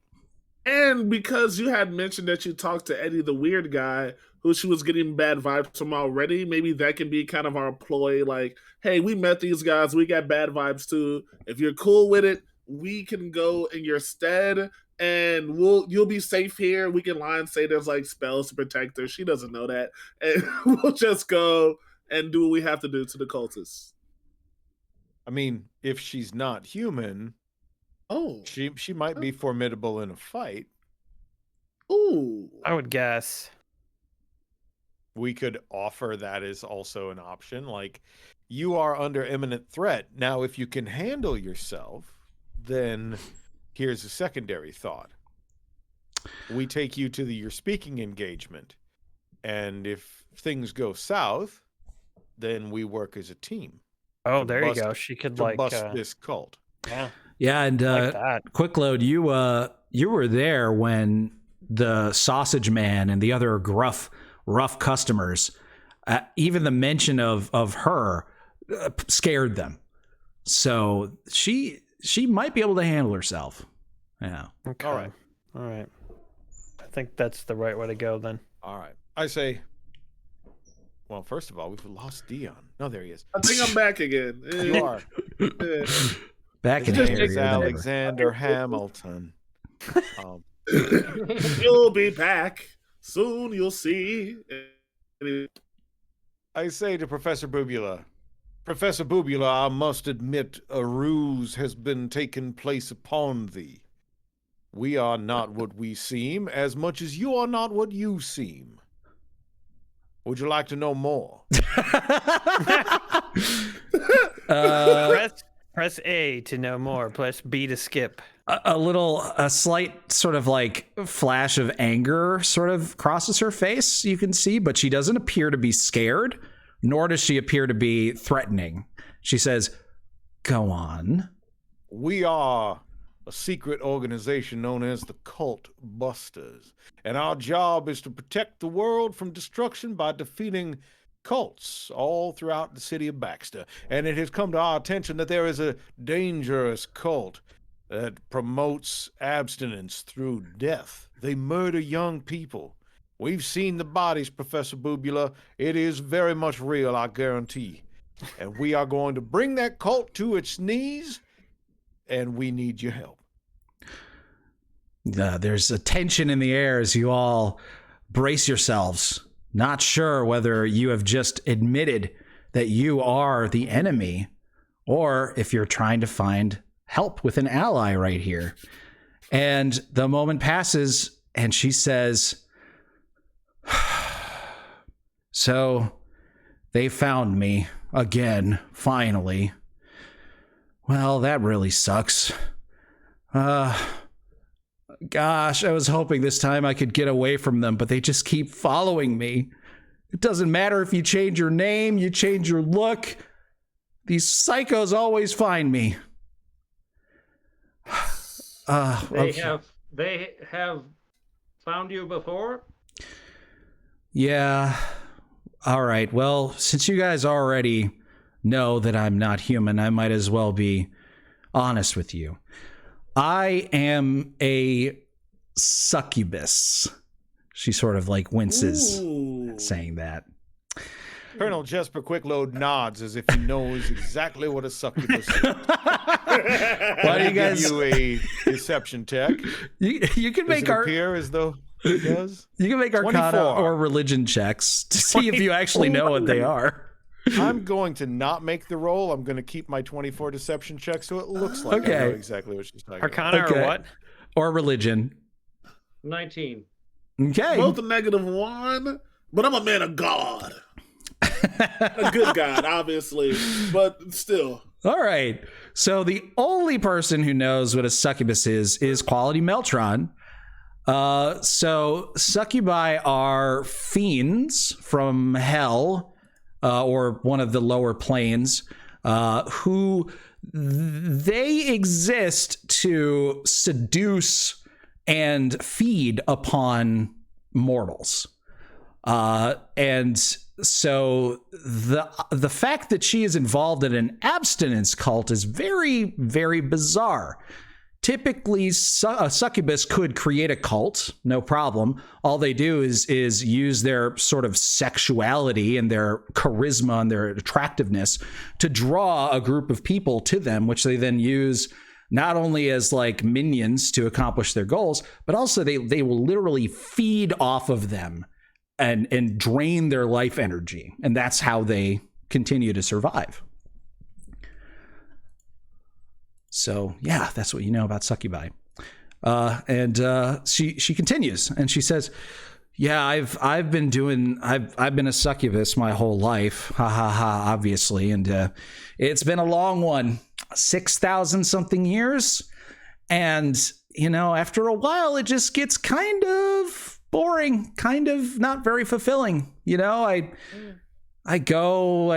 trick a man into sleeping with me, you know, cheating on his wife, and then I'm in the middle of sucking his thing, and, you know, I just bite it off and suck all of his life force out, and his, you know, wife finds him the next morning, a drained husk.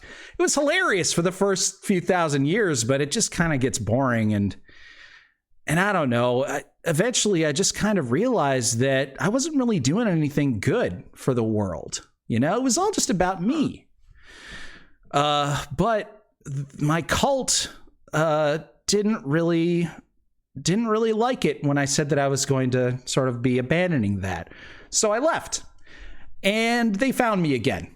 And this time I was like, well, what if I make it an abstinence cult? And I'm like, okay, guys, guess what? Sex is bad, okay? You know, you got to not have the sex because it leads to people being dried up husks, you know, when a succubus comes in and sucks their life force out of them. It didn't really work out so well with that abstinence cult either. So I was like, you know what? Screw it. I'm going to disappear. I'm going to pursue my true passion, birds. And I disguised myself. I completely changed my looks, and I disappeared. I was gone for years, and I finally thought, hey, those psychos that were following me, they have finally forgotten about me. And so I published my first book, and for years, nothing, not a hint of them. But now, all of a sudden, you're telling me that they have found me again? I've heard that. So. I've heard that I've heard that when you become a few thousand years old, that's about when you become interested in bird watching. So that totally makes sense. First of all, I must say I am very proud of you. Yeah. Well, thank you. I hurt people for so long. I just wanted to help people, you know? The birds. Yeah. And birds. Okay, well, what's the plan? Do you know anything about these guys? I mean, like that. I've had so many people following me over the years. Do you know who leads it? You said this old man? Well, we ran into this old fella named Eddie, and he certainly seemed like he was interested in you as a I don't know, as an entity. Mm-hmm. He made some remarks to Debrickashaw. He made some lewd remarks about you. Yeah. Yes, he called you an entity. The Mel sells that so well. That's how all puns should be delivered by robots. GPT, all of our puns from now on. There are many teenagers apparently involved as well. Yeah. They were easy pickings. I created the Abstinence Cult originally to just spread the message of abstinence. And then these crazy people who were following me decided that what I meant was to kill anyone who wasn't abstinent. And that's not at all what I'm about. So, yeah, it's that same group. And I remember there was this one guy who would lead them, but he wasn't that old. You know, it's been a few years, but he shouldn't have been that old. You said he had a beard? This was an old gentleman. I think he had a beard. Yeah. Yeah. Red hair. This guy who was, I guess you could call him my second in command. He did not have a beard. Was he a half orc by chance? No, it wasn't a half orc. He was a human man. I'm trying to remember his name. It's been so long. I'm terrible with names. I've heard millions of them over the thousands of years. But you said Eddie was his name? Well, there was an old fella named Eddie. Beef Slab. What was that guy's? That young fella's name? Beef. I don't know if we got his name. We just got his drawing. Beef Roast. No, the fella we got hired for. Beef. Oh, the kid. Beef Loaf. Beef Loaf. Yes. Yeah. Beef Loaf. Was it Beef Loaf? Was the name Beef Dabby Beef Loaf? Beef Loaf? No. Dabby Beef Loaf. Eddie though. That's so close. It's almost Eddie. It's like. Freddie. Was it Freddie? No, not Freddie. I think it started with an E and it ended with an E. What name? Eddie? Emery. Emery? No, kind of close to Emery though. What could it be? Ermy? Ah, yes. That's the name. Well. Digital Darkness had 500 bits and says, toss a bit to your pimper. Well, now I don't know anything about this Ermy character, but I'm looking to shed some blood tonight, gentlemen. Hulda Harp says, dun, dun, dun. So, if she's down, right, she can do her speech. The leader, right? Because they want to get her, right? They want to like consume her. We got to get Dion a new internet, so to speak. Won't they try to make a attacker, and then we can just start whipping ass? We want to get bloodshed. Like you hold out a slab of meat in front of a hungry dog, and they're gonna go for it. No disrespect to you, obviously, Ambrosia. So you're saying that you're the meat. You're saying that she should, get all up in their business and then get them all excited, and then we'll take care of business. We'll bust that shit. Yeah. You know me. I am not concerned. No, you're good, Dion. But you're good now. I think I'm frozen. No, you're good. You're not. You were. You're good. Can you hear us? Yes. I'm frozen. You can't hear us. It's too bad because we can totally see and hear you, Dion. Don't say anything terrible. I can't hear you. Oh no, you can't hear us though. I'm just going to exit. All right, he'll come back in because I can't hear anything. I'll be right back. I love Dion's white hair. It really suits him. It's good. That's good. Yeah. Dion's gonna be the best old person. Brad, you're the DM. Oh, all right. What does everyone do? Enter the fjord. Well, I pull a brass penny out of my pocket, and I insert it slowly between the gap in my teeth. All right. Roll a. Nope, you're not the DM anymore. Sorry. Oh, there he is. Hey, I'm sorry, Brad. It was close. Okay, so you're back, Dion. Yeah. What was the crux of what you were saying last? Because I was just saying of course. We use her as bait, and whoever the leader is, right? They want her. They've been chasing her. They're gonna try to like make a play for her. And once that happens, bloodshed. She gets to remain safe because we kill all the assholes. But it's probably going to be the thing like with the one girl who was doing mind control. So we should try to save as many of the kids as we can and just see who is obviously doing mind control. That was my idea.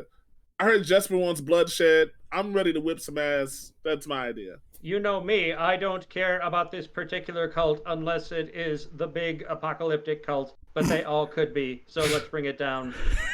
Yeah, let's get it. All right. So you guys have the stage. The stage is this meet and greet at the lecture hall. You have Boobula herself. She is willing to do whatever you want to take down this cult. She's totally on board with taking it down. You know that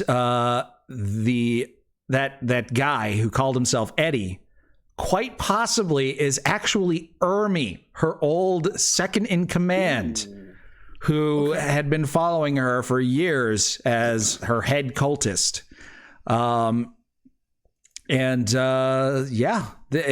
you believe that they're going to try to make a move at this meet and greet.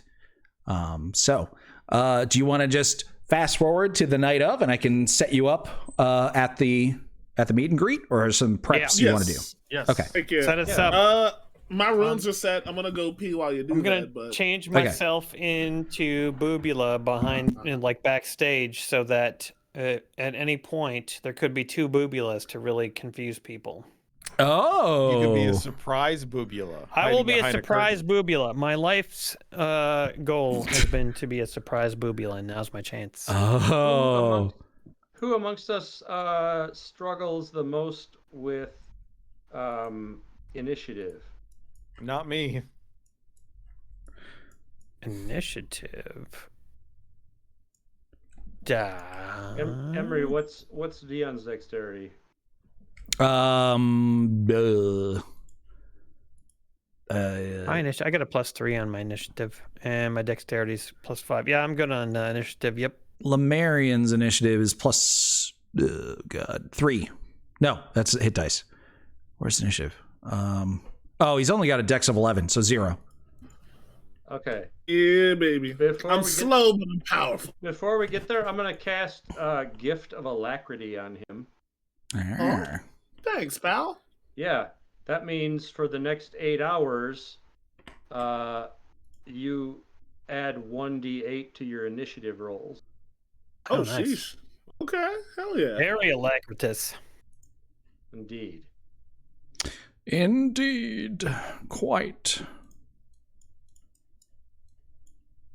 My favorite thing about D&D is the fact that it takes words like alacrity and shows people that they exist. Yeah. Totally. I've learned so many words through D&D. Yeah. Like prestidigitation. The first time I tried to read it, I almost had a aneurysm. Like, I was like, predator, and then Prestidigit. What? Prestidigit. Digimon. I know Digimon, but no. Apparently, it was a whole different thing. Love me some Digimon. Man, me too. Yo, they just. Ooh, we're not going to talk about Digimon Ghost Game, but it's good. It's real good. Okay, I think nobody knows Great White Spark. Nobody knows. Okay, so guys, this is the lecture hall, and you guys get there a little bit early. Ooh, a map. Mm-hmm. Ooh, that's Boobula right there. I'm gonna try to make her big so everybody could see the amazing art. What is it? Shift Z? Usually she makes people big, but this time Emery's making her big. Doesn't really Oh, do yeah. much there. I think we saw that picture was from her book cover. Yeah, Ooh, but just for anybody who hasn't seen... Oh, god dang. Wow. She's as big as a building. Now What is happening? the timing of this, I know, suspect, but I have to go use the bathroom. Okay, all right. Yeah, all right, guys, come on, give Jason a break. You know, he doesn't have a lot going. All right, on. I better too. He's a very busy man. So a little bathroom break. This concept. This was the first concept that you guys watching. Wait, Emery, it's just you and me. Everybody else is either peeing or frozen. Oh boy.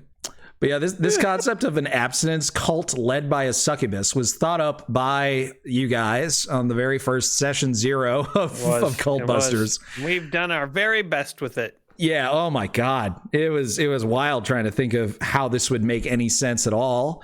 And I think JWM came up with a good idea. I took his idea. I made some changes to it, but it's pretty much the spirit of his idea. And, oh, geez. It's been fun. Jason. Guys, I don't think he's jerking off. I really don't. So, okay, this is a good time for me to talk to everybody. I've heard that there are some problems with The Last of Us running on PC.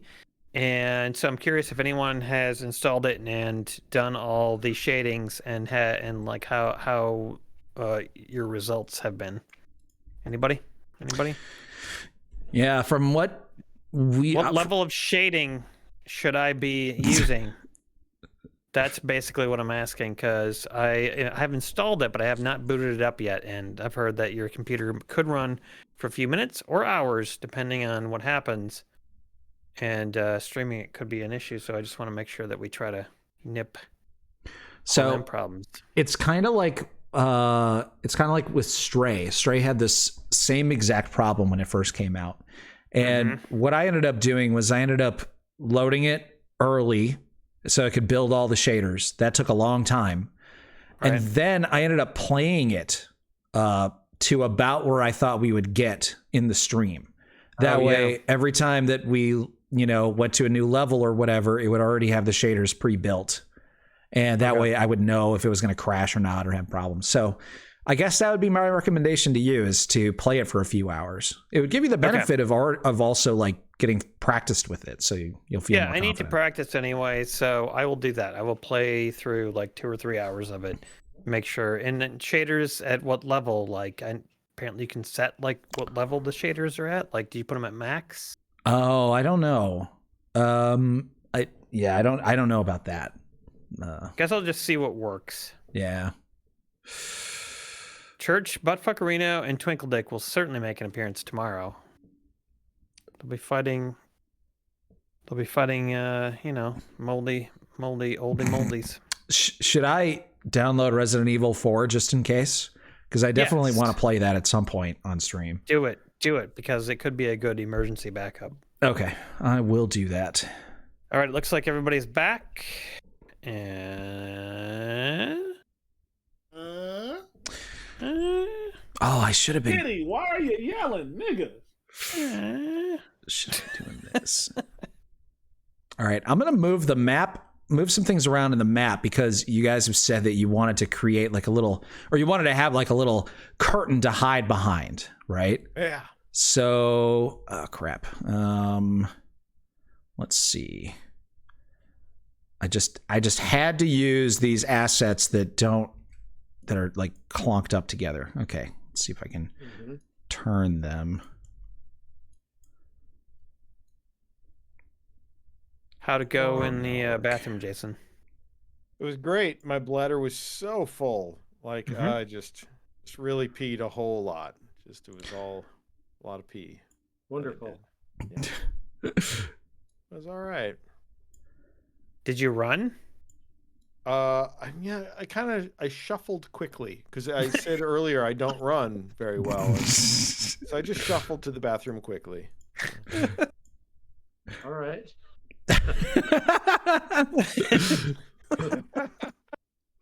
Yeah, I'm feeling very relaxed. Dion, you dead? Nope, he's moving. I'm alive, baby. That's cool. It's like there was a skunk asleep. Dashman says, "Ooh, heat what's the enough name of now the to." skunk from Bambi? What? Thumper. Stinker? Oh, from Bambi? No, Thumper was the rabbit. Thumper's Thumper? the rabbit. Dumper. Thumper was horny as a motherfucker. Right. Yeah. Flower. Flower. Ooh, good pull, Jason. No, that's Jedi my mom's said like that. favorite Jedi fucking said movie. it. Oh, Yeah. And Ranger Jedi, on. you legend. All right, so Mr. Zeg says, you can call me Flower if you want to. You can call me Fly. He was such a cutie patootie. all right, guys, we're almost at the end here. Almost about to bust your first cult. Of Cult 1? Oh Lord, coming. Let's go. Yep. Lord, we bustin'. You think you know who the leader is? Eddie Ermry, not Ermy. Ermry. I like it, Ermry. So this is the setup. We got this very long lecture hall with a bunch of chairs. That's probably where people are going to be seated. Then you have this nice little podium with that where she can stand behind and people can form a line and whatnot. And then you also have pulled this bookshelf to sort of like hide behind. So Debrickshaw, if you wanted to be behind there, pretending to be Boobula, or have her be there and you stand up at the podium, whatever you guys want. Just go ahead and arrange yourselves. Okay. How are you going to be? So that circle's like the podium, right? So that's where she's going to be standing. So does that mean the audience is going to be the people in front of said podium? Like that's where the crowd will be, right? Yeah, they're going to be to who's watching the speech to the south. Yeah, they're going to be down. Okay, yeah. So I'm gonna go down because I'm gonna like basically be like if you go see a concert at like the Majestic, and there's always like two like tall but not really in shape guys just looking pretend tough. I'm gonna be one of those said guys. And before everything gets going, I'm going to go one level larger. I'm not gonna use my once a day one yet. I'm gonna just be up there like yeah. No pictures, please. I think those abilities only last for like a minute at a time or something like that, though, right? Oh, you're probably right. I should probably read my abilities more often than I do. I mean, listen, that's been true since 2020 February. Let's keep it real. Giant Smite, is that the one that's once a day? You gotta move this dumbass hair. You're right. It only lasts a minute. Yeah. Oh, shucks. and it's probably gonna take more than a minute before things pop off. Never mind. I'm just in front. It's all good. Okay. Our runes are active as long as that's everything else will work itself out. Yeah, you turn your runes on in the morning.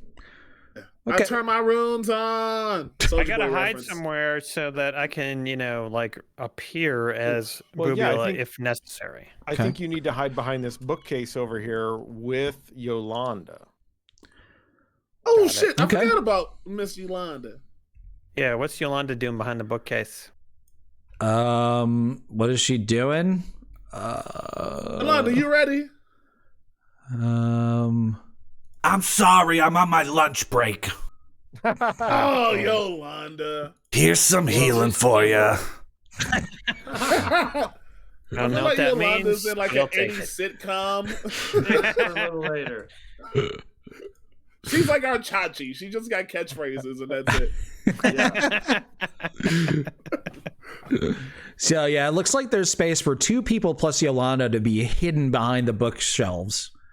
The other two guys are gonna have to either hide somewhere else, like outside, or potentially come in with the people who are coming in.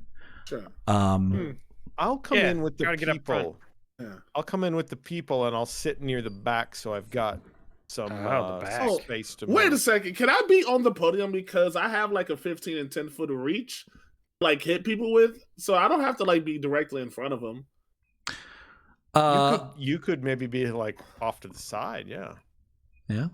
Like, cause look, I'm like the tank who doesn't know how to tank yet, so I'm still. I really wish I could like move my like dumbass name tag, but could you move me? I don't think I'm gonna be able to. Yeah, where would you like to be? Yeah, like Jason to the side. Do you mean right or left? If you're looking at it head on, kind of where I am right now, just kind of off to the side. Sure, that works. Yeah. Okay. And by the way, the door that people are going to be coming in through is down here, down to the bottom right a little bit. And each one of these squares 5 feet? Yes. Okay, sweet. Okay. Jasper, I should be in front of you, buddy. You're squishier than I am. Yeah. I'm gonna go out this back window here. Ah. You're leaving? I'm gonna sneak out the window, and then I'm gonna come back in as part of the crowd. Oh, and then I'll be in the back of the room. Yeah, devious. All right, and then I can use the telepathy to tell you all what I find out there. Is anybody I see the vision. ready anything? I want you to ready your strongest anger. I ready my boobs. Oof. Ready. All right. Boobs. Boobs are ready. Okay, and Boobula's like, okay, so you want me to just pretend like I'm doing the meet and greet, and that's it? Sell it. Maybe if she could like allude to like do something to like get the crowd excited, right? Like get the cultists, kind of like fanatics, right? Like say like, can my like most passionate whatever is like. Because I want to be able to pick them out. I want to be able to pick out the guys who are doing the mind control. I would like to murder as few teenagers as possible, if that is a possibility. Get them hyped up. Say something that'll get the cultists as frenzied as possible. Digital Dark Knight spent 500 bits, by the way. Shout out Digital. Thank you, Digital Dark Knight. As the rapper Flo Milli said, "Dicks up when I step in the party." Do something like that. I think I know exactly what I'm going to do. There you go. Oh my goodness. All It's a right. bar. You should hear the beat anyway. So you guys take your positions, some of you hiding cleverly, and Lemurian just sort of being a tough guy presence. Maybe you're her bodyguard. Nobody knows. Nobody knows. And you wait for about an hour before people starting to sort of trickle in.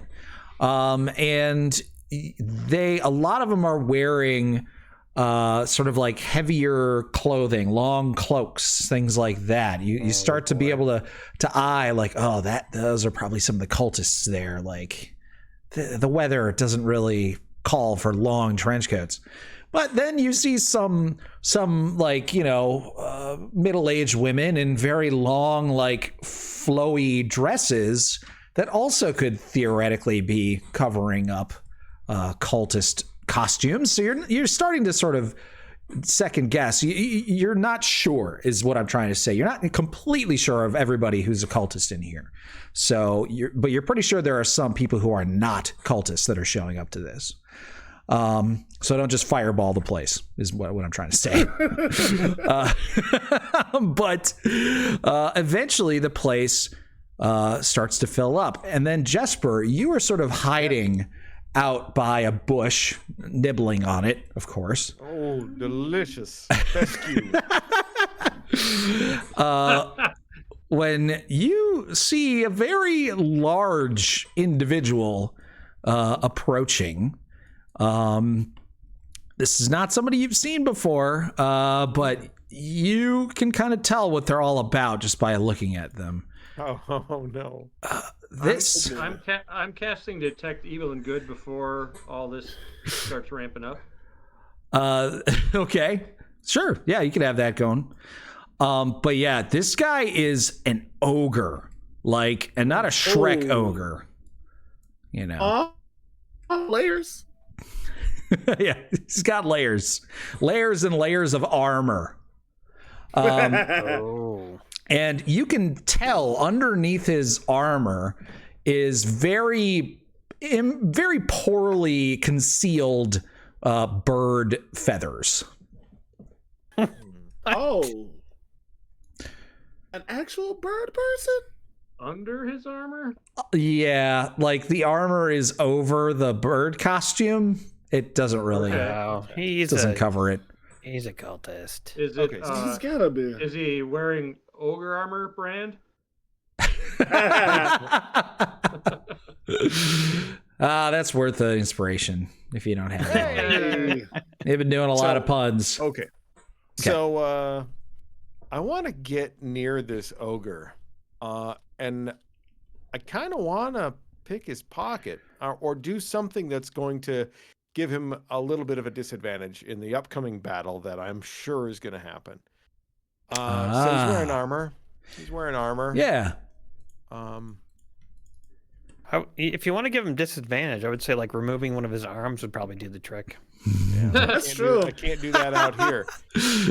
I'm going to see him coming, and I'm going to step out from my bushes. Mm-hmm.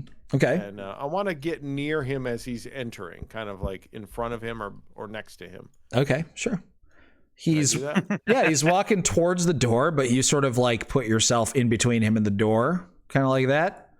I turn and I say, "Oh, well, my good sir, please, entrez-vous." And then I open up the door and I put my hand out. And as he walks by, he's wearing what? Plate armor? Chain armor? What's he wearing? Let me check. I don't recall. He is wearing ring mail. Okay. Ring mail. Does he appear to be armed? No, but he has big, meaty fists with very calloused knuckles. Okay. Be careful; he can detect when his packages are delivered. I love what you're doing here, so I'm going to give you an opportunity because his ring mail is very sort of like poorly over his costume. It's actually kind of stretching, because it's made to go over his body, but there's a bunch of bird feathers underneath it, which is making it a little bit loose. You think that if you're good enough, you might be able to loosen the mail so that after the first time he's struck and it bounces off of his armor, the whole thing will fall off. I am going to turn to him and I'm going to look at him, and under sort of hushed tones, I'm going to say, "Allow me to help you with your armor, because when this fracas goes down, you're going to need it. I'm with you, my friend." And I wink at him. I want to deceive him. All right, go ahead and make a deception check. I'll give you advantage because you know a lot about his cult. Thank God about deception. 24. 24. Wow. Woo. Yeah. All right. Cultbusters. Cultbusters. I'm just going to show you what his insight check would be. Oh, he's actually pretty good at insight. He has a +4 to insight, but even with that +4, he only gets a 12. He is totally fooled by your deception. Yeah. I say to him, "We've got to look out for one another.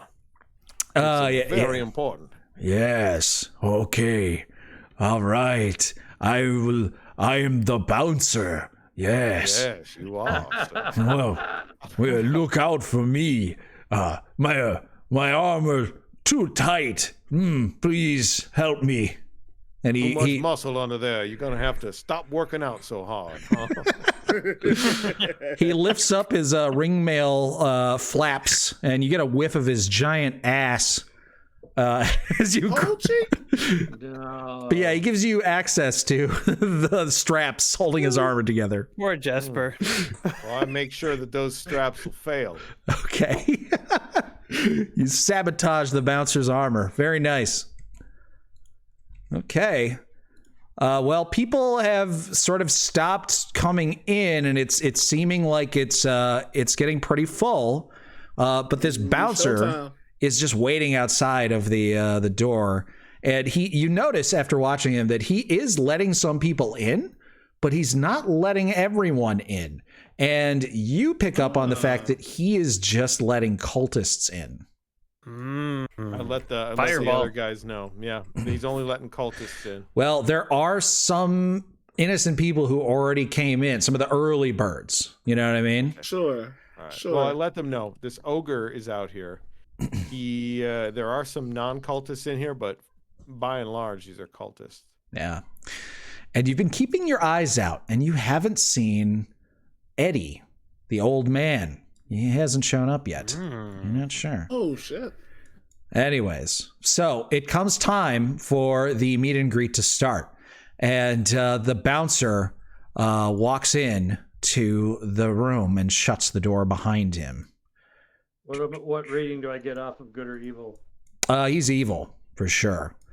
You've noticed that there are a good chunk of people in here that are evil, but not all of them. A lot of them are neutral. There might even be one or two good folks kind of sprinkled around here. And I'm going to move Jesper a little bit back. So you guys are going to see a token here that's going to look like Eddie. And it is Eddie, but your characters don't recognize him because he's disguised. So just keep that in mind. I'm not going to switch out his token just yet. No, I had a feeling. Hold on, here we go. Were you hooked on a feeling? I can't stop this. Oh. Okay. So you guys can see there are a bunch of people in here. There's more people than just that, but I'm not going to represent everyone who's in here. But the place is pretty packed. Represent. And yeah, it is ready to begin. Do you guys have any last second preparations before the last request? Boys, this is the first time we're coming together to stop a cult. Are we ready? Absolutely. Oh, yeah, we're ready. Meltron, are you ready? Not Meltron. Is it Meltron? Ultron. Yes. Son, are you ready? Voltron. Yes. Cool. All right, let's get it. Okay. I'm gonna ready the command spell. All right. What's gonna trigger it? Any act of aggression by anyone in the room. Okay. That's not my ally. Okay, sounds good. So the last people that you see come in are a few youngsters, young adults, and it's a boy and a girl, and between them is a boy that some of you guys maybe recognize. If you zoom in real close to his token, you might recognize. Anybody recognize him? Oh shit! That's Is a that lost that kid? kid that we're supposed to be finding? Yeah, Yeah, beefsteak. Beefloaf. Dabby Beefloaf himself. Dabby Beefloaf, front row. What? Dabby. We have to kind of keep him alive a little bit. Yes. It is Tom AKA Baker. Tom Baker. Yep. Maybe he's the cult leader. Now, Dabby Beefloaf. Ooh, everybody, plot twist. everybody make perception checks. Perception on the way. 16. Okay. I that spots it. perceive an 11. 11. Okay. Dabby Beefloaf is right next to Karen Gillian. What check are we making? Perception. Perception. 9. 9. All right. Yeah. Okay. Hey, there we go. All right. Two of us. So Yeah, now, 17. Jason and Aaron, you guys get to make an insight check now since you saw it. Insight check. Goddamn, insights all over the place. Oh, all right, boys. 19, Okay. pretty good. Very for me with no nice. bonus. Wow. So you guys both spot this, but Dabby is incredibly nervous, but he is doing his very, very best to not reveal any of those nerves. He looks scared and nervous. Okay. I announced that to the group telepathically. Dabby looks very nervous. There's something going on there. We got to save that boy. Could be because he's sitting next to Benedict Cumberbatch. He's in over his head. Oh, I thought he was sitting next to Kylo Ren. Ooh. That wouldn't make you nervous. That would make you angry. All right. So he's nervous, but we don't know why he's nervous, or is it because he's about to meet a hero, or because he's in a perilous situation? He looks kind of He scared. met a cute girl, and now he's in a Perilous. weird band. He's scared. He's scared because he doesn't want to be in this situation. All right. Yeah. We're Yeah, gonna save him, you guys. We're gonna save his ass. it kind of makes sense God that is safe. Yeah. Nope. He must just be pretending. Yeah. Yeah. He's not really a nasty cultist shit. He ain't no freak of the week. I can tell. I can smell it on him. He's no freak of the week. And All right. that's Freak of the Week. In case he case him. Hey, Emery. yes. If someone like not evil was being mind controlled, would they show as evil and detect evil and good? No, they wouldn't show as that. No. Okay. I mean, I guess it depends on the type of mind control. Like, if it's like dominate person or charm person, no. If they are possessed by someone, then yes. Yeah. Okay. Yeah. You're not getting an evil detection from Dabby if you focus on him. Okay. Okay. Okay. So, Bubula just begins her prepared sort of speech. Yeah, And let's hear it. yeah, so Speech. I am Professor Ambrosia Bubula, and there's a huge roar of applause from the crowd. Everybody's clapping. And she's like, I am so honored to have been invited to this place of learning, where there are people who can respect my work for what it is. And you hear a lot of people like shouting and like, you know, go like, woo, woo, woo, and like the like wolf whistles and like, you know, the ooga, you know, just very inappropriate things.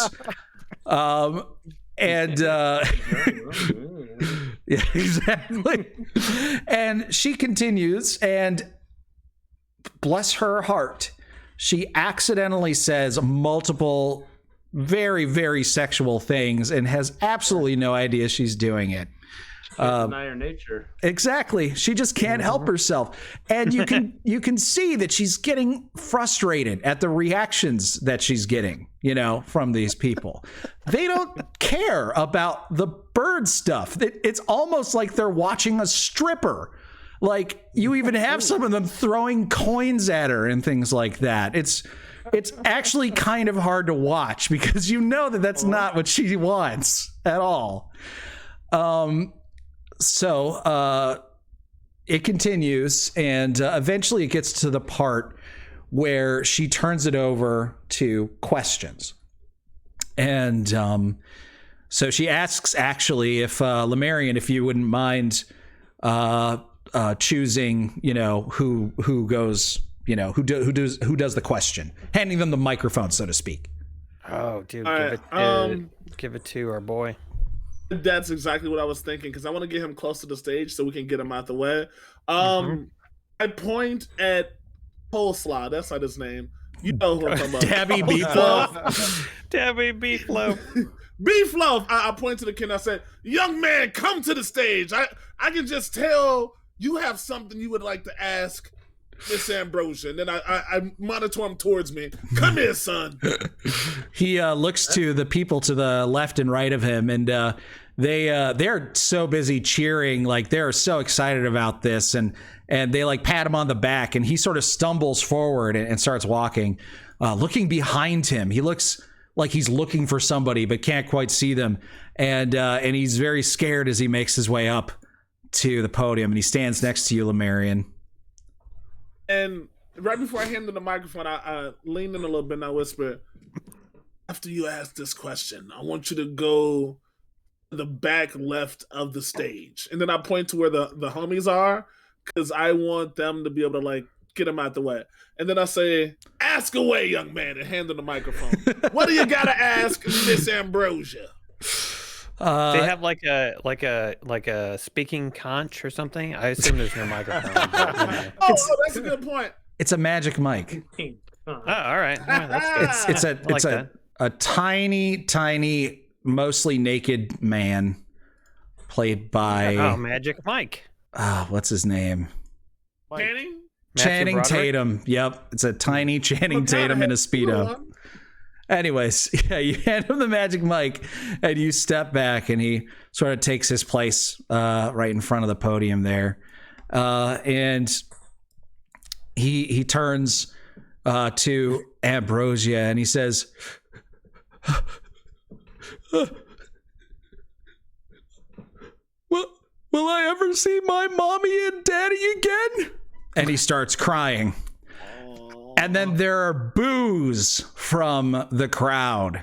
Tons of them are booing. Not all of them, but many of them begin to boo. And suddenly, from the back, Eddie bursts out. You could swear that you didn't see him. He somehow got into this crowd and slipped past all of you.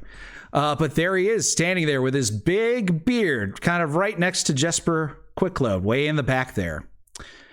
And he says, "My dear Mistress Ambrosia, if that is your new name by which you wish to be called, it is us, your loving and adoring fans. I'm sorry that we had to deceive you, but clearly that's what you're into now, birds, right? So, we're your fans, your cult, and I am Ermy." And he reaches down and pulls his beard off, and it's literally like Scooby-Doo. You know, the whole thing comes off, and standing before you is not Eddie, but Ermy. Oh man, Ermy! Shit. Hold on, let me give you this. Look at that. Look at that little token. No. Oh, God. Yeah. Look at that. Ermy. Oh, my God. With the weirdest fucking hat. Holy Jesus. That's the most disturbing thing I've ever seen in my life. Wow. I won't be able to sleep tonight. Oh my God, beardless Emery should not exist. So horrific. No. I have brought you a sacrifice, a virgin, a willing virgin. His voice changes as his mask is revealed. This Debbie Beefloaf, he wants to be absorbed by you. Eat him, my mistress, and claim your place at the top of our cult yet again. I just want to serve you. Did you guys do anything? Can I add her to our communications? Sure. Why not? You can. What about him? I want him to run to the back. You can include enough people that equal your intelligence or your charisma bonus, I believe. So you should be able to. Charisma bonus 4. So that would mean I could add her then. Okay, cool. I'm gonna add her to the communication lines, and I'll be like, go and try to drop Miranda off, probably. Yolanda? You mean Yolanda? Yolanda? I didn't know she was on the list, but yeah, that's fine. Yolanda writes. I'm going to tell her to go and embrace him and usher him backstage, and express her appreciation to the crowd. She ignores you and bursts into a rage. Oh boy. I'm just gonna have everybody roll initiative. She's like, I hear your idea, but I veto it. I'm gonna fucking kill this guy. I should have done this years ago. And she transforms before your eyes from a beautiful woman, human woman, into somebody who looks almost identical to her, just with the demon horns. And you realize at that point that she thought that she was disguising herself, but she really is terrible at disguising herself too. All right, add demon horns to my impersonation. Brad, I remember. I'm struggling to get to the die, but I am gonna add that 1d8. Cool. Just yeah, you get there. Oh yeah, you got that bonus. All right, 1d8 plus the 12 equals. Give me some real. Yeah. All right, a 17. Let's go. Woo! Stop playing with me. Snifting, baby. Oh shit! Okay, we got. Only Jesper's gonna get in before. Oh for crap! bigness. I forgot to clear the turn order, so I'm gonna have to remove some of you guys. Okay. Quality Meltron, what was your initiative that you rolled?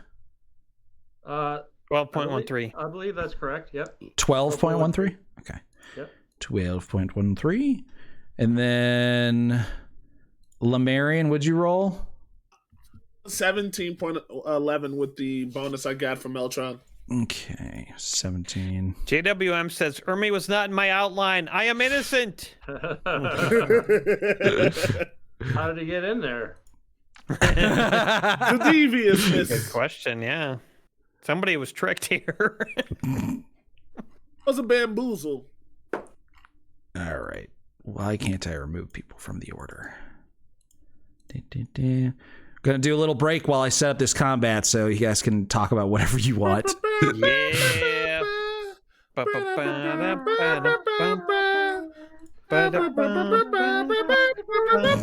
What game show is that from? It's from a game show, right? It's the match game. The match game? Yeah. Oh Yeah, I yeah. think it's a match game.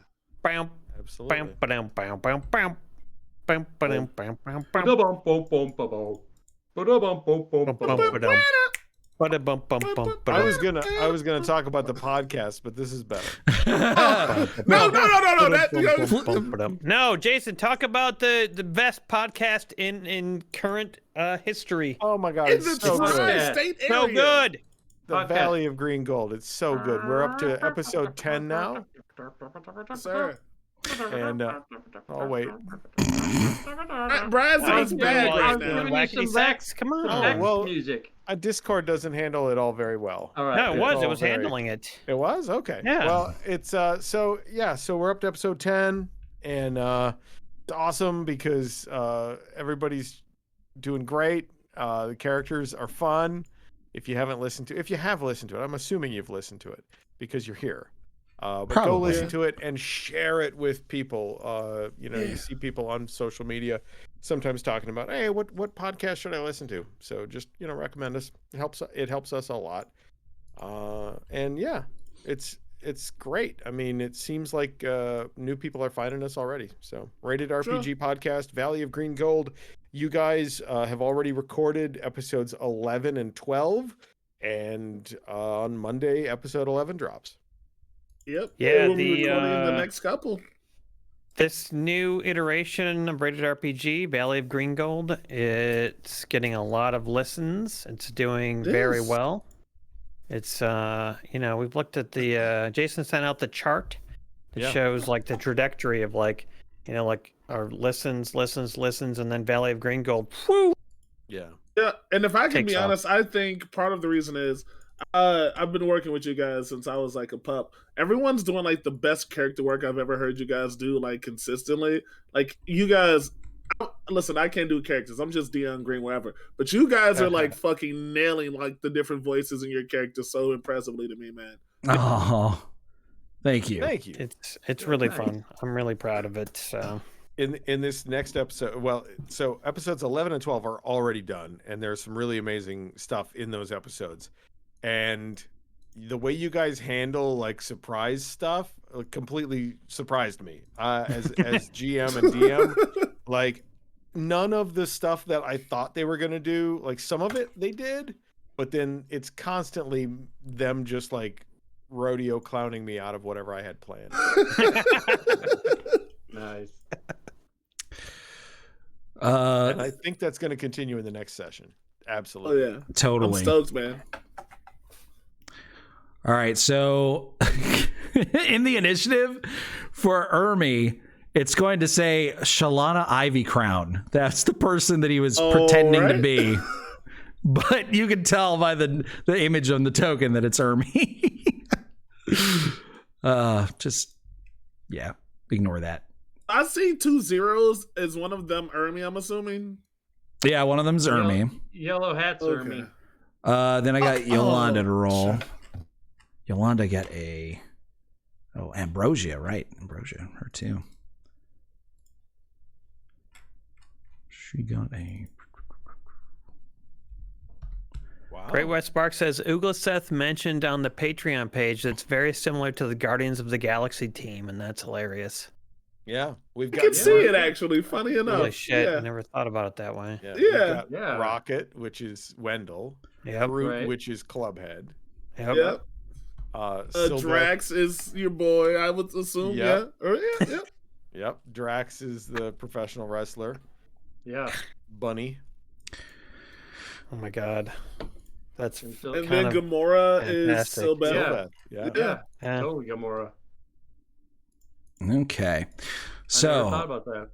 I rolled initiative. So in this fight, there is a giant group of people in the middle, and a bunch of them are cultists, but a bunch of them aren't. And there is essentially kind of like a melee happening that basically you don't have to worry about any of those cultists that are in there. They're fighting the people. They're trying to like claw their way out. It's just a mess in there. So the only combatants you have to actually worry about are the bouncer and then Ermi himself. Okay? Okay. Nice. Okay. And you got a lot of people. So here we go. Luckily for Ermi, or Shalana Ivy Crown, as her name is displayed for some reason. Luckily for Ermi, they rolled a 21. You rolled a 21 on initiative. Which I think is going first. Yeah. I believe so. Ermi? Ermi. Yeah. Did one of us roll higher than a 21? Well, yeah, I rolled a 26. Oh, you rolled a 26. You know what? damn. I didn't add you into the initiative. You're the one I missed. Add him in, man. There you go. And Yolanda got a 24.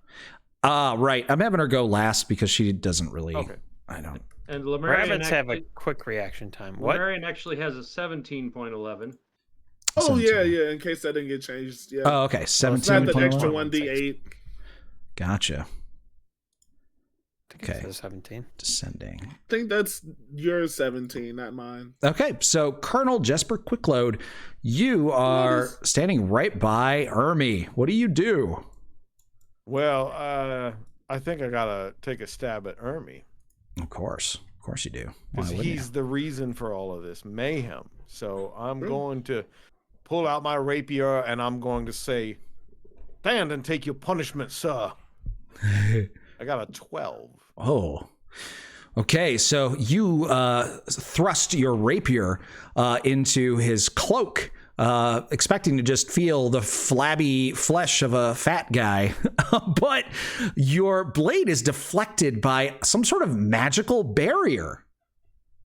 Oh my goodness, he's wearing some kind of magic. Oh, he's got mithril armor. All right. Okay. Well, that is, I had to move 5 feet to get to him. So Sure. now I'm going to take a few steps back. Okay. Does he have a weapon? No weapon. No. All right. Jesper, you end your turn, and it goes to Ermi. He pulls open his trench coat, and inside is a bag, a spell component pouch that you recognize. He pulls out some components, says some magical words, and a big ball of energy, a big, like, semi-visible Hold up. sphere. Yes? I have a command spell ready. Okay. Well, it was to do something aggressive, right? Yeah. Well, he is casting a purely defensive spell on himself. Ooh. Yes. Interesting. He, a sphere surrounds him that is like transparent, but you can still kind of see, almost like a bubble, like that Glinda floated down on in Wizard of Oz.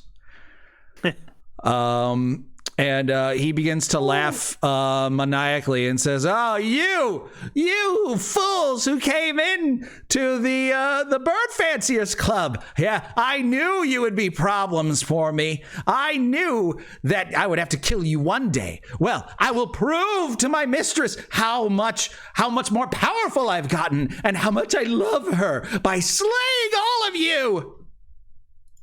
And then it goes to Boobula's turn.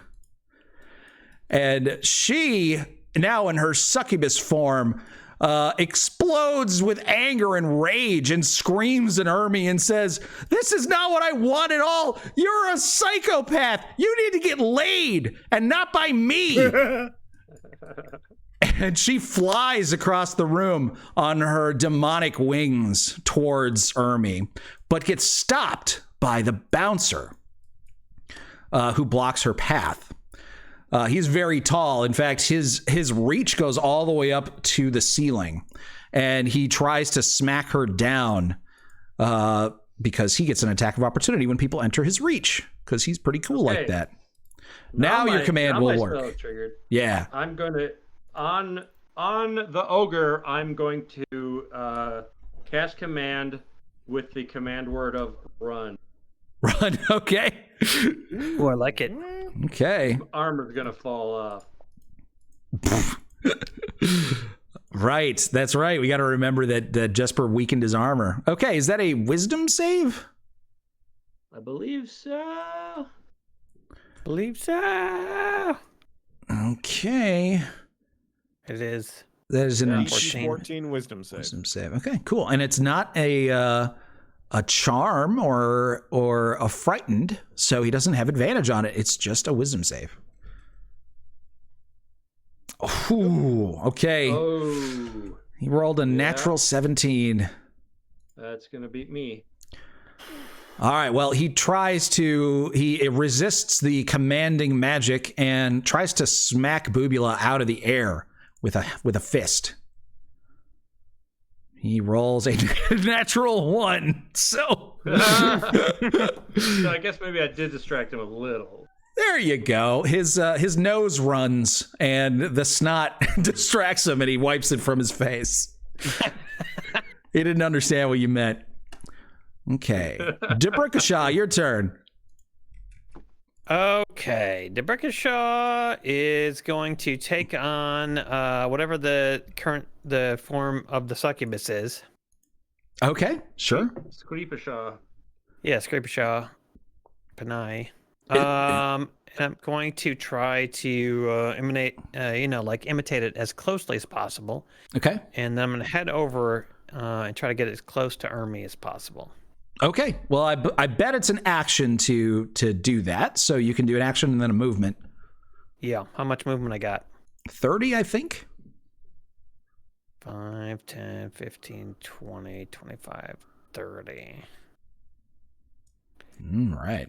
And while I'm running, I say, Ermi, it's me. She's not really Boobula. I am. Okay. She's a stunt double, and I'm the real Boobula. All right. So that is a deception right there for sure. Bet your ass it is. Now, Ermi's not particularly insightful. However, I will say that you probably have disadvantage on this just because of the situation. I mean, he did just see her give an entire speech, and he also saw her transform into a succubus. So the odds of that being not her is pretty low. But he's also very, he's easy to trick. He's Ermi. Yeah, changelings, she's, any changeling worth their salt can do what she just did. I mean, come on. That is true. So, deception of, natural 1 with disadvantage, so. Burke. Well, here's his insight. 10. Wow. Okay. Well, you don't know if he fell for that. He doesn't seem particularly gullible to that. Yeah. Rats. Yeah. Well, maybe some of the cultists will be. Yeah.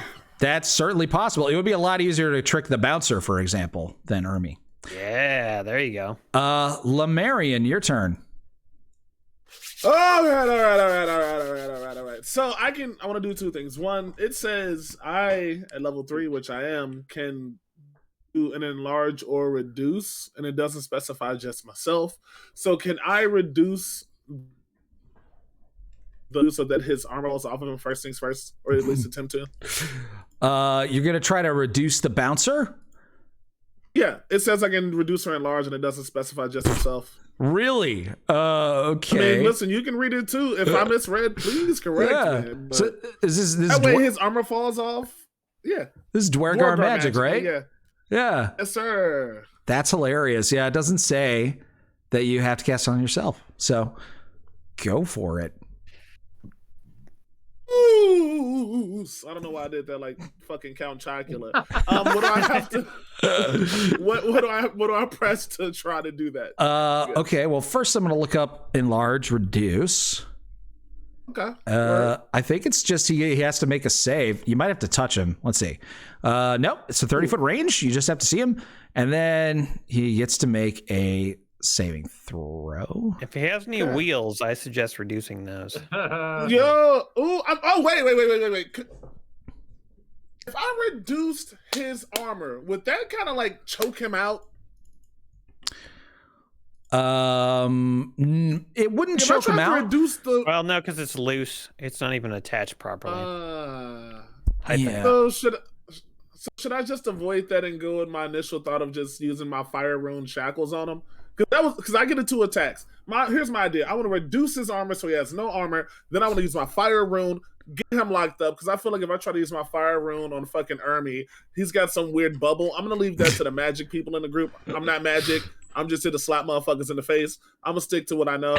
So Yeah, well, it might actually be an anti-magic sphere. I think it's either that or it's a little bit of I'd give it a vulnerability. shot, man. Honestly, yeah. Okay. Take the Listen, big what's the shot worst on that could happen? Listen, shooters shoot. This is a fucking chaos run. DeonGreen.com. All right. I need to get a little bit closer because my whip is only a 15-foot range. So he is here? Is this the troll? Or is this Ermi? The big guy. The big guy, that is the bouncer. That's the ogre. What the fuck is Ermi? God damn it, moving. He's way in the back. Yeah, he's way in the Down back. at the bottom of the screen. Oh god. Oh damn. Hey, shit. Oh fuck. Probably can't even get to him. No, that's not true, right? Because I can run through this crowd, right? They're not trying to fight me, so they're just like PC ass motherfuckers, and I got a 25-foot running speed. So the squares, the like rectangle where all those like people are, that's like you can't go in their zone. You can fly over them potentially, but it's chaos. It's like a mosh pit in there in a way. Okay. Yeah. So, the bouncer's blocking off one side, but there is that other side you can go through to get. So could I do a double run and still have my bonus attack, which I can use because I get 2 attacks? Can I use one of those 2 attacks as a second 25-foot run? Your ability to attack as a bonus action requires you to attack with a whip. So you can only do that bonus action attack if you used 1 action to attack. But you can use 2 actions to move, so you could double move, and that's probably about it. Then I couldn't use my bonus because I hadn't used the initial attack. Yeah. Is that what I'm hearing? Yeah. Jiminy Crickets. But I mean, hey, you'll get in range. All right, so guys, I'm going after Ermi, which means I'm trusting the squishier friends not die. Is that okay? Oh yeah, that's fine. We won't die. All right. So what's if I'm going 50 feet? I'm gonna turn into a sausage. Perfect. I've been waiting my whole life to do it. 5, 10, 20, 25, 30, 35, 40, 45, 50. All right, I think that's 50. I now know that Dion should be should do the play-by-play on football games. He's at the 25. He's at the 30. All right, that is my turn, boys. Okay, you put yourself in a good position to attack Ermi next turn. Next up sir. is the bouncer.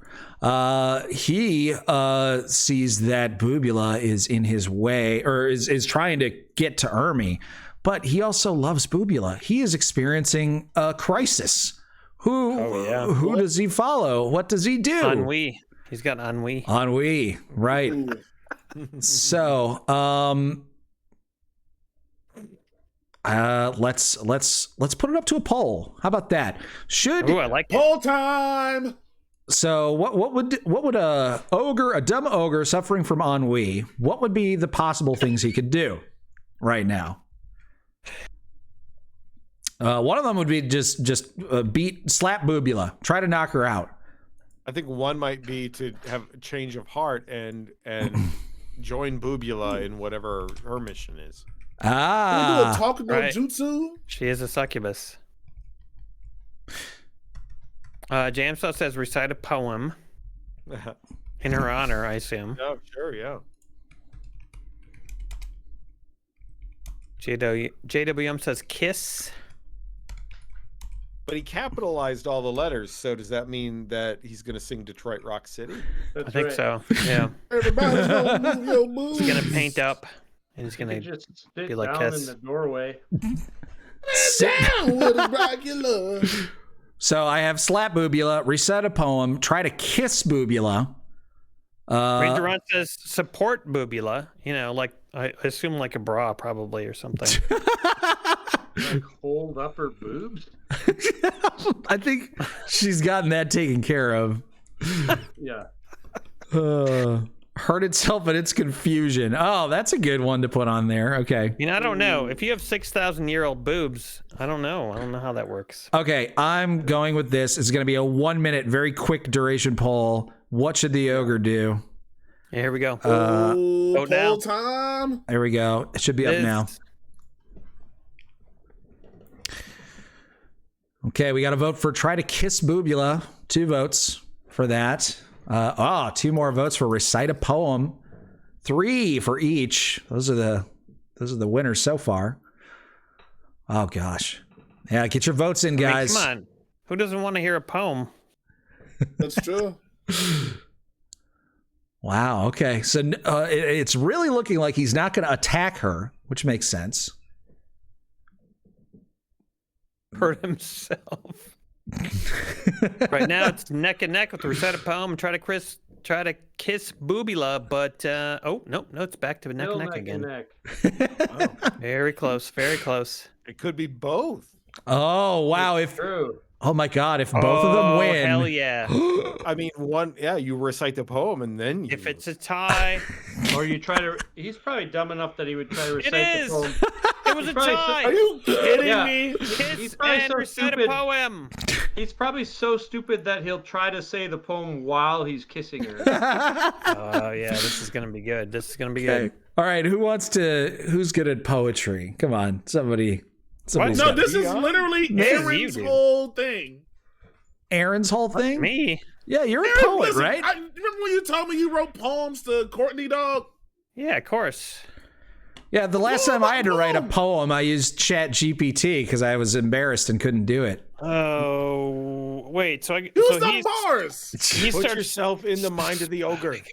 Okay, all right. You were the one who wanted the poetry one so badly. Yeah, but you have to recite it like it sounds like he's also kissing her at the same time. I wanted it because I thought you were going to have to recite it, and that was what excited me about that answer. But now that I know I have to make the poem, it's not quite as exciting. All right. It's ogre poetry. It doesn't have to be good. Aaron. It's true. Right. I like Great White Spark's idea, kiss from a rose. Boobs. All right, so he stands up tall and proud and says, "My dearest Boobula, the author, how I love thee in splendid and he malfunctions. He can't come up with the rhyme for author. He shouldn't have used author. And he just he knows nothing about doing poetry at all. There's no rhyme for author, and he just kind of loses the train and shuts down. And he attempts to kiss her. Okay. He attempts to kiss her. He's just still trying to think of rhymes for author as he tries to kiss her. All right. I'm going to go ahead and give him a athletics check as he tries to grab her. So strength check here. Oh gosh. While speaking poetry, so it should be disadvantage, I feel like. All right, I'll give him disadvantage. He got an 18 both times. Holy shit, that's amazing. Okay, and now she's going to attempt to evade that with, she's very dexterous, so here we go. She's just got to beat his roll. She got a 17. Oh no! So he grabs a hold of her and kisses her, and she just hates it. And they stay kissing. Quality Meltron, your turn. I have been there, my friend. Okay, well, I don't really know exactly. Actually, do I have any idea of what spell he cast? You can make an Arcana check to see if you can tell what it is. Sure. All right. JWM says, if only a succubus could do something about this.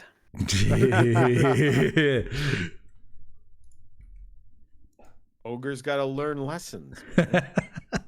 11. 11's not good enough to know. You know that it's a kind of a high-level spell, though. Right.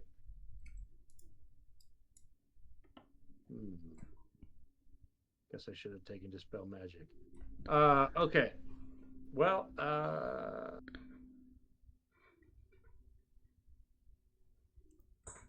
You guys are only level 3. I don't even think you could take Dispel Magic. Right? True. Yeah. Is it a third level spell? Yeah, I think Dispel Magic's third level. Yeah. Okay. Little Miss Peacock wants someone to give Emery a pickle. I can pay. By the way, don't forget about your dice, your special dice. You can. Yeah, I know. I realized I realized after the fact that I could have changed that ogre's saving throw, but yeah. Whoops. Okay. Bad quality Meltron. I kind of just want to. I just want to test out what he cast. Okay. So I think I'm just gonna fire a crossbow bolt at him. Okay. So you fly up into the air so that you can get a better angle over the crowd of people that are in your way, and you fire a crossbow bolt at him. So go ahead and make your attack roll.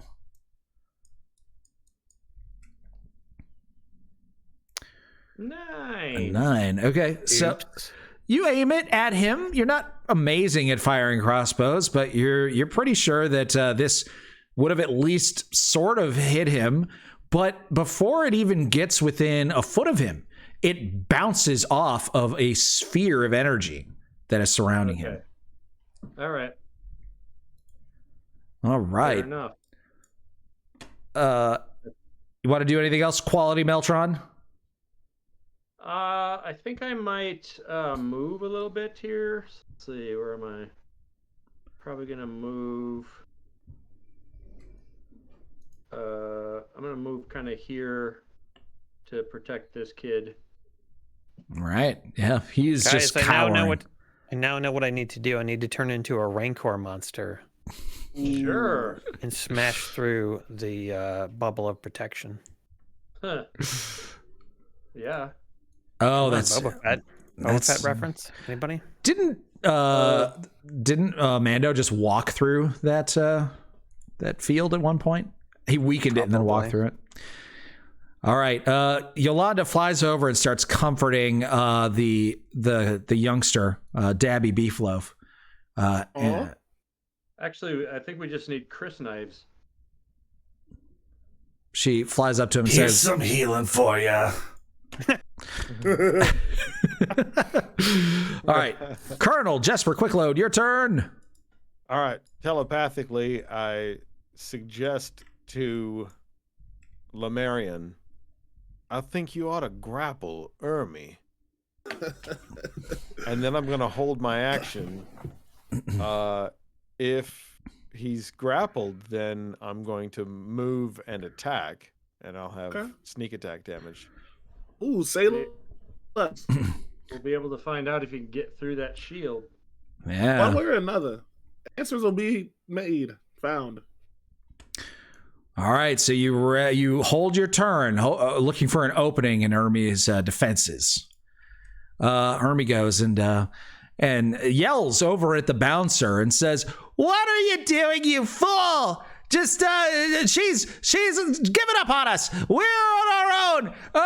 Listen to me. I command you, you brute, you stupid brute." And then he turns and looks over at Jesper and says, "Oh, bunnies, yes, I bet you fuck like rabbits. You're super horny all the time. Screw you, you're never getting my boobula."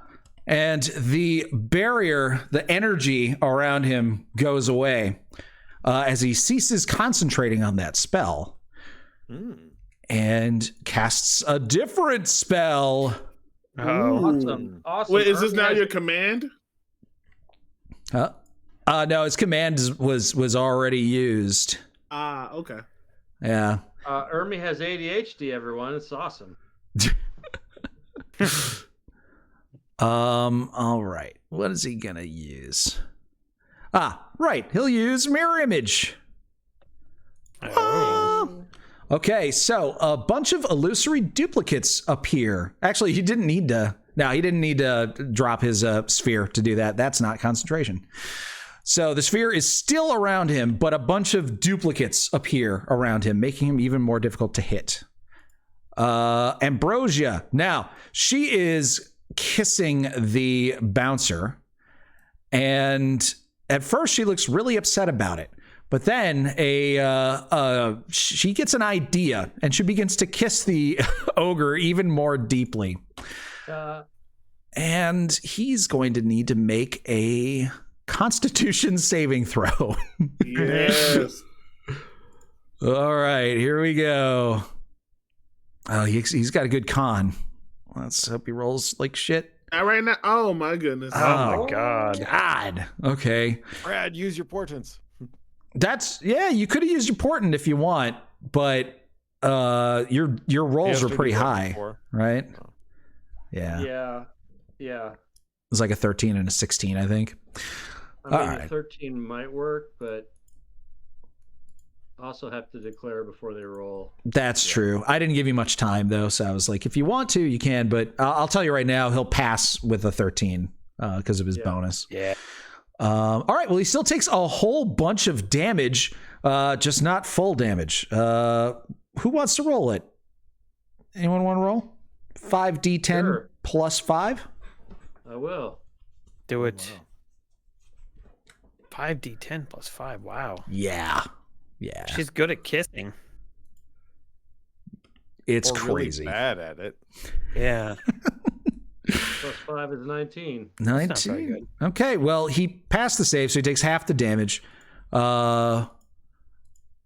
So he gets down to that number. Okay. All right. Yeah. He immediately takes his lips away from her and says, "Oh!" And then upon hearing what Ermi said, he turns his rage at Boobula. So it looks like he's no longer going to be friendly towards her. Has his armor failed yet? No. Jesper set it up so that the first time somebody hits him and it bounces off of his armor, then it will fail. Debrikashaw, your turn. Oh, yes, excellent. I'm going to... Oh, I bet his little bubble wouldn't protect him from psychic damage. However, there are multiples of him at this point. Ooh. I don't know if you can hold your attack. I can. But what I can tell you is I have Sonic Fortitude, which means I get like against all illusions. That helps. I guess it could. I'd have to not whiff. Based on what you saw, it looks like anything that tries to penetrate that barrier isn't really going to have a good time. Right. And if you want to make an Arcana check, you haven't made one yet about that spell. Yeah, I would like to know a little bit, see what I know about it. Okay. So far, we've only tried to get physical things through it. Ah, wow. Okay. Ain't bad. You actually know that is Odaluke's Resilient Sphere. That is a spell that can be used to protect yourself or to trap somebody in a sphere. And the sphere itself is impervious to damage, and no effects can go in or out of it. So, yeah, until he chooses to drop that sphere or it gets dispelled, he cannot be affected by anything. But he also can't affect you. Wait a minute. Okay. Do all his mirror images have that on? Not. The mirror images occupy his space. So he's like, the sphere is just around his space. So they're all inside of it. Oh, okay. I thought they were spread out for some reason. No, the mirror images are kind of like all gathered up, huddled next to you and constantly shifting around so that you can never... They're all in that 5-foot area? Yeah. All right, so I can't get to him in this turn? No, but the bouncer is right there, and he looks like he's getting ready to slap Boobula pretty hard. Yeah, the thing is, if I get over by Ermi, he's got a bunch of mirror images out. I could just become one of the mirror images and start confusing people. I guess that wouldn't really help anyone, though. All right, 5. Only fighting 2 people. And 15. I'm going 20, after the 25. big guy. All right, I'm going after the big guy. Yeah. I can get to him. Going to try to smack him up a little bit. Do some psychic. Did you tell us all what that spell is? Yes, of course. I communicated all of that. Yeah, as a bonus action. Hopefully. No, can't. I can't communicate it because I have a bonus action that I want to do. So. I'll say you can. That's fine. Can I communicate it while I'm running or something? Yep. Yeah, that makes sense. Yep. Okay, cool. All right. Psychic Blade to the loser. Okay. Oops. It is a miss with a 9. However, your Psychic Blade bounces off of his armor, and due to Jesper's manipulations, his armor falls off, embarrassing him and making him much more easy to hit. What a loser. Okay, now I'm going to use my second Psychic Blade as a bonus action on the same turn. And it's only a 1d4 damage, but it's better than nothing, so. Get him. Here it comes. 14. A 14 is a hit. And because one of your allies is threatening him, you get your sneak attack damage. Oh, shit. How much is that? 2d6, I want to say, right? Yep. You're a rogue. All right, so I'm going to roll a d4 because that is the... Oh, it's 1d6. Okay. Correct. Yep. All right, that's only 1. That's sad and stupid. But then how much bonus damage? 2d6? 1d6. Great White Spark makes a good case. Isn't he actually in his bird costume now? Yes. Yeah, he's in his bird costume. Oh, that's right. Oh, yeah. All right, awesome. So, yeah, you, with one blow from your mind blades, you knock all of his armor off onto the ground, revealing a magnificent bird costume that was very stifled by his tight ringmail. And you stab right through all those shitty feathers and cloth and strike him right in the gut for 6 damage. Yeah, that's right. Plus your dex. You also add your dex bonus. Oh, yeah, please. So that's another 3, I would assume. So, bam. That'll be 9. All right, Lamarian. I got 2 options. Now that I know there's nothing I can do to Bubble Boy, I know I can go over there and get busy right now with the Love Struck Dum Dum. Then the moment he drops that bubble, Jesper's solo in a bad situation. I'm good. Fuck it, I'm gonna go over there and get a little shifty. All right, I'm moving towards McDingleberry, and that's 5 feet. That's definitely. I think I'm holding Jason. I cannot see my character once again. This is. Can you move me closer to him with the 25 feet I have available? Because I can't. Are you trying to move closer to the bouncer or to Ermi? bouncer, because listen, I got a 15-foot range, so it's not like I need to be right up on him. Oh yeah, okay, yeah, you're 15 feet away from him, so you're in the reach of Ermi and the bouncer. They're both in your reach. Ooh, tremendous. Yo, do I still have 5 feet available? Because if I move up another 5 feet, then I can use both whips. Yeah, I don't know if I'm asking too much. Yeah, move me up 5 feet. Yeah, give me 5 feet closer to the bouncer, please. Okay, so now you're within 15 feet of Ermi and 10 feet of the bouncer. That is exactly what I'd like to hear. I am done playing games as I clap my hands. If I go giant smite, I don't get my bonus because I have to attack, right? I'd have to wait another turn. Right. So giant smite is on the motherfucking back burner. I am using my fire rune. I'm whipping this motherfucker. I'm shackling him up. We're freeing old girl. We're done with this. It's just time to get down with the business. All right. So what should I do? Just hit him with the whip? So you got to hit him with a whip. I'm going to ask Brad right now if he wants to use a die for you or not. On the ogre? Yeah, he's making an attack with his fiery shackles. Yeah. What's your plus to hit? It says attack is +5. I don't know if that's what you mean. Otherwise, it does say 1d6 +3 slashing. I'm not sure which one of those. It's +5 to hit. Yeah. Okay.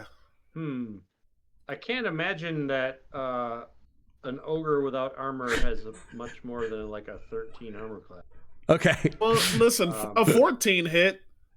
Yeah. Do you want to guarantee it or do you want to risk it for the biscuit? It's up to you. I don't give a fuck. I'm going to shackle him. That is what I'm here for. Yeah, okay. I'll give you the 18.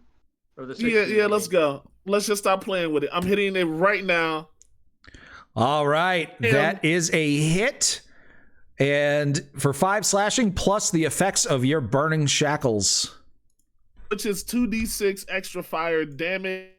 He is completely restrained for a whole minute, and he must succeed on a strength saving throw.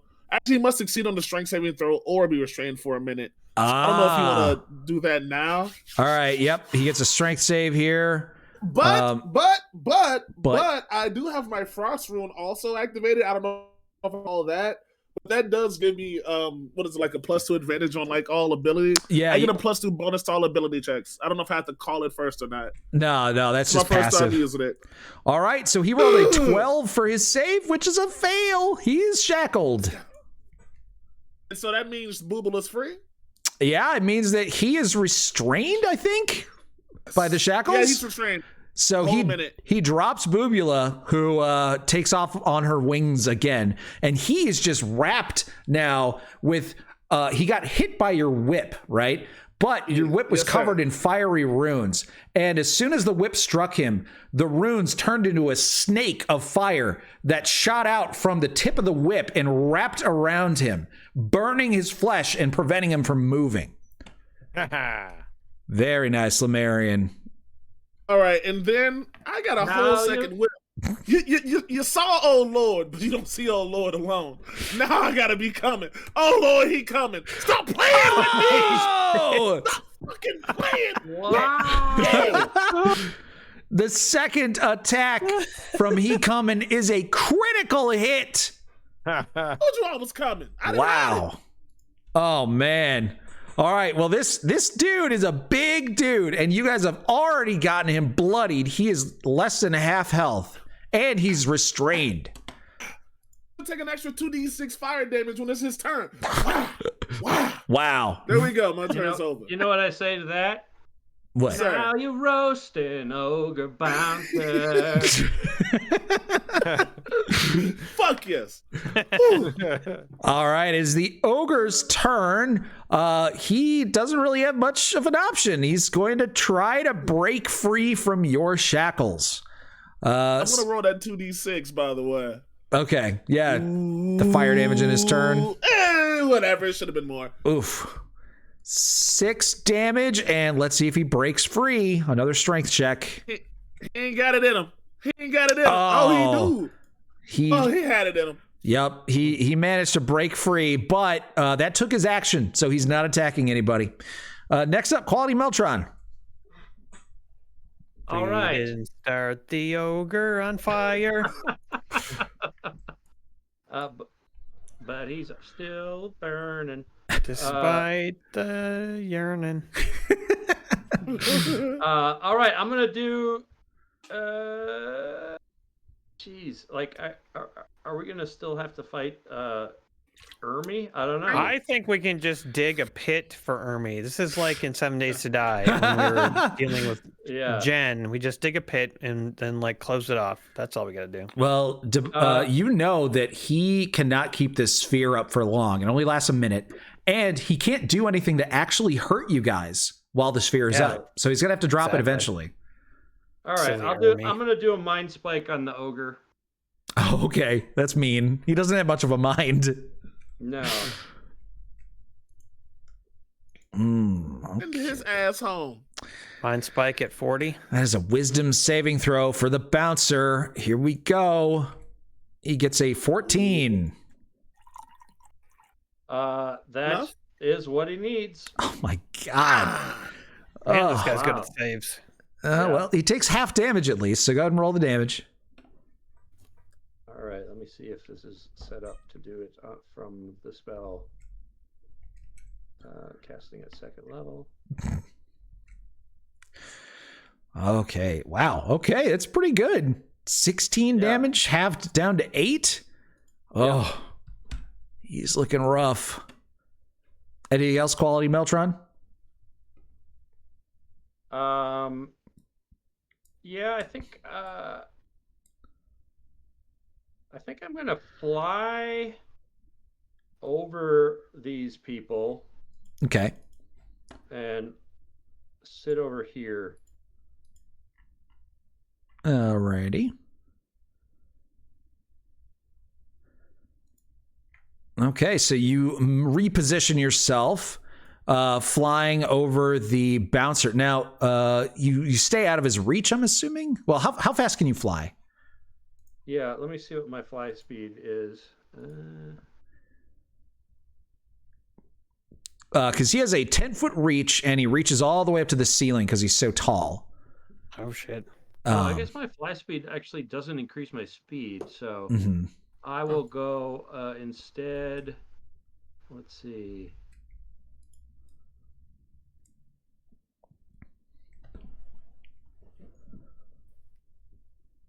I guess I can get down here. Wait, you said he has a 20-foot reach? 10 foot. He reaches all the way to the ceiling, man. Yeah, he's tall enough that he can reach the ceiling, and he's got a 10-foot reach. Okay, so I should be safe on going that route. Yes. Yeah, you good. All right. Okay. All right. So, Yolanda, she only really does stuff when you guys are injured, so she's not doing anything. Colonel, your turn. I am going to. Well, I can't really attack Ermi because he's got this sphere up. Yes. So I'm going to look at Ermi. I'm going to say, "I'll get to you in a second, love." And then I'm going to get out my short bow and I'm going to shoot the ogre. Okay. Nice. That is a critical hit. Oh my god! Let's go! What the fuck? What are they doing? Wow! Holy shit. Oh no! Oh no! Oh yeah! Yeah. Oh so yeah! all my damage, I got the 6 piercing and 11 sneak attack damage. Oh! All right. Amazing. This kills the ogre. Wow! Look, Nice. Nice. Cult busted at its finest. Yeah. Damn. All right, Jesper. Anything else? And then I turn back to Ermi and I go, "I guess your time's up, love." Oh, that was cruel. That was nasty. Ugh. All right. Well, it's Ermi's turn. Let's see. For what Ermi's going to do in his turn, do you want to ask the audience? Give them some options, maybe? Yeah. A poll? Okay. Yeah. That's a great idea. I think it is too. Okay. How does he want to get his ass whooped? All right. That's so perfect, dude. Aaron, you're clever. Okay. We're going to go with some options here. It was Little Miss Peacock's idea. Yeah. Do they know his abilities? Do they know his abilities? Abilities at all. Right. Which, by the way, is the worst Christmas song by a wide fucking margin. Yeah. I love Paul McCartney, but what the fuck? It is. It's bad. It's Orb says run. I think Emery, are you just like gonna give them a bunch of options to choose from? Yeah. All right, so you guys are role playing with us now. You get to choose what Ermi does. Listen, another fifth party member, baby. I mean, yeah, I understand the idea that he escapes and comes back to haunt us in a future cult. But we can also finish him off right now, you guys. So keep that in mind. All right. We don't want an Ermi lurking around in the city. I don't know. I'm going to give this 2 minutes so that people can potentially Google these things or maybe I'll explain them. Okay. Starting the poll. JWM says kiss. I don't think that's an option, I'm pretty sure. Kiss. All right, the options are, what should Ermi do? Stinking Cloud, Evard's Black... I thought it said testicles, but it says tentacles. Dominate Person, or Fireball. Jesus Christ. I don't even want to vote for this. I don't even want to know. I'm not going to vote. I'm going to go Tinkle. I'm also scared. Holy shit. I hope he doesn't cast Miss Fireball. Peach set him up for fucking pain. That's all right. Please. Well, I mean, if he did cast Fireball, he can't hit all of us. True. Yeah, no, he can't, but he can kill... Oh, fuck. Oof. This is what's going through Ermi's head right now.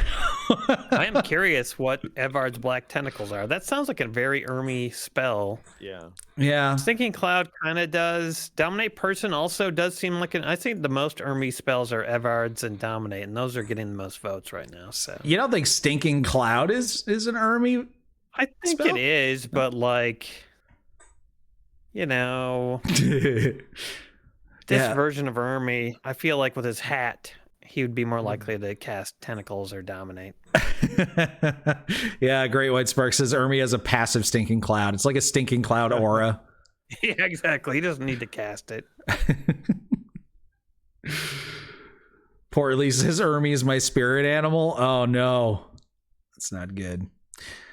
Looks like Evard's Black Tentacles is winning so far. 9-6. Oh, Yeah. Fireball's increasing though. Fireball's making a comeback. Oh yeah, Fireball didn't have Don't much. call it a comeback. Fireball's been here for years. It's a classic. That's right.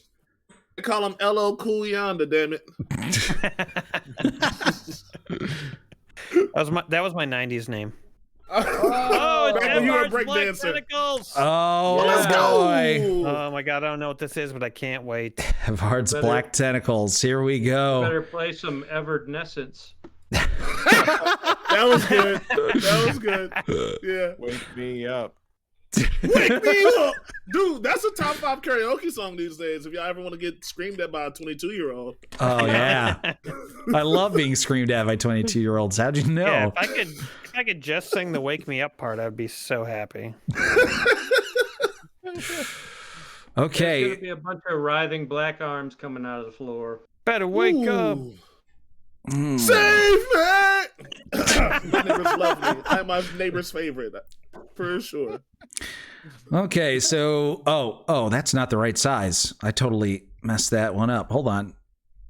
I'm stupid. Wait, is it that big ass black square No, dog? ignore that. That's That's how big I wish it was. That's not Okay, I how, was like, how God big it damn. actually is. Bro, I was like, Jesus. He should have did that from the fucking start if that's the case. I know, right? Okay, it's a 20-foot square, so 4 by 4. So I'm only going to be able to get a couple of folks Maybe with this. me. I think Jesper will be safe. I'm sturdier than Jesper. I can handle it. Yeah. Hopefully. My confidence might undo me very soon. I think I'm going to get Jesper and Why would you go after my boy? Meltron, are you up in the air currently? What's your deal? Where are you? Yeah, so my wings don't exactly give me like sustained flight. Okay. You let me hover? see how they work here. Well, I get a flying speed of 30 feet until the beginning of my next turn. Okay. Oh, okay. Yeah, so I am still in the air. Until the beginning of your next turn. Okay, so... and then he'll plummet into the tentacles. All right. In that case, we are putting it on Debrickashaw and Lemarian. They're getting the tentacles. That's right. What? Outrageous. Uh-huh. Not It's all good. Listen, I'm gonna sniff this problem out. So, I'm gonna change myself into a sausage. He's getting all his culties in there too. Yeah, he doesn't seem to care that much, like most cult leaders don't care too much about their following.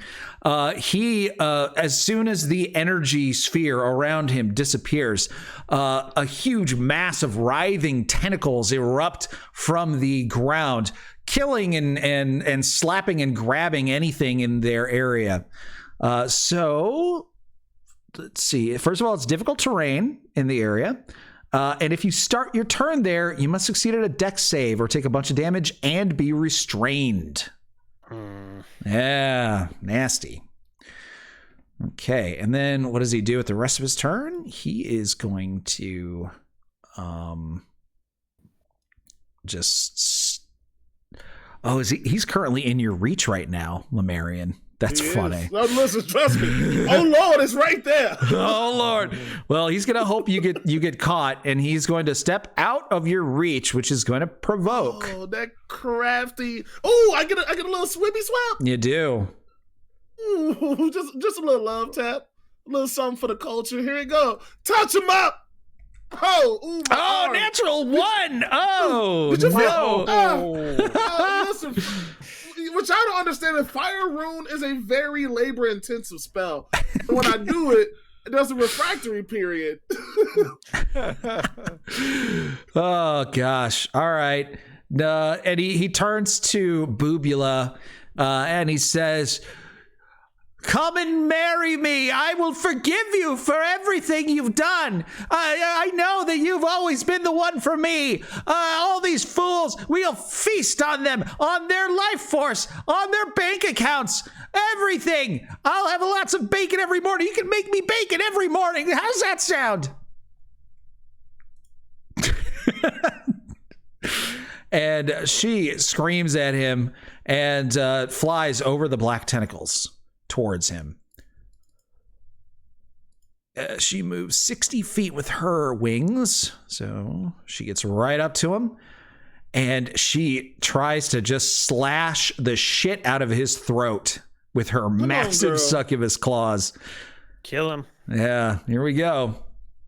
Come on, girl. Stop playing with him. That's 22 to hit. Okay, so she slashes at him and she connects, but here's the question. Did she hit him or did she hit a mirror image? I gotta roll a d20. It is a 3. Is that a good or bad? No, you gotta roll a... Oh, no, that is a hit. That hits him. Yeah. Lower is better. All right. Oh my gosh. Let's go. Ouch. He has many hit points. Yeah. Cult busting, baby. Cult busting. He squeals as he is hit. It's a very nasty sound, like claws on a chalkboard. Okay. She gets to make actually multiple attacks. Yeah, she gets to make how many? 2 attacks. Yep, one more. Here it comes. A 20 to hit. And does she hit him? 1d20.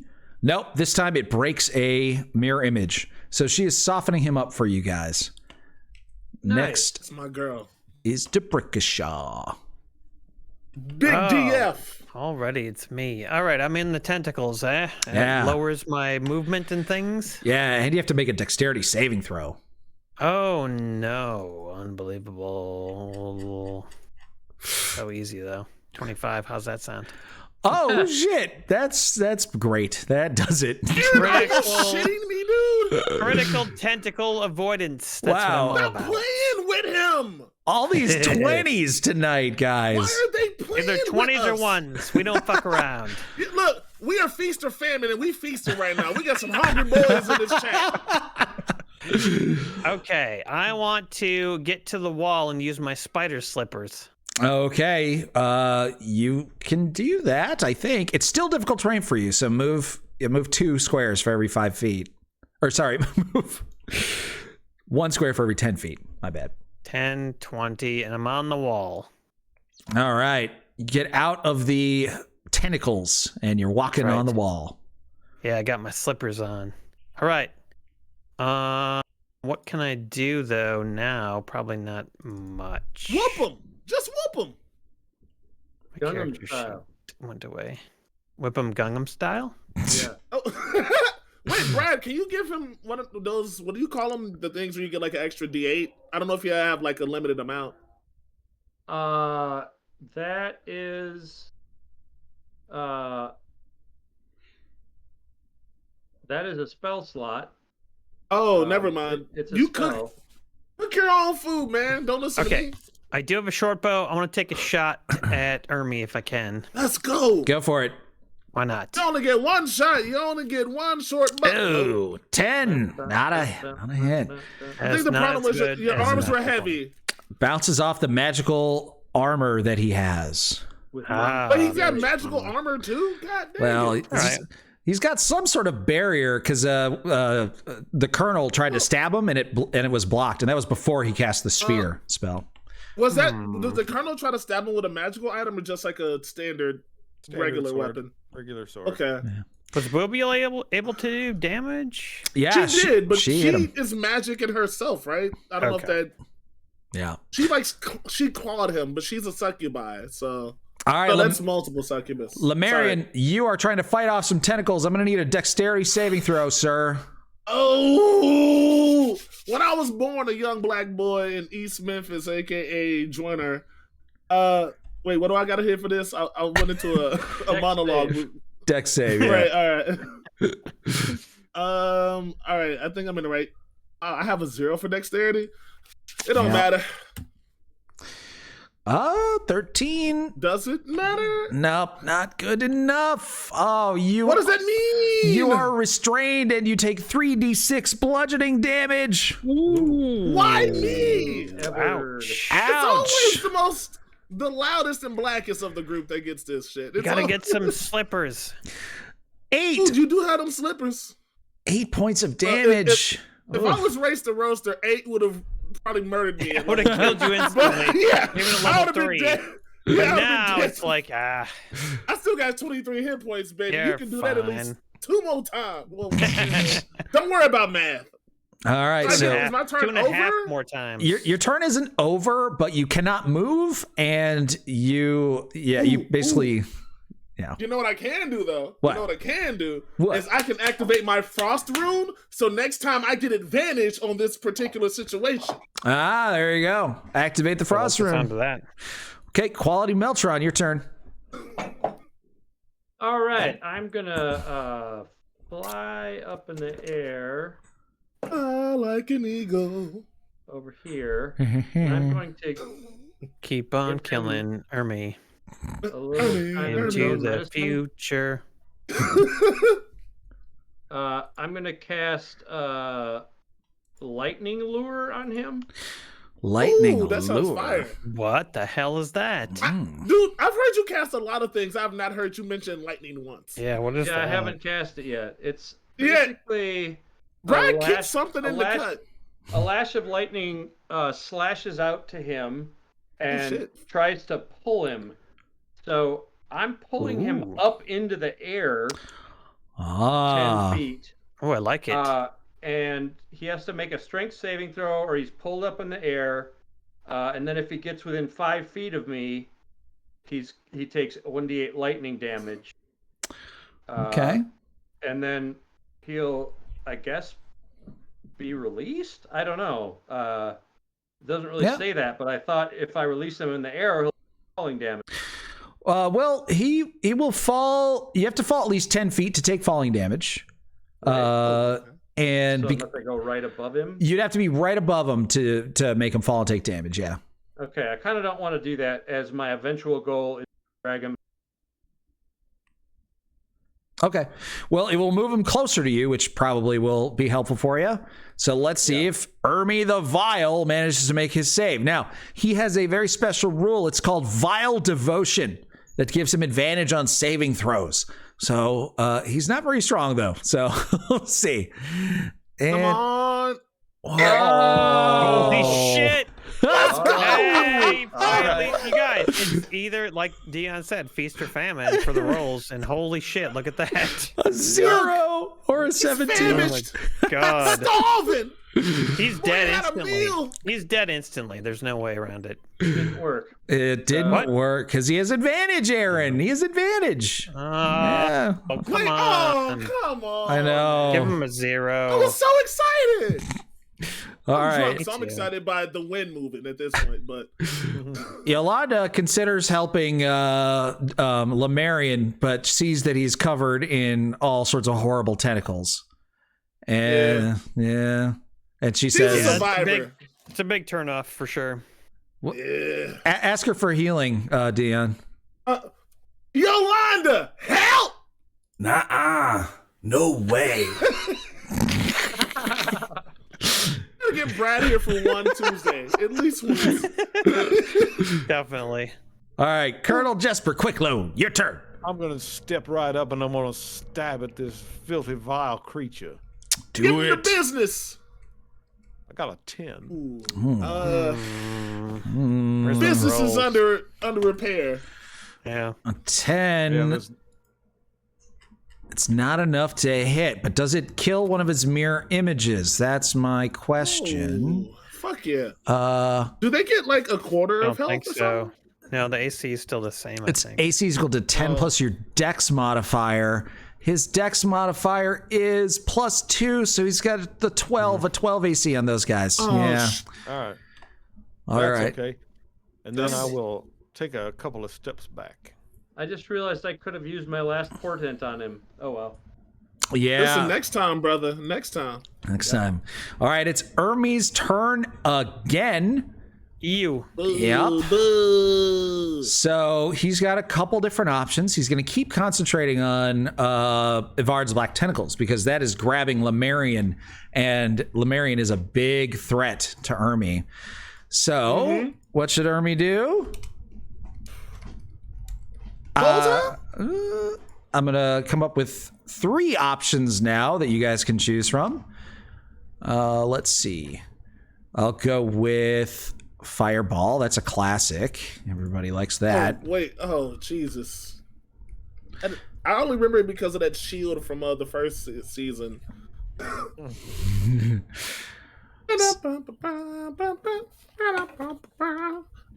Lord. He coming. Didn't you just say he was concentrating on the tentacles? Yeah, he's concentrating on the tentacles. Concentration? No, that's not a concentration. Tentacles? Fireball. Yeah, it's not concentration. Oh, Oh, okay. No worries. He's got Fireball or Magic Missile. Wow, he doesn't have a lot of. Evard's Black Tentacles is a concentration. Yeah. So. No, I was wondering if Fireball was. That's all. No. Oh no. Okay, so he doesn't have a whole lot of options if he's going to continue concentrating. So it's either going to be Fireball or Magic Missile. Why doesn't Twitch go ahead and choose? Choose 1 minute now. So Fireball is a bigger area, but if people make their saves, they can take half damage. Magic Missile never misses. Yeah, that's true. Magic Missile never misses. Yeah. Shit. So he could mess someone up with a Magic Missile. That's kind of OP. Shit. It doesn't do very much damage, but it always hits. Okay. Yeah. I don't think we're ever going to come back from Fireball at this point. The number of votes. Oh my god. Oh, Pretty God, much. I thought y'all loved us. 14-4 in favor of Fireball, and there's no way to overcome that. So, it's Fireball time, everybody. Let them fight. Great White Let Spark. This is Ermi we're talking about, says Great White Spark. Yeah, it's Fireball. Okay, here comes the Fireball. I get the feeling this is the last thing Ermi's going to do, though. I'm pretty sure. Okay. Goes out with a bang. Exactly. Goes out with a bang. He doesn't have very many hit points left, and Boobula is right on top of him, slashing him up. So he drops a Fireball, and that's going to hit Lemurian, Boobula, Quality Meltron, and Colonel Jesper Quickload. So go ahead and give me dexterity saving throws, everybody. Not me. I'm up on the wall. Not you. You are out of the They range. call me Lemurian Swift because it ain't touching me. I'm using inspiration. And I have a special ability, so if I fail this, which I just did. Oh. You don't fail it? Well, no, I get to add a D4 to it, but I don't think it's going to help me much. No. There's the Fireball. DC 14 dex saving throw. Oops. Yeah, I failed that one. Oh, God. Oh, 28 damage if you failed. So I get 14 then? Shit, I'm glad I didn't take damage from this. I am unconscious. Oh, my God. Oh, no. We got Yolanda, I brother. am Don't you also worry. unconscious. Okay. Oh, shit. I gotta get free. I would have been -10 dead forever. What? No. I only have 18 hit points. Well, that's not how it works in 5th edition. Yeah. Oh, okay, good. She would have had to do 36 damage with that Fireball to kill you instantly. Oh, good. Okay. But you would have possibly fallen into the tentacles. That would have been awful. Okay. Yeah. I'm safe, though. I'm fine. Boobula resists fire and failed her save, so she takes half damage. So she is still going. She's like a mad cat. She is just raking him with her claws. She doesn't even care that she just got blasted by a Fireball. She just wants to punish this horrible man. And that's exactly what she's going to do. She's going to claw him. Come on, girl. Natural 20! Stop! You gotta be kidding me. Wow. Holy shit. Wow. Oh my goodness. And another claw. That is also a hit. Now let's see if they hit the mirror images or not. Ambrosia Boobula is my favorite author, you guys. Wow. Okay. The crit goes through, but the second attack doesn't, leaving Ermi at approximately 6 hit points. What? Outrageous. Who's still alive? I am. All right. Wow. Okay. Next up, Debrikashaw. Your fellow Cultbusters are hurting. Yeah, they're not doing well, but I got to finish off this Ermi fella. Don't call him that. The break is me and you, brother. Mr. Zeg points out that Ermi has to roll for concentration on the tentacle because he just got hit. You're absolutely right. Sure does. Mr. Zeg. Good call, brother. Good call, Zeg. That's really good. Whiff! He passed. It's DC's 10. Yep. So he passed. No matter. I'm breaking free. All right. It's time for me to take a couple psychic shots. How many hit points are we talking about? 6. He's got barely any hit points, and he only has one of his mirror images left. Oh God. Okay. Cool. All right. Here we go then. Let's try the old psychic blade. Oh God, don't fail me now, man. Oops. Wow. That's why you get failure. 2 of them. That's why you get 2 of them. I do, but the second one's probably not going to matter, but I'll try it. Here we go. And it's a 13. 13 bounces off of his mage armor. Oh no. Oh, Lemurian, you are grabbed by the tentacles. They do an additional 3d6 damage. Oh God. Oh no. But I thought the tentacles. Oh no, he succeeded. He succeeded. Another 10 points of damage, Lemurian. Oof. Huh? Wait, don't I have to? I roll first, right, to get out? You can. Here, let's see. Hard select tentacles. It happened after I attempted the last time. It says at the beginning of your turn. If you start your turn already restrained, you take 3d6 bludgeoning damage, no matter what, and then you can try to make a strength or dex check to break free. So you can do that now with advantage. Ooh.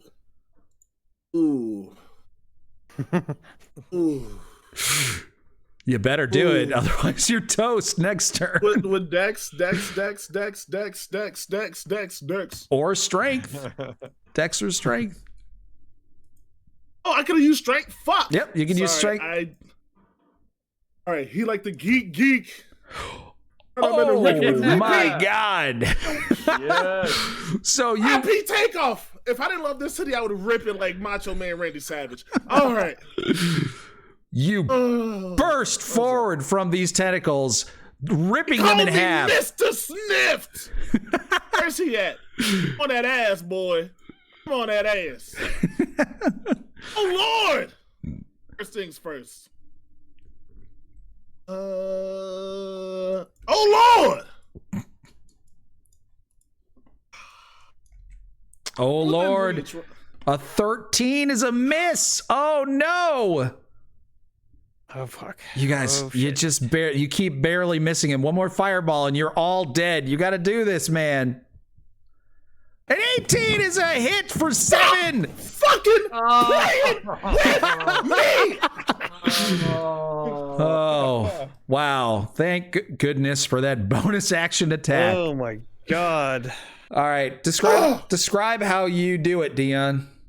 First off, I was furious that I even get whips. I'm the whip guy. No one else should be restraining shit. I rip him off. I stare him in his face, and I'm like, "That's your ass, boy." My first whip, I was too excited. It goes right past his right earlobe, and then I start like, "Oh, he coming! Oh, he coming!" That shit's spinning in the air. You can hear the woof, woof, woof, and then I just hit him right in the middle of his sternum. Crack that shit. He falls over like a sack of bricks.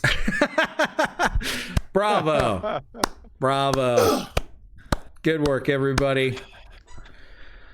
All right. Are you gonna let us be stabilized, or do we have to make our death saves? No, Yolanda flies over. She better. She heals What does you she up. say? What does she say? What does she say? She says, Hey. Yep. Here's some healing for you. Nice. well, good job, guys. You busted your first cult. I'll go through a very, very brief epilogue, but you have killed Ermi, the leader of this weird abstinence cult that was obsessed with the succubus that originally created the cult, many years ago. And the murders, the disappearances, they end. And you guys return Dabby Beefloaf unharmed, except for, mentally scarred, to his parents. And they pay you a meager fortune, 200 gold pieces, which you can just we don't even give a shit about that money. Yeah. They knew what we had back at the crib, boy. Should we let them pay us though? I mean, that seems wrong. I mean, we got all that money. Wait, aren't you like the shifty grifter dude? When did you get up conscious? When I got struck by a fireball and almost died. Oh, you saw your life flash and you was like, I gotta be better than this. Yeah, pretty much. We Yeah, need that's to how be it well went. funded, or we cannot take down other cults. All right. Somebody just had to say it, okay? Somebody had to say it just so it was said. But we're taking the money. We're taking the money. Yeah, we're taking the money and running, we worked hard baby. for that. We proved that the Cultbusters are absolutely fucking terrible at battle. It's going to be awesome. It's going to be so good. We're going to be, every combat we face is going to be amazing, folks. Get ready. I already knew I would almost die, but I had to do it anyway. Yeah, look, Yolanda's gonna ask for a pay raise because she's about to get real worked out. Oh boy. You guys took down a 9th level spellcaster. That's pretty good. Yeah, well, we're about as good as the actual Ghostbusters at combat, I'd say. The town guards show up. They arrest the cultists. The ones that died in the fireball, get buried. There's a lot, people are sad, but in general, overall, a lot of people are happy. You guys actually stopped these murders, and though a bunch of people died in the way, it wasn't your fault. People are willing to forgive about that. They lay all the blame on this person, Ermi, who that jerk. Yeah.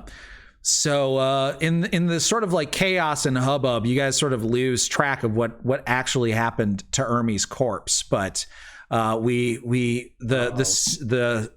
episode ends with a morgue, and Ermi's body is lying on a slab, and a bunch of people come into the morgue in hoods. They're not wearing bird outfits. They're wearing just black hooded robes.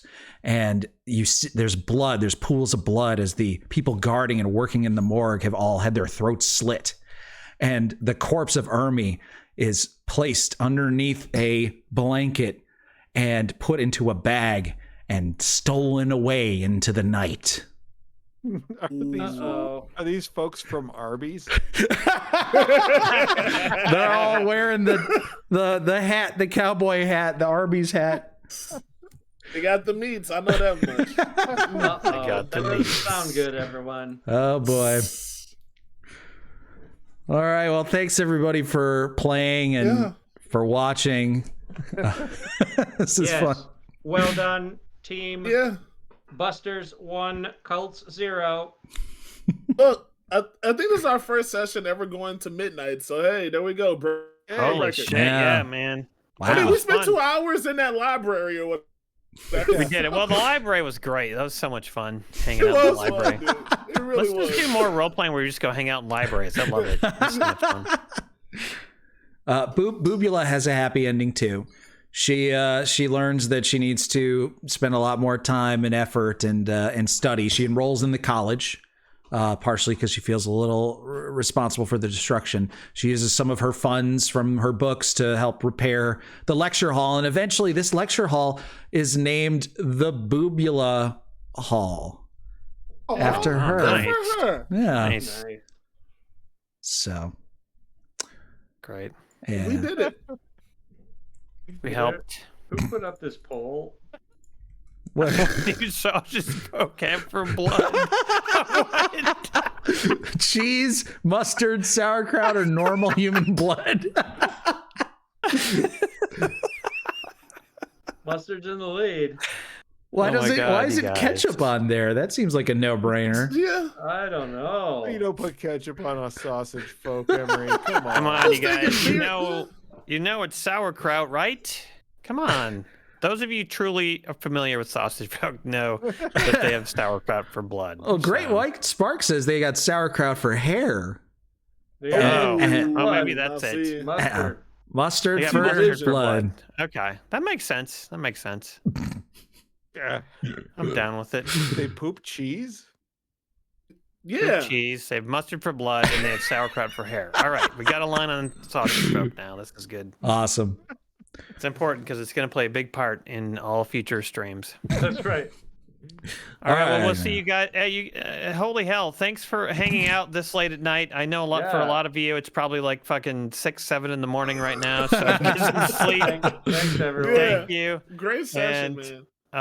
We will see you guys. Emery and I will see you guys tomorrow night for some Last of Us, if I can get it to work on my computer. And otherwise, we'll play Resident Evil. And then the rest of you, we will see you in the... We will see you in the glory days. Yep, what he said. Good night. All right. Good night. Good night. Night. Dian's final image was